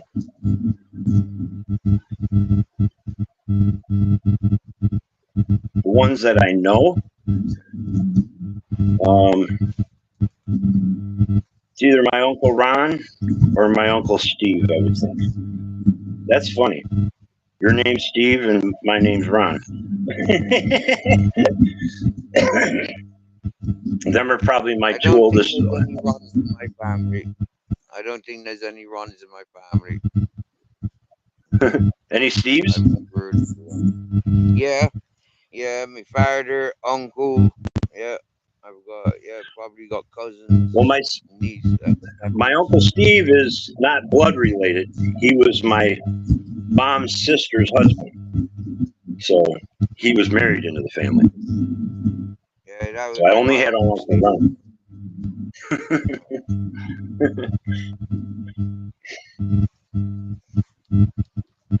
But he's the one that I discussed about. He left. He put me basically not in his will, but he told me he left his savings to me if he passes. And I even told him right when he gave it, he said that to me. I was like, well, what makes you think that you're going to, or I'm going to outlive you? That was my first reaction to it. That's what I'd be saying as well. Yeah. Awesome gesture. I've never had.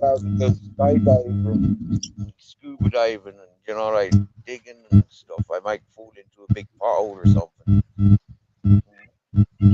You know, a friend of mine put a picture of himself on Facebook 2 days ago, and he, you know, the caption of it was, "Damn, I look old," or "Damn, I'm old," and a lot of people were making comments, you know, making fun and everything, and I was like, what was my comment?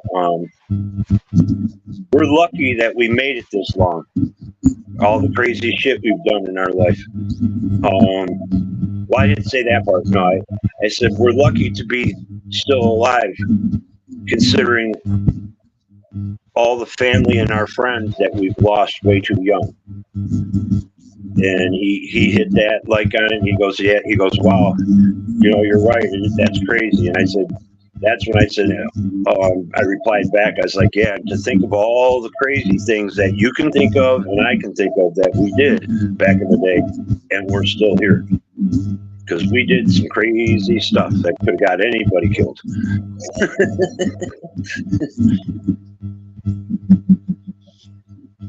Yeah, I fucking jumped off buildings and jumped out of trees or fell out of trees, hit by cars, shot at. Almost got hit by a bus one time. Overboard, getting tanked up next. Yeah, same. We've had a few. I was running across what's Grand River. The bus? I was running across Grand River one time, and it's a 4-lane street, a road, and then a media, which is grass in between, and then there's 4 more lanes going the opposite direction.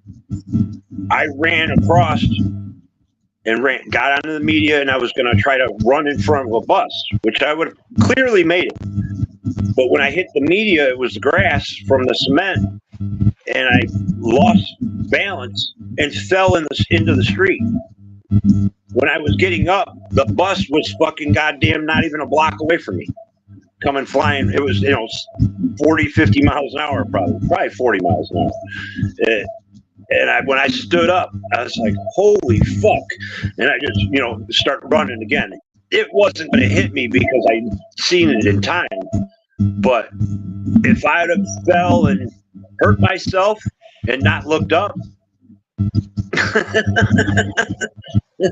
have probably been hit. But I didn't even answer the last question. Favorite memory? Oh wait, oldest relative, youngest living relative. As far as I know, my mom, before she passed, she was a grandmother 3 times. That made me a great uncle twice, or great uncle.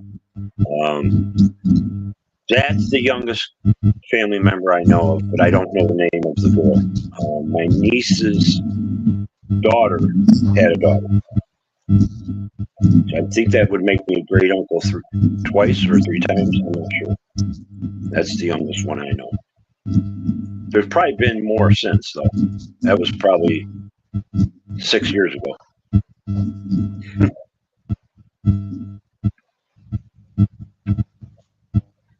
Is that your audio or is it mine? Anybody in the chat? Do you guys hear that? Does it sound like it's normally mine, isn't it? I don't hear It's you. going zoot, zoot, zoot, zoot, zoot, zoot. It just, yeah, no, there it is again. Okay. Just making a buzzing or a humming noise. It's not really bad. I can hear you when you speak. It happens, I think, when I'm plugged into the solar. Okay, that could be it. Yep. Because I just plugged charging. I think there's like yeah, there's a pulse that comes with it. It's weird. Well, I wasn't hearing it before, so that's probably what it is. Weird. Like, Whoops.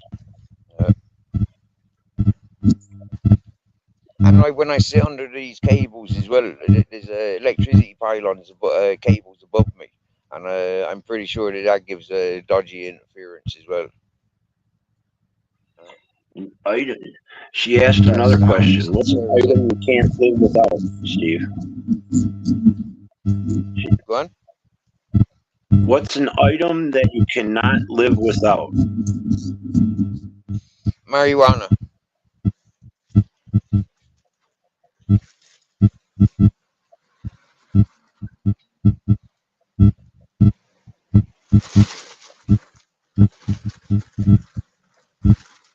I don't think there's nothing here that I can live without. I mean, will I hold on to things like I would hold on to someone I love? Yes, I would hold on to them with dear life. But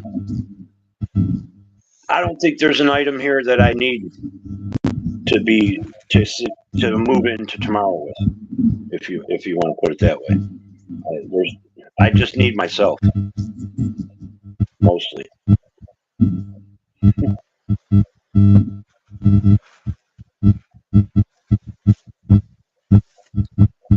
What about you? Is there an item you couldn't do without?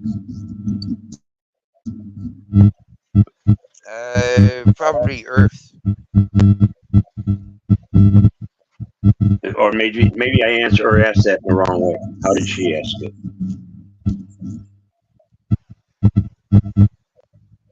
Oh no, she says an item that you can't live without. An item. I guess you could say the Earth is an item, but it's not something you can take with you.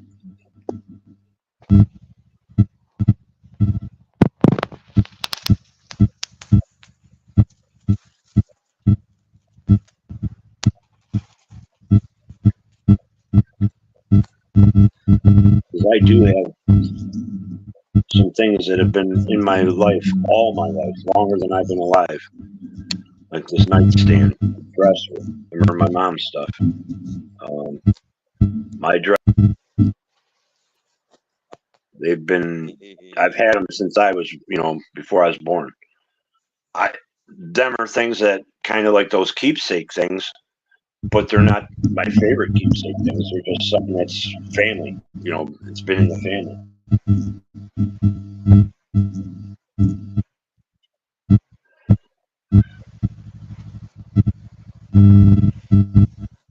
This girl that I know.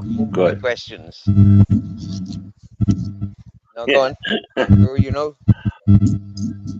I was on Facebook yesterday, and I don't go on it every day. But the girl that I know, Babette knows, Melina from off Clarita. She was redoing a dresser, and she showed a picture of it when she got it out of the, trash. Took it from somebody's garbage, and she redid it, and it looks fucking awesome.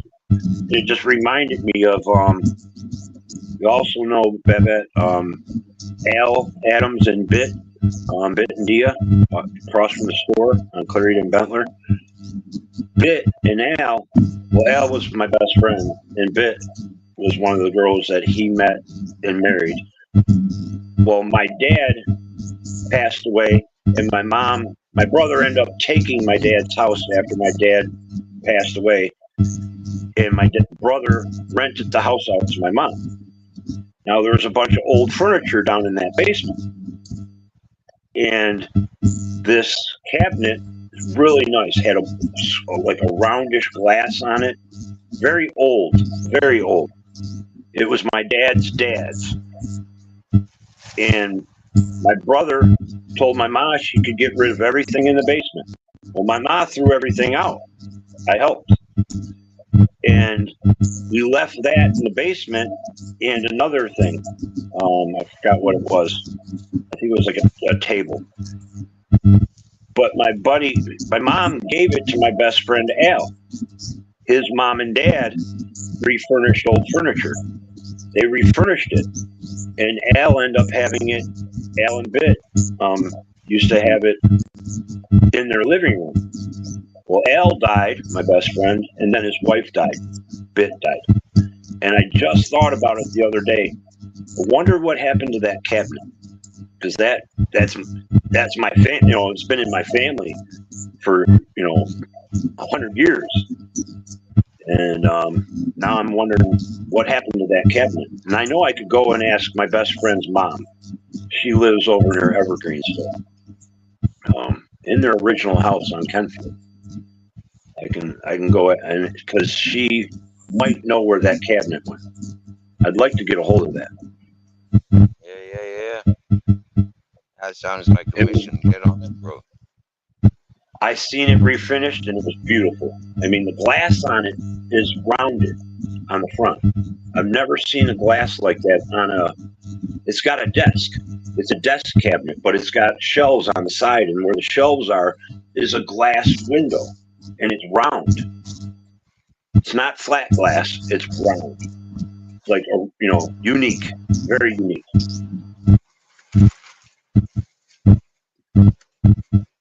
I'm going to do that too. I'm pretty sure. Well, I have her on my Facebook, and I can call her. I used to call her mom too. I feel bad because I've lost touch with her, and she only lives fucking 3 miles away. Not even.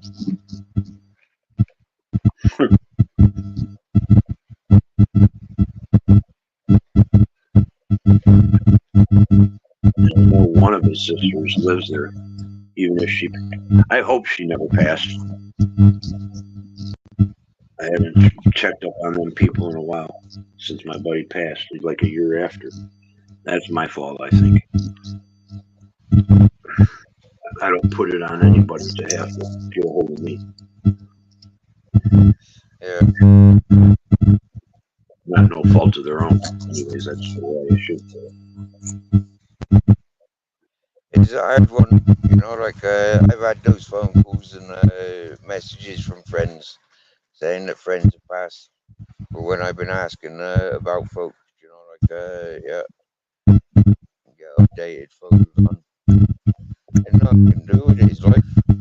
Just carry the good times that you got, and just plow on. It's not our doings. Uh-oh. Now she's got 4 more questions. We're being interviewed. Go on then. You want to go first with these ones? Favorite place I lived?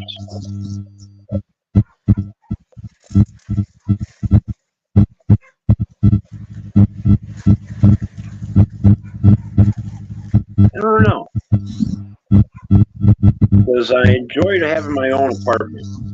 And it was just I was in so much control of my life at that time. Everything depended on me, what I was going to do. So I think I got a lot of more fulfillment of living in that apartment. So that was a great place to live. But to be honest, one of my favorite places that I only stayed for a few months was down in North Carolina with Babette. Yeah, it was really nice there. And I didn't live there per se, but I stayed with her. I probably would have if I would have found a job, but at the time, my life was kind of fell apart, and I had to do what I had to do and take care of myself and walk away from a relationship that was very toxic at the time. That was the one that I'm telling you about, the police interaction and everything. Yeah. Wow. I walked out of that relationship. Came home from work, got informed of some shady shit by her, and she was cheating on me for the whole relationship. And I just walked out. I packed my truck up, left a bunch of shit, left a lot of valuable stuff. I mean, mementos, like memories, memorabilia that I would have taken if I would have had over 24 hours.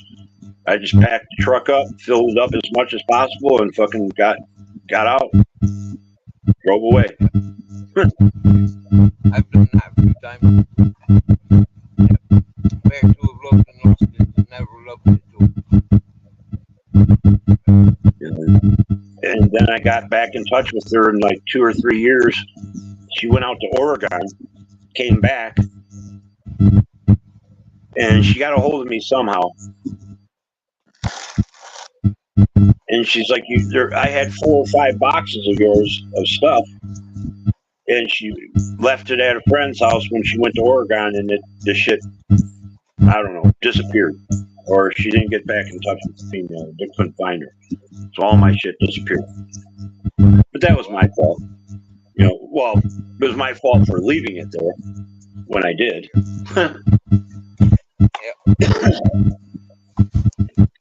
Once I leave something, it's basically gone. I'm done. Yep, same. That's why I said before. Go ahead. That's how I live as well, mother. Yep. When I walk away, it's done.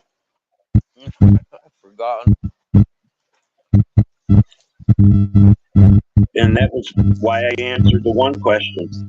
I really don't need nothing. Is there one thing that I can't live without? No. I mean, I can't live without food.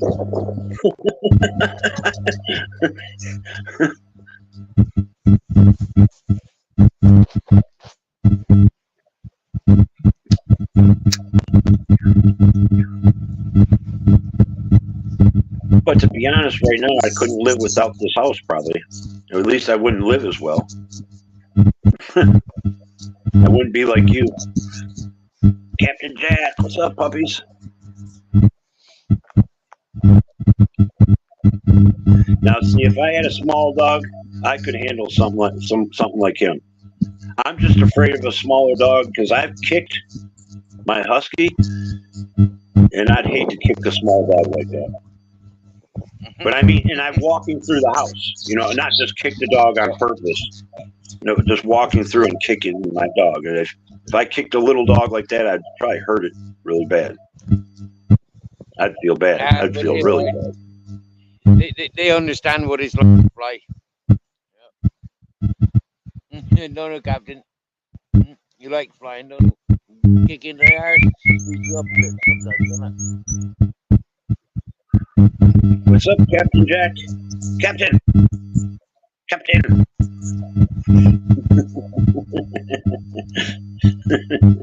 Oh, we got.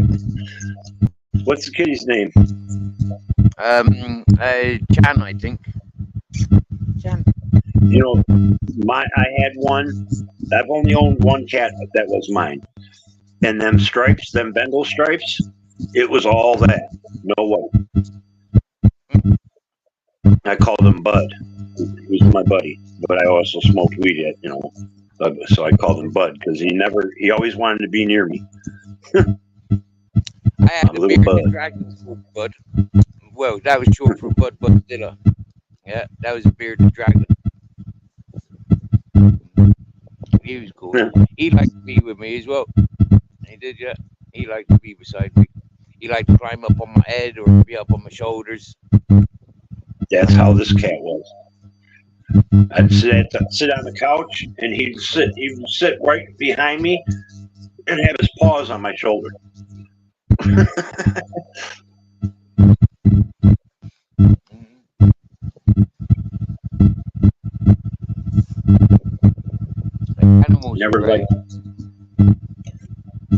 I was never for a cat or a dog to lay in my lap or anything. but he would always lay right next to me. If I sat on the couch or sat on the chair, he'd come sit in the chair. There was the table, and then there was always an ottoman or a square, like you put your feet up on, and he lay right there on the other side of the coffee table for me. That was his Yeah, spot. you know those footstools that you're talking about, yeah? We used to call them puffs. Okay. Yeah. You used to put your feet up on the puffs. That was, yeah. Mhm. That's the same as like a footrest, like them foot cushions. What did you call them? You called it something else. Well, I've got one that it's square. It's got a pad on the top, and you can lift the top up and put stuff in it. And I don't know really what it's called. It's just a footstool, like you would, or whatever you say. I don't even use it for a footstool anymore. It's just storage, you know.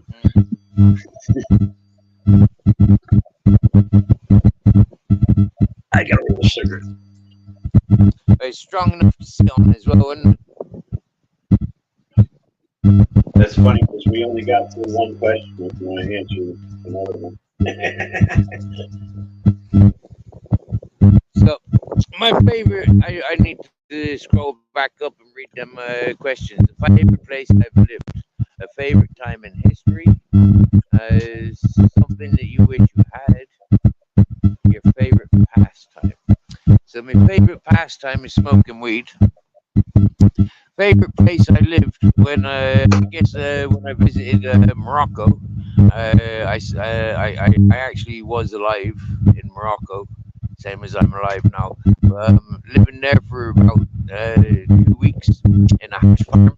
That was absolutely like brilliant. I mean, thousands of ganja plants from miles and miles around. Every house that you see was growing ganja, and it was just like miles and miles of ganja. That was really fantastic. That was really fantastic. So that was definitely one of my favorite times in history as well, my personal history.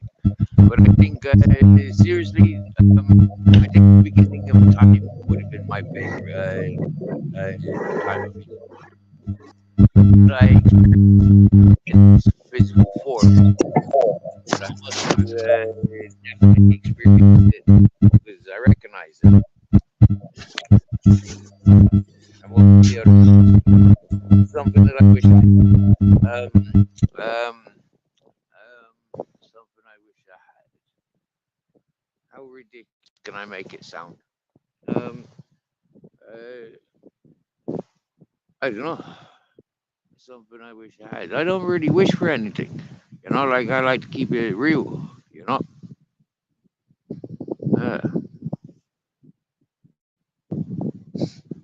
I'm quite quick at answering them questions, isn't I? How about you, Motor? Have you thought about your answers yet?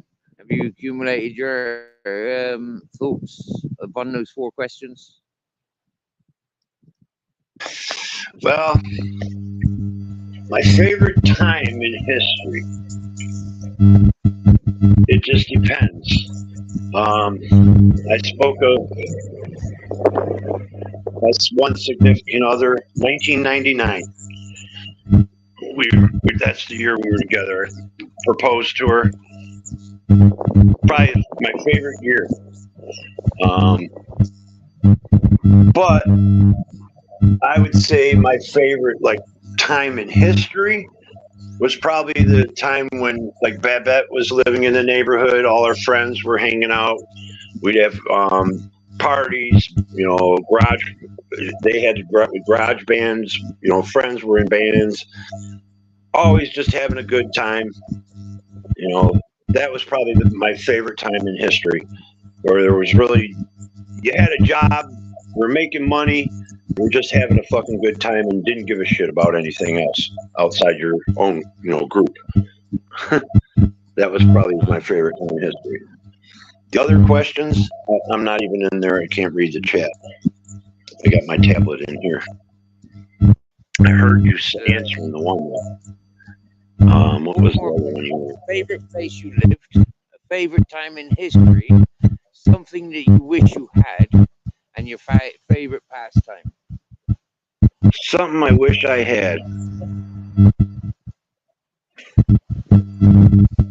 I don't know. Call me corny, call me fucking whatever. I don't know. I've always wanted to just to have that one female friend, partner, love that I could trust, that knew they could trust me. And that's why the one I had in '99, she was basically the closest I ever got to that. Like a partner. We were a team. You know, we didn't think about marriage. It was just us against the world, basically.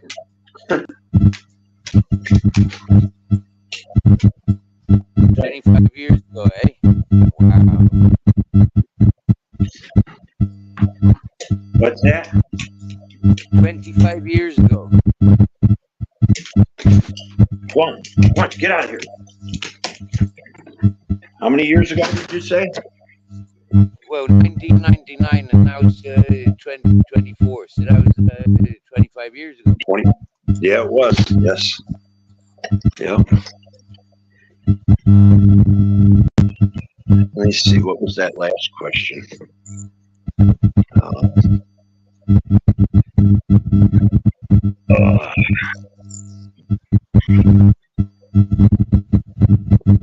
Oh, my favorite pastime.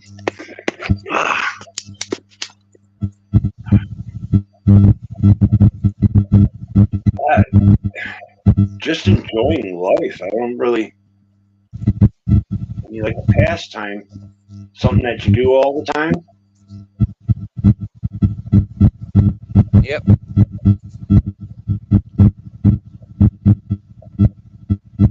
It's. I really don't have one. It's just being around good people, having good times, concerts. Like I said, just hanging out, parties, get-togethers. We used to go down, go to Rifle River. Friends would gather during the summer and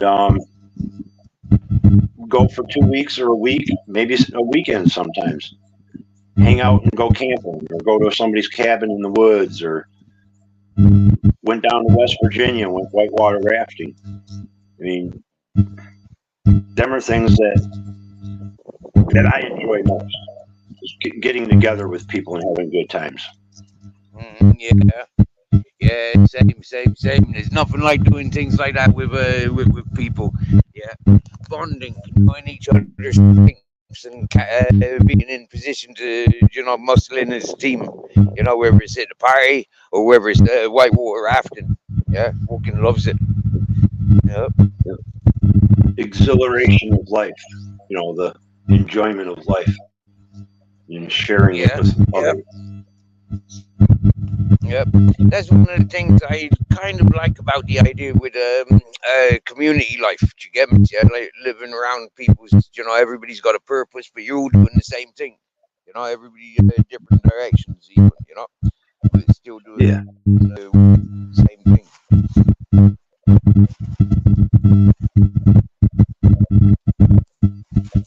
Hey, good morning.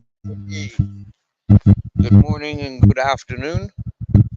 Good morning, good afternoon, Vicky. The silent assassin is in the house.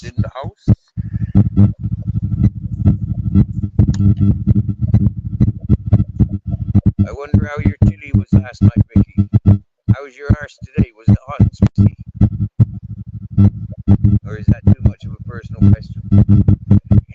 Were you asking me? I didn't hear it. No, that was a question for Vicky. Oh, okay.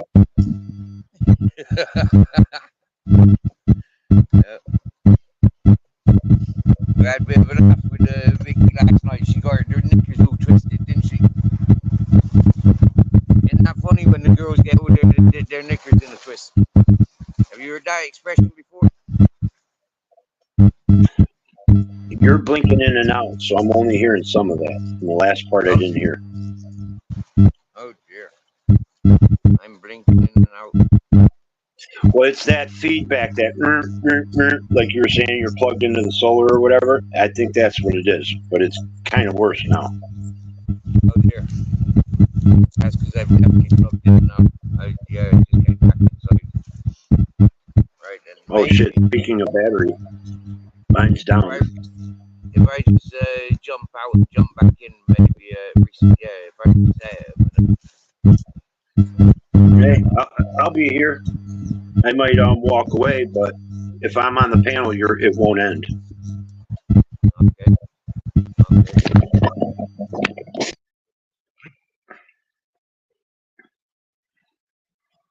There, my battery's plugged in, or my phone's plugged in now. Oh, he just froze up, so he's about to drop. Let me check. Babette, yeah, he's gonna probably drop because he froze. Yeah, you waited so long. I don't know if there'd be anything come out of attorney, anything, unless they were coming after you. That's why I didn't get my when the alternator hit me in the head. I couldn't get money out of the company because I didn't go after it right away. They said if I would have immediately got a fucking lawyer, and within that couple days would have got fucking, put forth a suit against them within the first few days, I would have got more money. So it's kind of like now there's really not much because it's been so many days or whatever. I don't know what the time period is, but it's possible if they found the person, you would get your car paid for. You could take them to suit, or to take them to court for small claims court or whatever, and sue for damages. You're not going to. They'll probably not take care of your hospital bills, but you could always sue for damages that on camera or license plates, witnesses, some type of thing. You could get your losses back, we'll say. So yeah, it's kind of not worth pursuing certain things at this moment in time, but I would actually look into things though and make sure. That would be my best bet or best advice.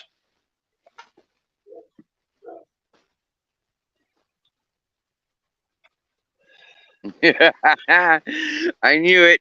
There's 4 more questions. And your audio is a lot better. Great, thank you. I've just switched over to my tablet. Oh, okay. Okay. Yeah. It looks like there's somebody in the chat, but it could be me. In the back chat. Oh, when you come back up, there's sometimes a number on your guess. Does it do that? Yeah. Yeah. Yep, that's what I've just did. Yeah. It does that when you come back up sometimes. You'll think that somebody's waiting down the basement. There's nobody there. It's just you that came up. No. He's out there barking on my porch. He does this roar, roar, roar, roar, and he's loud. I mean, I can hear him clear as day from here. I don't know if you can hear him when he does it. Yeah, I did hear him barking. I did, yeah.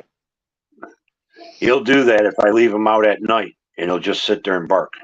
My neighbor's got to listen to it. Oh, no way. Wow. He's talking to me. Okay, right. I want to come in. Oh, really? Whatever he's saying. Wow. For me, I've had the honors of changing the dogs from being loud, fucking barky things to silent. They don't give a fuck about all the shadows. There's the moon rising and trees fluttering in the wind. They don't care for that stuff no more. But they used to. When it's good. I finished. Oh, he don't mind it outside, like in the summer. I put him out on that porch. He'll lay out on the porch all day. Now, if I put him out, had my fences and put him in the yard, he wouldn't care to come in unless he wanted a drink or food. It didn't. He'd stay out there all day long. But I can't put him out in the back no more because no fence. Mm. Yeah, and he's a wanderer, isn't he? He'd take Oh, himself man. a walk. He's a husky. That, within 5 minutes, that dog will be 6 blocks away or more. Yeah.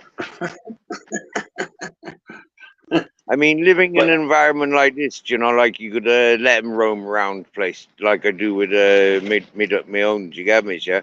But like in built up areas where you are, no, that's not fair. Too much traffic. I mean, and too many other animals and people that might shoot him, you know, or he might bite somebody. There's a lot more confrontational things that could happen with him here. Yep. Yep. A lot of people says, you know, oh, my dogs are great. My dogs are great. They've never bitten anybody. Yeah, but it only takes that one situation. Dogs are in tune with what they like and what they don't like about individuals, as we are.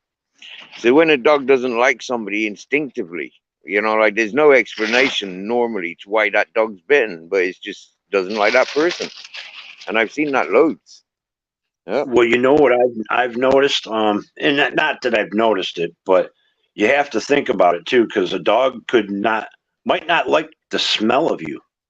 It might not like the scent of another animal on you. It might not like the way that you're making hand gestures or your vocals tone. Yep. And all those little things have factor in what that dog's thinking, because the dogs are more in tune to those things. Yeah. So it reminds people about that, you know, never get too confident just because you know dogs, you know your dogs, yeah? You don't know everybody's dog. Yep. Dogs are individuals just like us. People and rescue dogs are one of the ones here. Good. What about rescue dogs? Okay, so like one of the things that I've experienced with rescue dogs is like you never know, like you know, like what triggers them. You know, certain smells, sounds, you know, gestures, and they'd be more likely to turn than say a dog that you've known for 5 years from start to finish. Yep. Oh yeah. Babette used to do animal rescue. She has plenty of animals, so she knows exactly what we're talking about. Yep. We've had conversations and confirmations. She knows I know what I'm talking about, and I see clearly she knows what she's talking about from experiences. Simple. Yep. She's got about 30 fucking chickens right now. She's probably out there taking care of them right now. Yeah. Well, she's actually on the phone at the moment. I think she's actually making phone calls at the moment, like she said earlier. Yeah. Oh, okay. But she do go between chickens. She got rabbits, chickens, dogs. Yeah. Used to have birds. She's even got a fucking rat. It's a mouse. Okay. It's a big mouse or whatever, but I still call them rats. I never liked rodents. I've even told her I'd probably kick it or stomp on it if I seen it running around. I just don't like rodents. Oh. I do. And we've got rats up on the mountain, and they're wild rats. But like my mate said, they look so cute. Yeah, they got these white chests. They're silvery, going into like brown and grays. Yeah, and absolutely beautiful, cute little things. And they're curious. Yeah, they climb around the walls of the house up there. Yeah, and they just sit there looking at me. And my mate said in the last couple of months that she's been up there, the rats are doing the same for her. Animals are. Yeah, if you know the animal and you've owned it and it's grown accustomed to you and everything, animals are fucking awesome. I mean, They give unconditional love. You know, they don't. If you treat them right, they treat you right, and it never will end.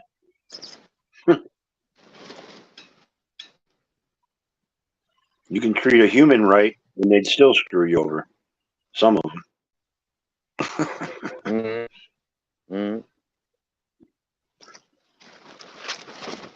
So true, yeah.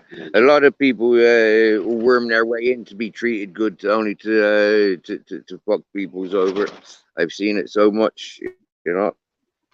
One of the Yes, things sir. that keeps me disconnected. I'm never too hurt by the comings and goings of folks. And I think that's one thing that keeps me strong when I'm by myself is because I know the alternative. You know, letting somebody into your, you know, helping them out or whatever. It's easily noticed that they don't look at things the same. You know, Yeah. I'm used to thinking for myself and taking care of myself. And, you know, would I love to have somebody here with me? Yes. But do I need it? Unfortunately, I could live by myself.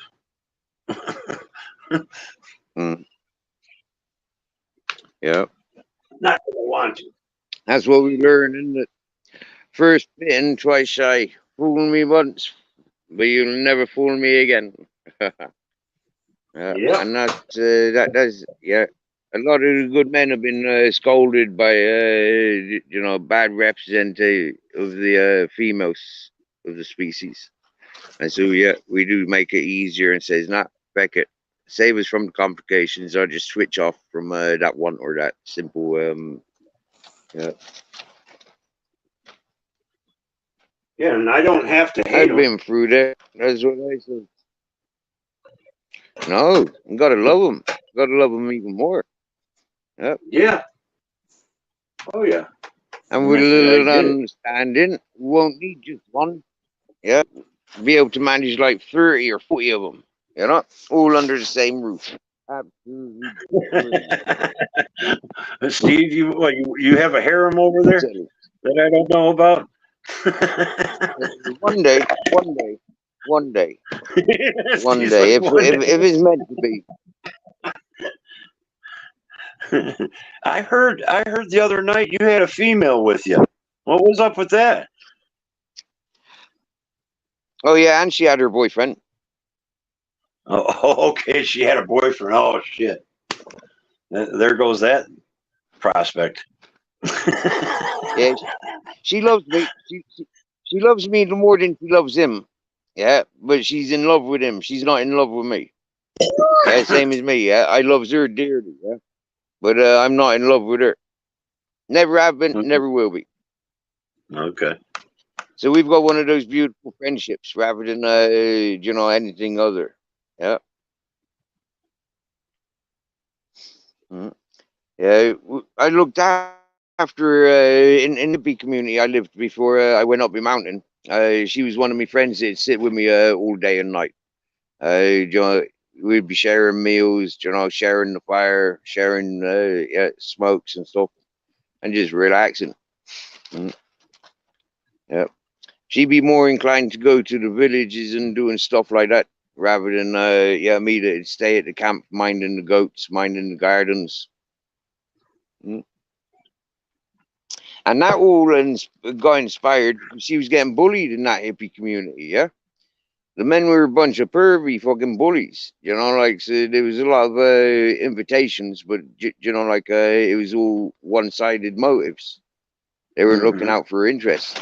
So she got into one or two relationships in that time, and yeah, I see. Yeah, she yeah, her last relationship when she walked away from everybody and came sat with me is because of the abuse that was being tolerated.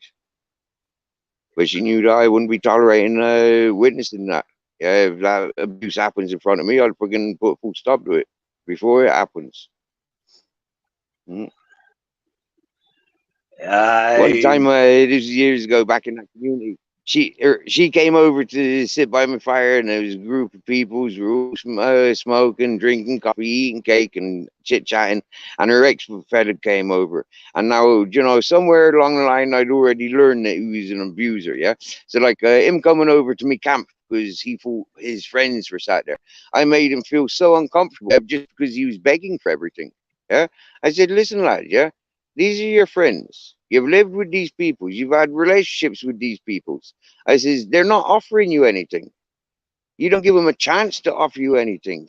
You keep fucking begging for everything. I says, nobody begs for anything here. Everything's there and available. Or it's in our pockets because it's none of anybody's business if we've got to be fucking given out. But nobody needs for anything around here. I think you're in the wrong place. Yeah, you need to go up to the community lodge where all the fucking beggars are sat there waiting. Yeah. He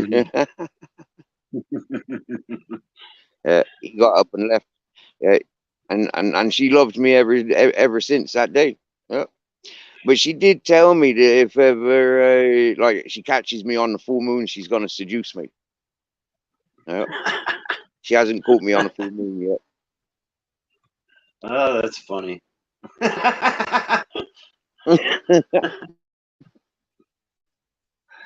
Oh. Yeah. And she told me once that I had to put walls on my bed. Yeah, because I lived on my recycled trampoline. Yeah, that I used for my bed, and I was sleeping up on that all year, right? So then she tells me that if she's coming around to seduce me on full moon, that I need to put walls on me. Yeah, because I got no walls, people will see. I said, woman, we're living in the fucking woods on a mountain. Yeah. I said, nobody's coming around here hiding in my bushes. Seriously, to be watching me? I said, I ain't got nothing for these people to be paying attention to. You don't have to be worrying about people checking me out, checking us out. They ain't been watching me now. They ain't gonna Yo, be watching me. too cool for Banshee. Nice to see you, my dear. What's up? Too cool for Banshee. That's it, yeah. That's it. Sure. Babette. Joe. Western Australia, mate. Too cool for Banshees in Australia. Yeah. Yeah. So we got folk in Carolina, Detroit, Spain, Western Australia. Where's Joe at in Shire? Whereabouts is Shire? She up near Citizen Z, isn't she? I think Shire. Yeah. I think she's down in the East Coast of America. I can't Virginia, West Virginia, somewhere in there. I'm pretty sure that's where she's from. And Babette's down near there too, North Carolina.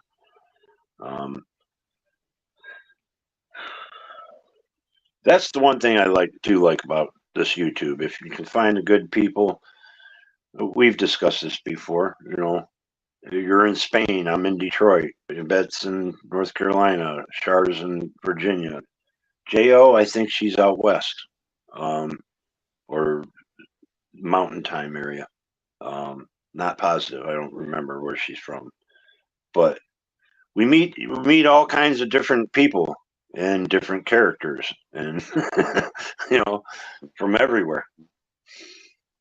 It's a wonderful thing about what we're living in right now, but it can also be chaotic and hectic and dangerous at times.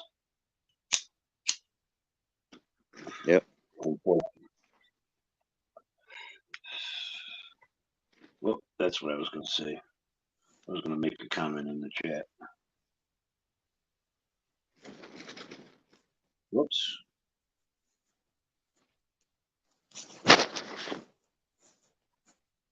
Yeah, that's what I like. Is about it brings us all the opportunity coming together from all around the world.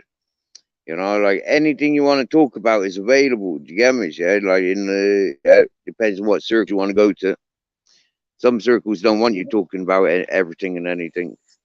Yeah, but that's a good thing. Like you can have your specific topics, or you can have your random. Like whatever. Wow! Happy birthday, Too Cool for Banshee. We're gonna get a song on, and it starts with a 1, 2, 3, 4. Happy birthday to you. Happy birthday to you. Happy birthday to Cool for Banshee. Happy birthday to you. How We old like are singing you? happy birthday Just to our chatters. Right? Wow. and it's So Ultra's this birthday day, too. 11 years ago, MCM came to YouTube, and this day today, we singing happy birthday to Yeah, it's Too Cool for Ultra's birthday Banshee. and hers.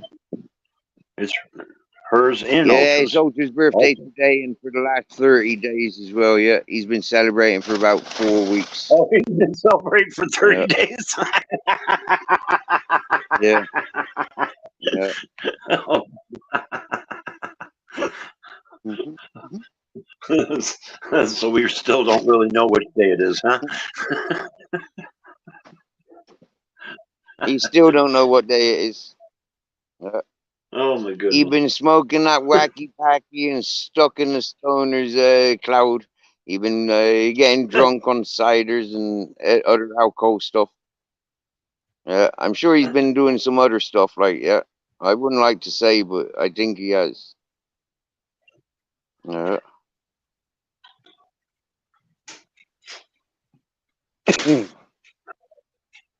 Oh, sorry, I had to let him in. don't apologize for letting the boy in.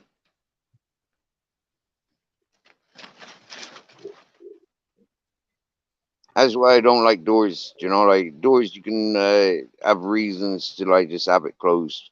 For me, I like things open. Like living now with no window, just a doorway.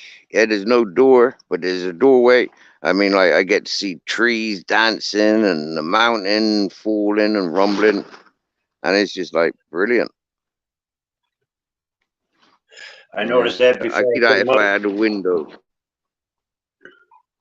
Before I came up, I noticed you were showing the thermometer or the thermostat, and it's like upper 70s there. Nice. Oh yeah, yeah. It's 24 Celsius, 26 Celsius. With a little bit of breeze, Yeah, or is it a lot of breeze? it is a lot of wind. Yeah, it's a strong Okay, wind today. so it's Like not you really see them hot trees, them bouncing.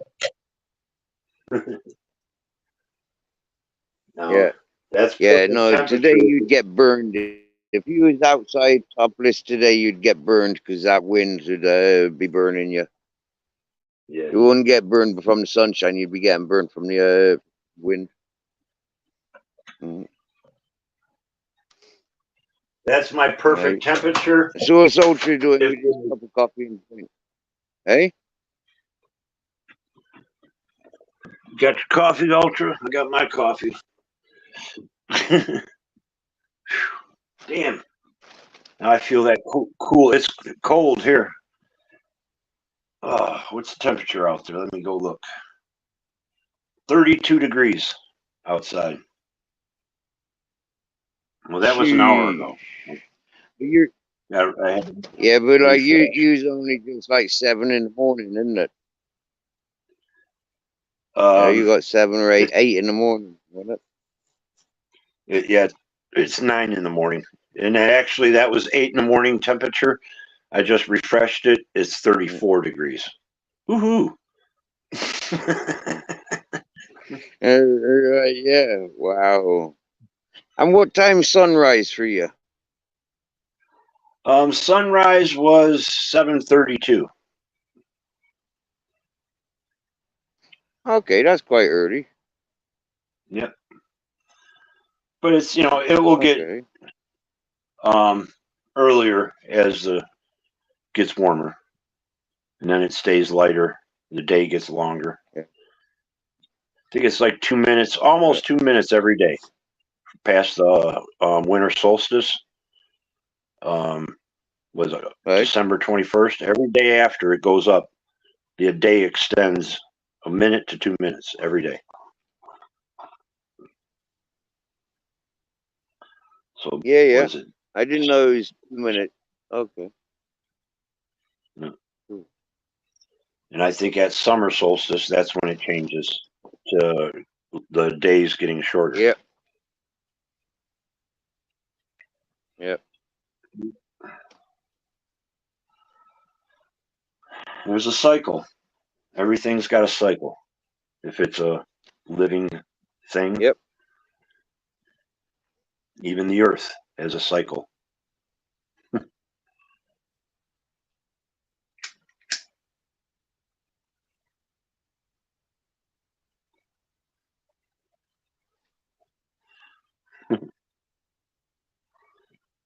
Let's see. That's what I need to do is fire this up. And matter of fact, you know what? I'm gonna hit the pipe. Hit the toilet bowl. Yeah, you're toilet bowl bong, yeah. Cool. Smoking some good shit. Oh yeah. I need to refill it, but there's something left in there. I think. And you still got flowers from your own garden? Or you done that now? I kind of stopped smoking it, but I do have. Remember, I had two almost over a quarter pound, two of them from each plant. That's all I got left, and I haven't been smoking it. I've been giving it to my neighbor, and she hasn't been by in a week. But I was just going to get the rest of it next time I see her. Yeah. Because I haven't been smoking it for like 3 weeks. I got my own stuff now. Here's something I just picked up.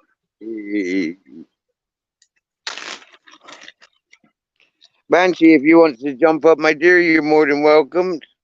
The link is pinned. Hit that link and jump on up. Or do I need There to you go. refresh the link? Wow, look at that.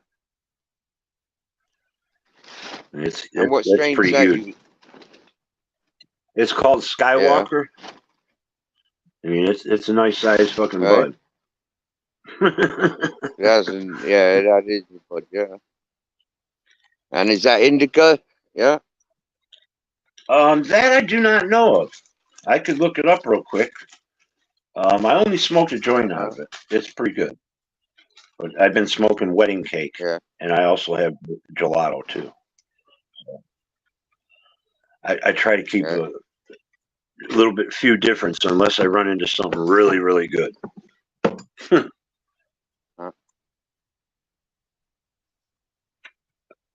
Let's see. I can find that out. Indica or sativa. It's summertime in Australia now. So too cool for Banshees. Like got it proper hot, 47 Celsius. No. 40 Celsius. Wow. 47 Celsius in Australia. Yeah, that's hot. This is a indica dominant strain. Yeah.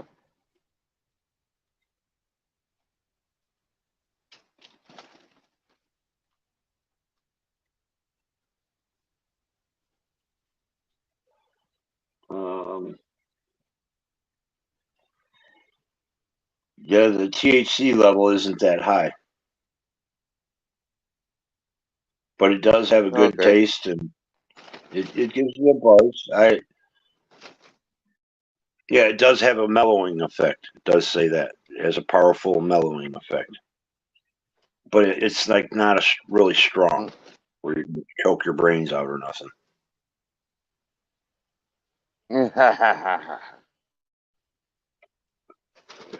Yeah, sometimes all that super strong stuff is too much. I think is the wedding cake that I have. One of the two are really strong, the gelato or the wedding cake, and I think that has a higher, THC level. I don't know, it's 28 or something. which that's not even the highest. There's some out there 32 to 34 that are really ass kickers. Ah, my back itches. Somebody I met yesterday, he was trying to say his Cali weed is like in this fucking I think he said it was like 40 or something THC. And the fella that he was talking to said, that's full of shit. There's nothing above something in its 30s. There's no THC in the 40s. I don't think there is either. I think it is in the 30s.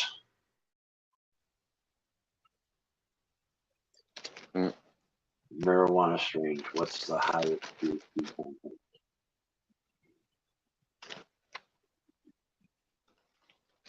Yeah, it says 30 to 35. Yeah. Grandfather OG is touted as the world's strongest weed strains. Oh, yeah? Yep. And something else this fella said, yeah, is his friends that are growing ganja, yeah, pay fucking 5,000 euros for 3 seeds. Huh? For 5,000 euros for euros are like $1. Yeah. Yeah. Yeah. Well, I think there might be 2 euros to $1. Euros. That's crazy. For That's freaking crazy. Yeah. Yeah. That's I what don't I care said how to him. good You're either I don't full care of how shit or good you're it is. crazy. I'm not buying it. Now, if I can make that money back instantly or pretty quick, yeah, I might do it. You know, if I could make grow a lot of it and then just clone them and then make more, yeah, you could make money off of it. But I'm not taking all that time out to end up making a mistake and losing that much money for a fucking seed. Right. Yep. For me, I know myself, yeah, you can have 1,000 seeds, yeah, and only one of them is any any good. You know, you get when you get to smoking the plant, not every seed is gonna have the same qualities.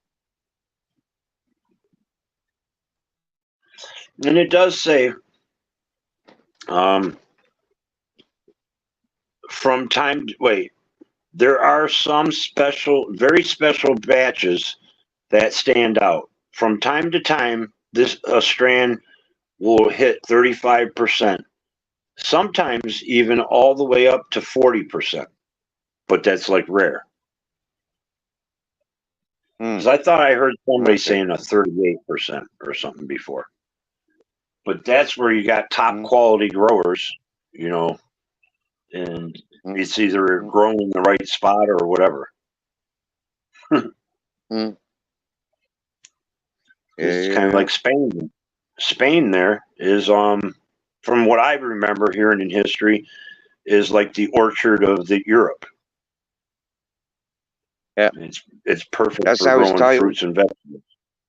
Yep, that's what I've always heard known as. That's how it's titled. Yep, it is. Yep, it's a perfect climate. So long as you've got water and shadow, you know, create shade. Yeah, but you don't need to create shade for the ganja. The ganja will just grow. Yeah, it's a weed. That's why they call it a weed. This shit will grow no matter what. I know. As long as it's not fucking disturbed. Or or eaten. Yep. Yeah, that's good. But I mean, this part of the country, this part of Spain, they say is the capital of the European marijuana suppliers. This is where it's all being grown, apparently.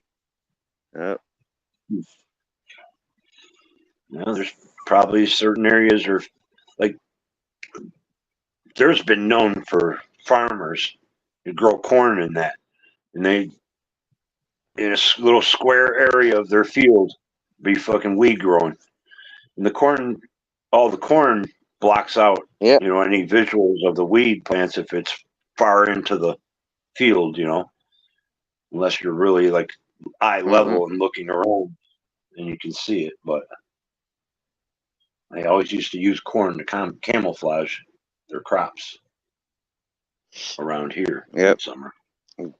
Corn grows tall. You know, like, yeah, Yeah. that's one of the good things with corn is it grows tall. And it's big green as well. Got to get to getting. All right, Babette. I'll be around. Fitness for after 60. Yep. Just stopped in to say hello. How you doing?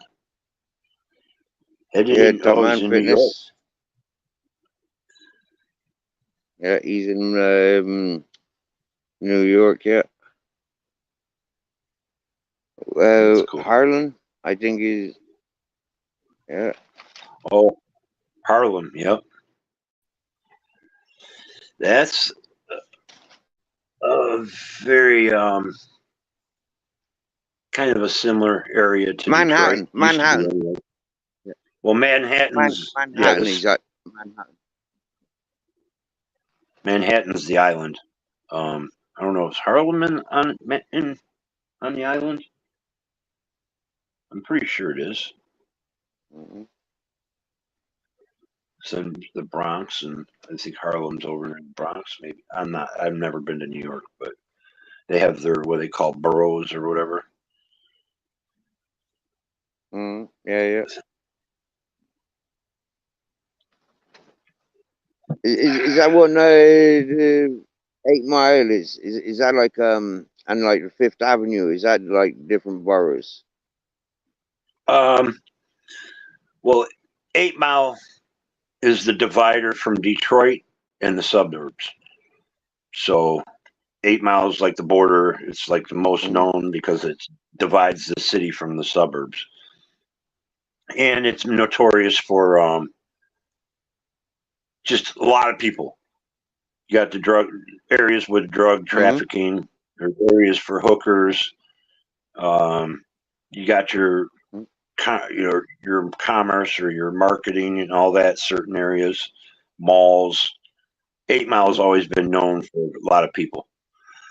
Hey, Banshee, how you doing? No, I think you're muted. I think. Yep, you're muted.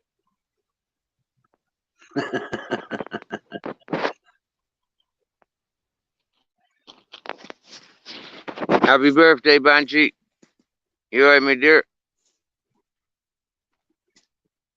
Colleen.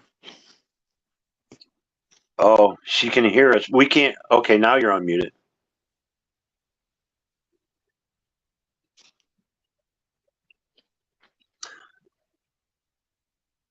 Oh, her mic's not working or something? She can hear us, right? Am I correct? I don't know. Yeah, she can hear us, but we can't hear her for some reason. Right. Because she did unmute and I couldn't hear her. If you got your headphones on, sometimes there's a mute on your earbuds. Oh, huh. Because I know on my earbuds, I can hold it and it will say mute, and I'll be unmuted still here. It's weird. Maybe that speaker's got a mute too, like for the microphone. Steve dropped off. He's dropped off a couple times. Well, that sucks that we can't hear you though. But glad you came up and happy birthday.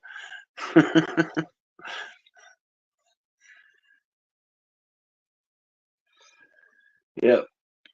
Just hanging out with Mr. Steve. So I hang out on YouTube a lot. You know, don't have much family or anything. But it's a nice place to get away, meet people around the world.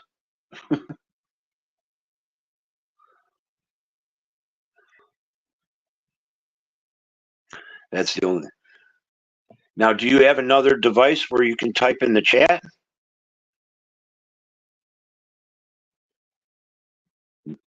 Because like I'm not good with reading lips, and I'm not very good with sign language either.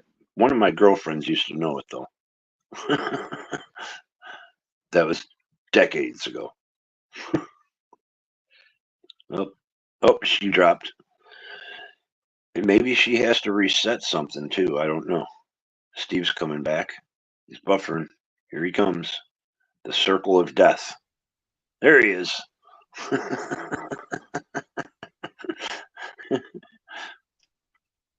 I'm back. Oh, welcome back. And then she just dropped off.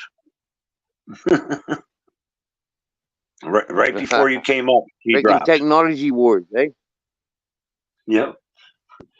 Yeah, she's having some issues where we're not picking up her vocals or her volume or audio, I should say. That sucks. Yeah. I don't like technology for the.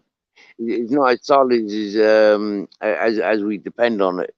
You know, if it was more solid, more reliable, then it'd be worthy of the time that we give it. Yes. Yeah, we definitely living on a fragile society, and it all could fucking fall apart right in front of our eyes, and there's nothing we can do about it.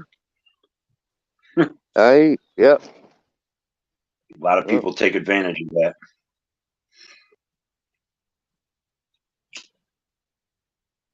The sad thing is, a lot of people depend on it too, though. Yep. Yeah, a lot more people depend on it. Mm-hmm. Oh, you know what? I don't think I fucking redid my coffee maker. God damn it. Ouch. You do put it in the microwave. Yeah, I think I was on my last cup and I forgot to refill it. Yep, that's what was the case. I forgot to do it. I just pulled this out, refill the cup, rinse it out, out of the pot, clean it. Get rid of the browns.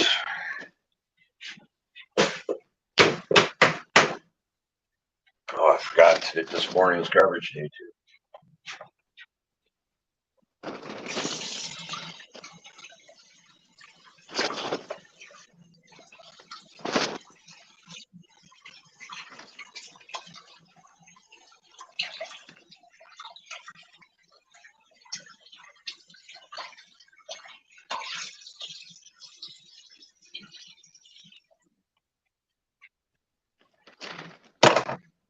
Oops, I'm gonna mute for a minute. Well, my volume's all the way down. What happened?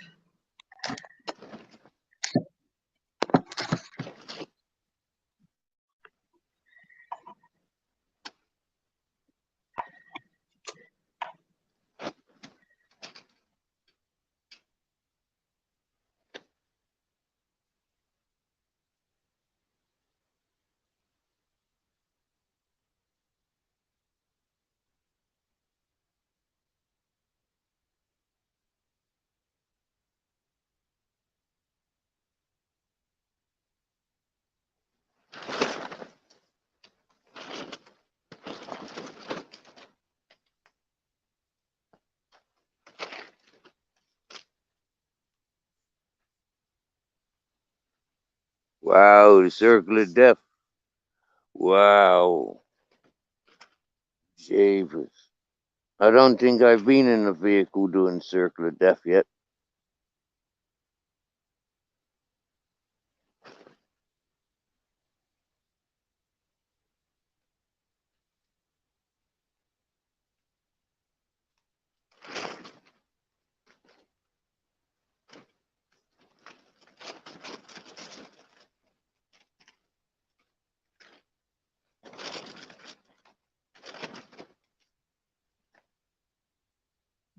Do you know what I meant by circle of death? Nope. But I was reading about Bet's message. When you first came up or back on, I couldn't hear you, but the screen had a buffer like a circle. and you weren't here yet, it did like an arrow circling around, circling around, circling around. Then you pop it back on. When that circling happens, few people call it the circle of death. Just joking, you know. It's like, oh, they fell into the circle of death. They'll be back in a minute.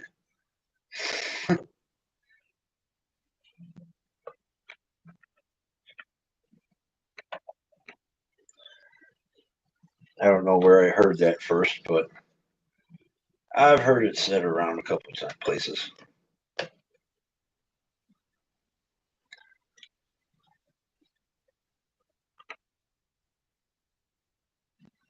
Oh, coffee grounds.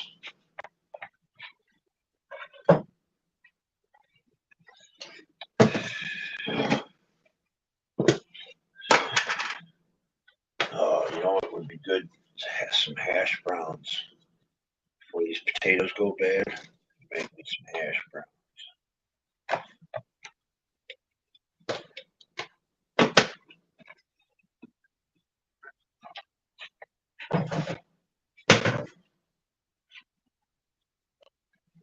Oops. You falling asleep there, Mr. Steve? Time for a siesta?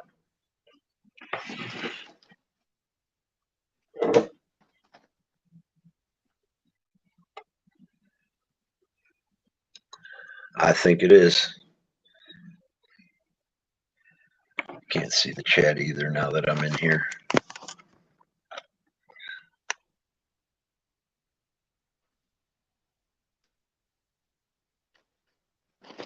Hey?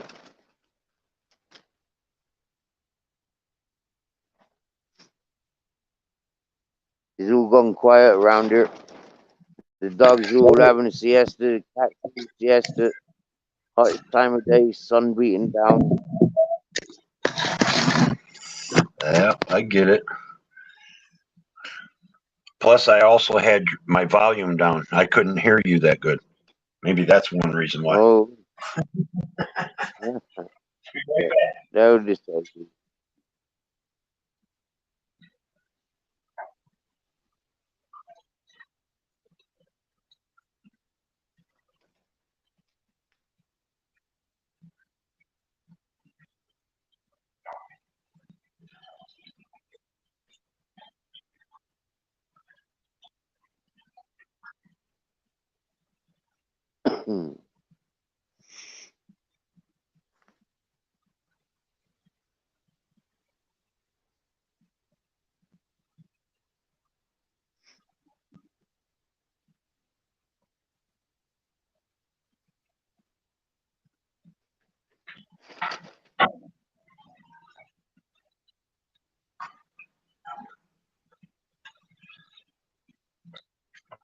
Well, I see it's that time of day for you. I do appreciate you having me up here, Steve. I'll see you next time. Yep. Yeah, I think I might give it a rest and close down the live. Have a siesta, I think. All right, I feel Mr. Steve. my eyes are closing. I'll be Thanks for joining, MC. You're very welcome, and thank you. I'll be in touch with you. We'll talk to you next time. Yeah, mate. Yeah, you're more than welcome. And we see you on the tube, and we see you later when I wake up. All right, sir. Take care, chat. Nice one. Oops.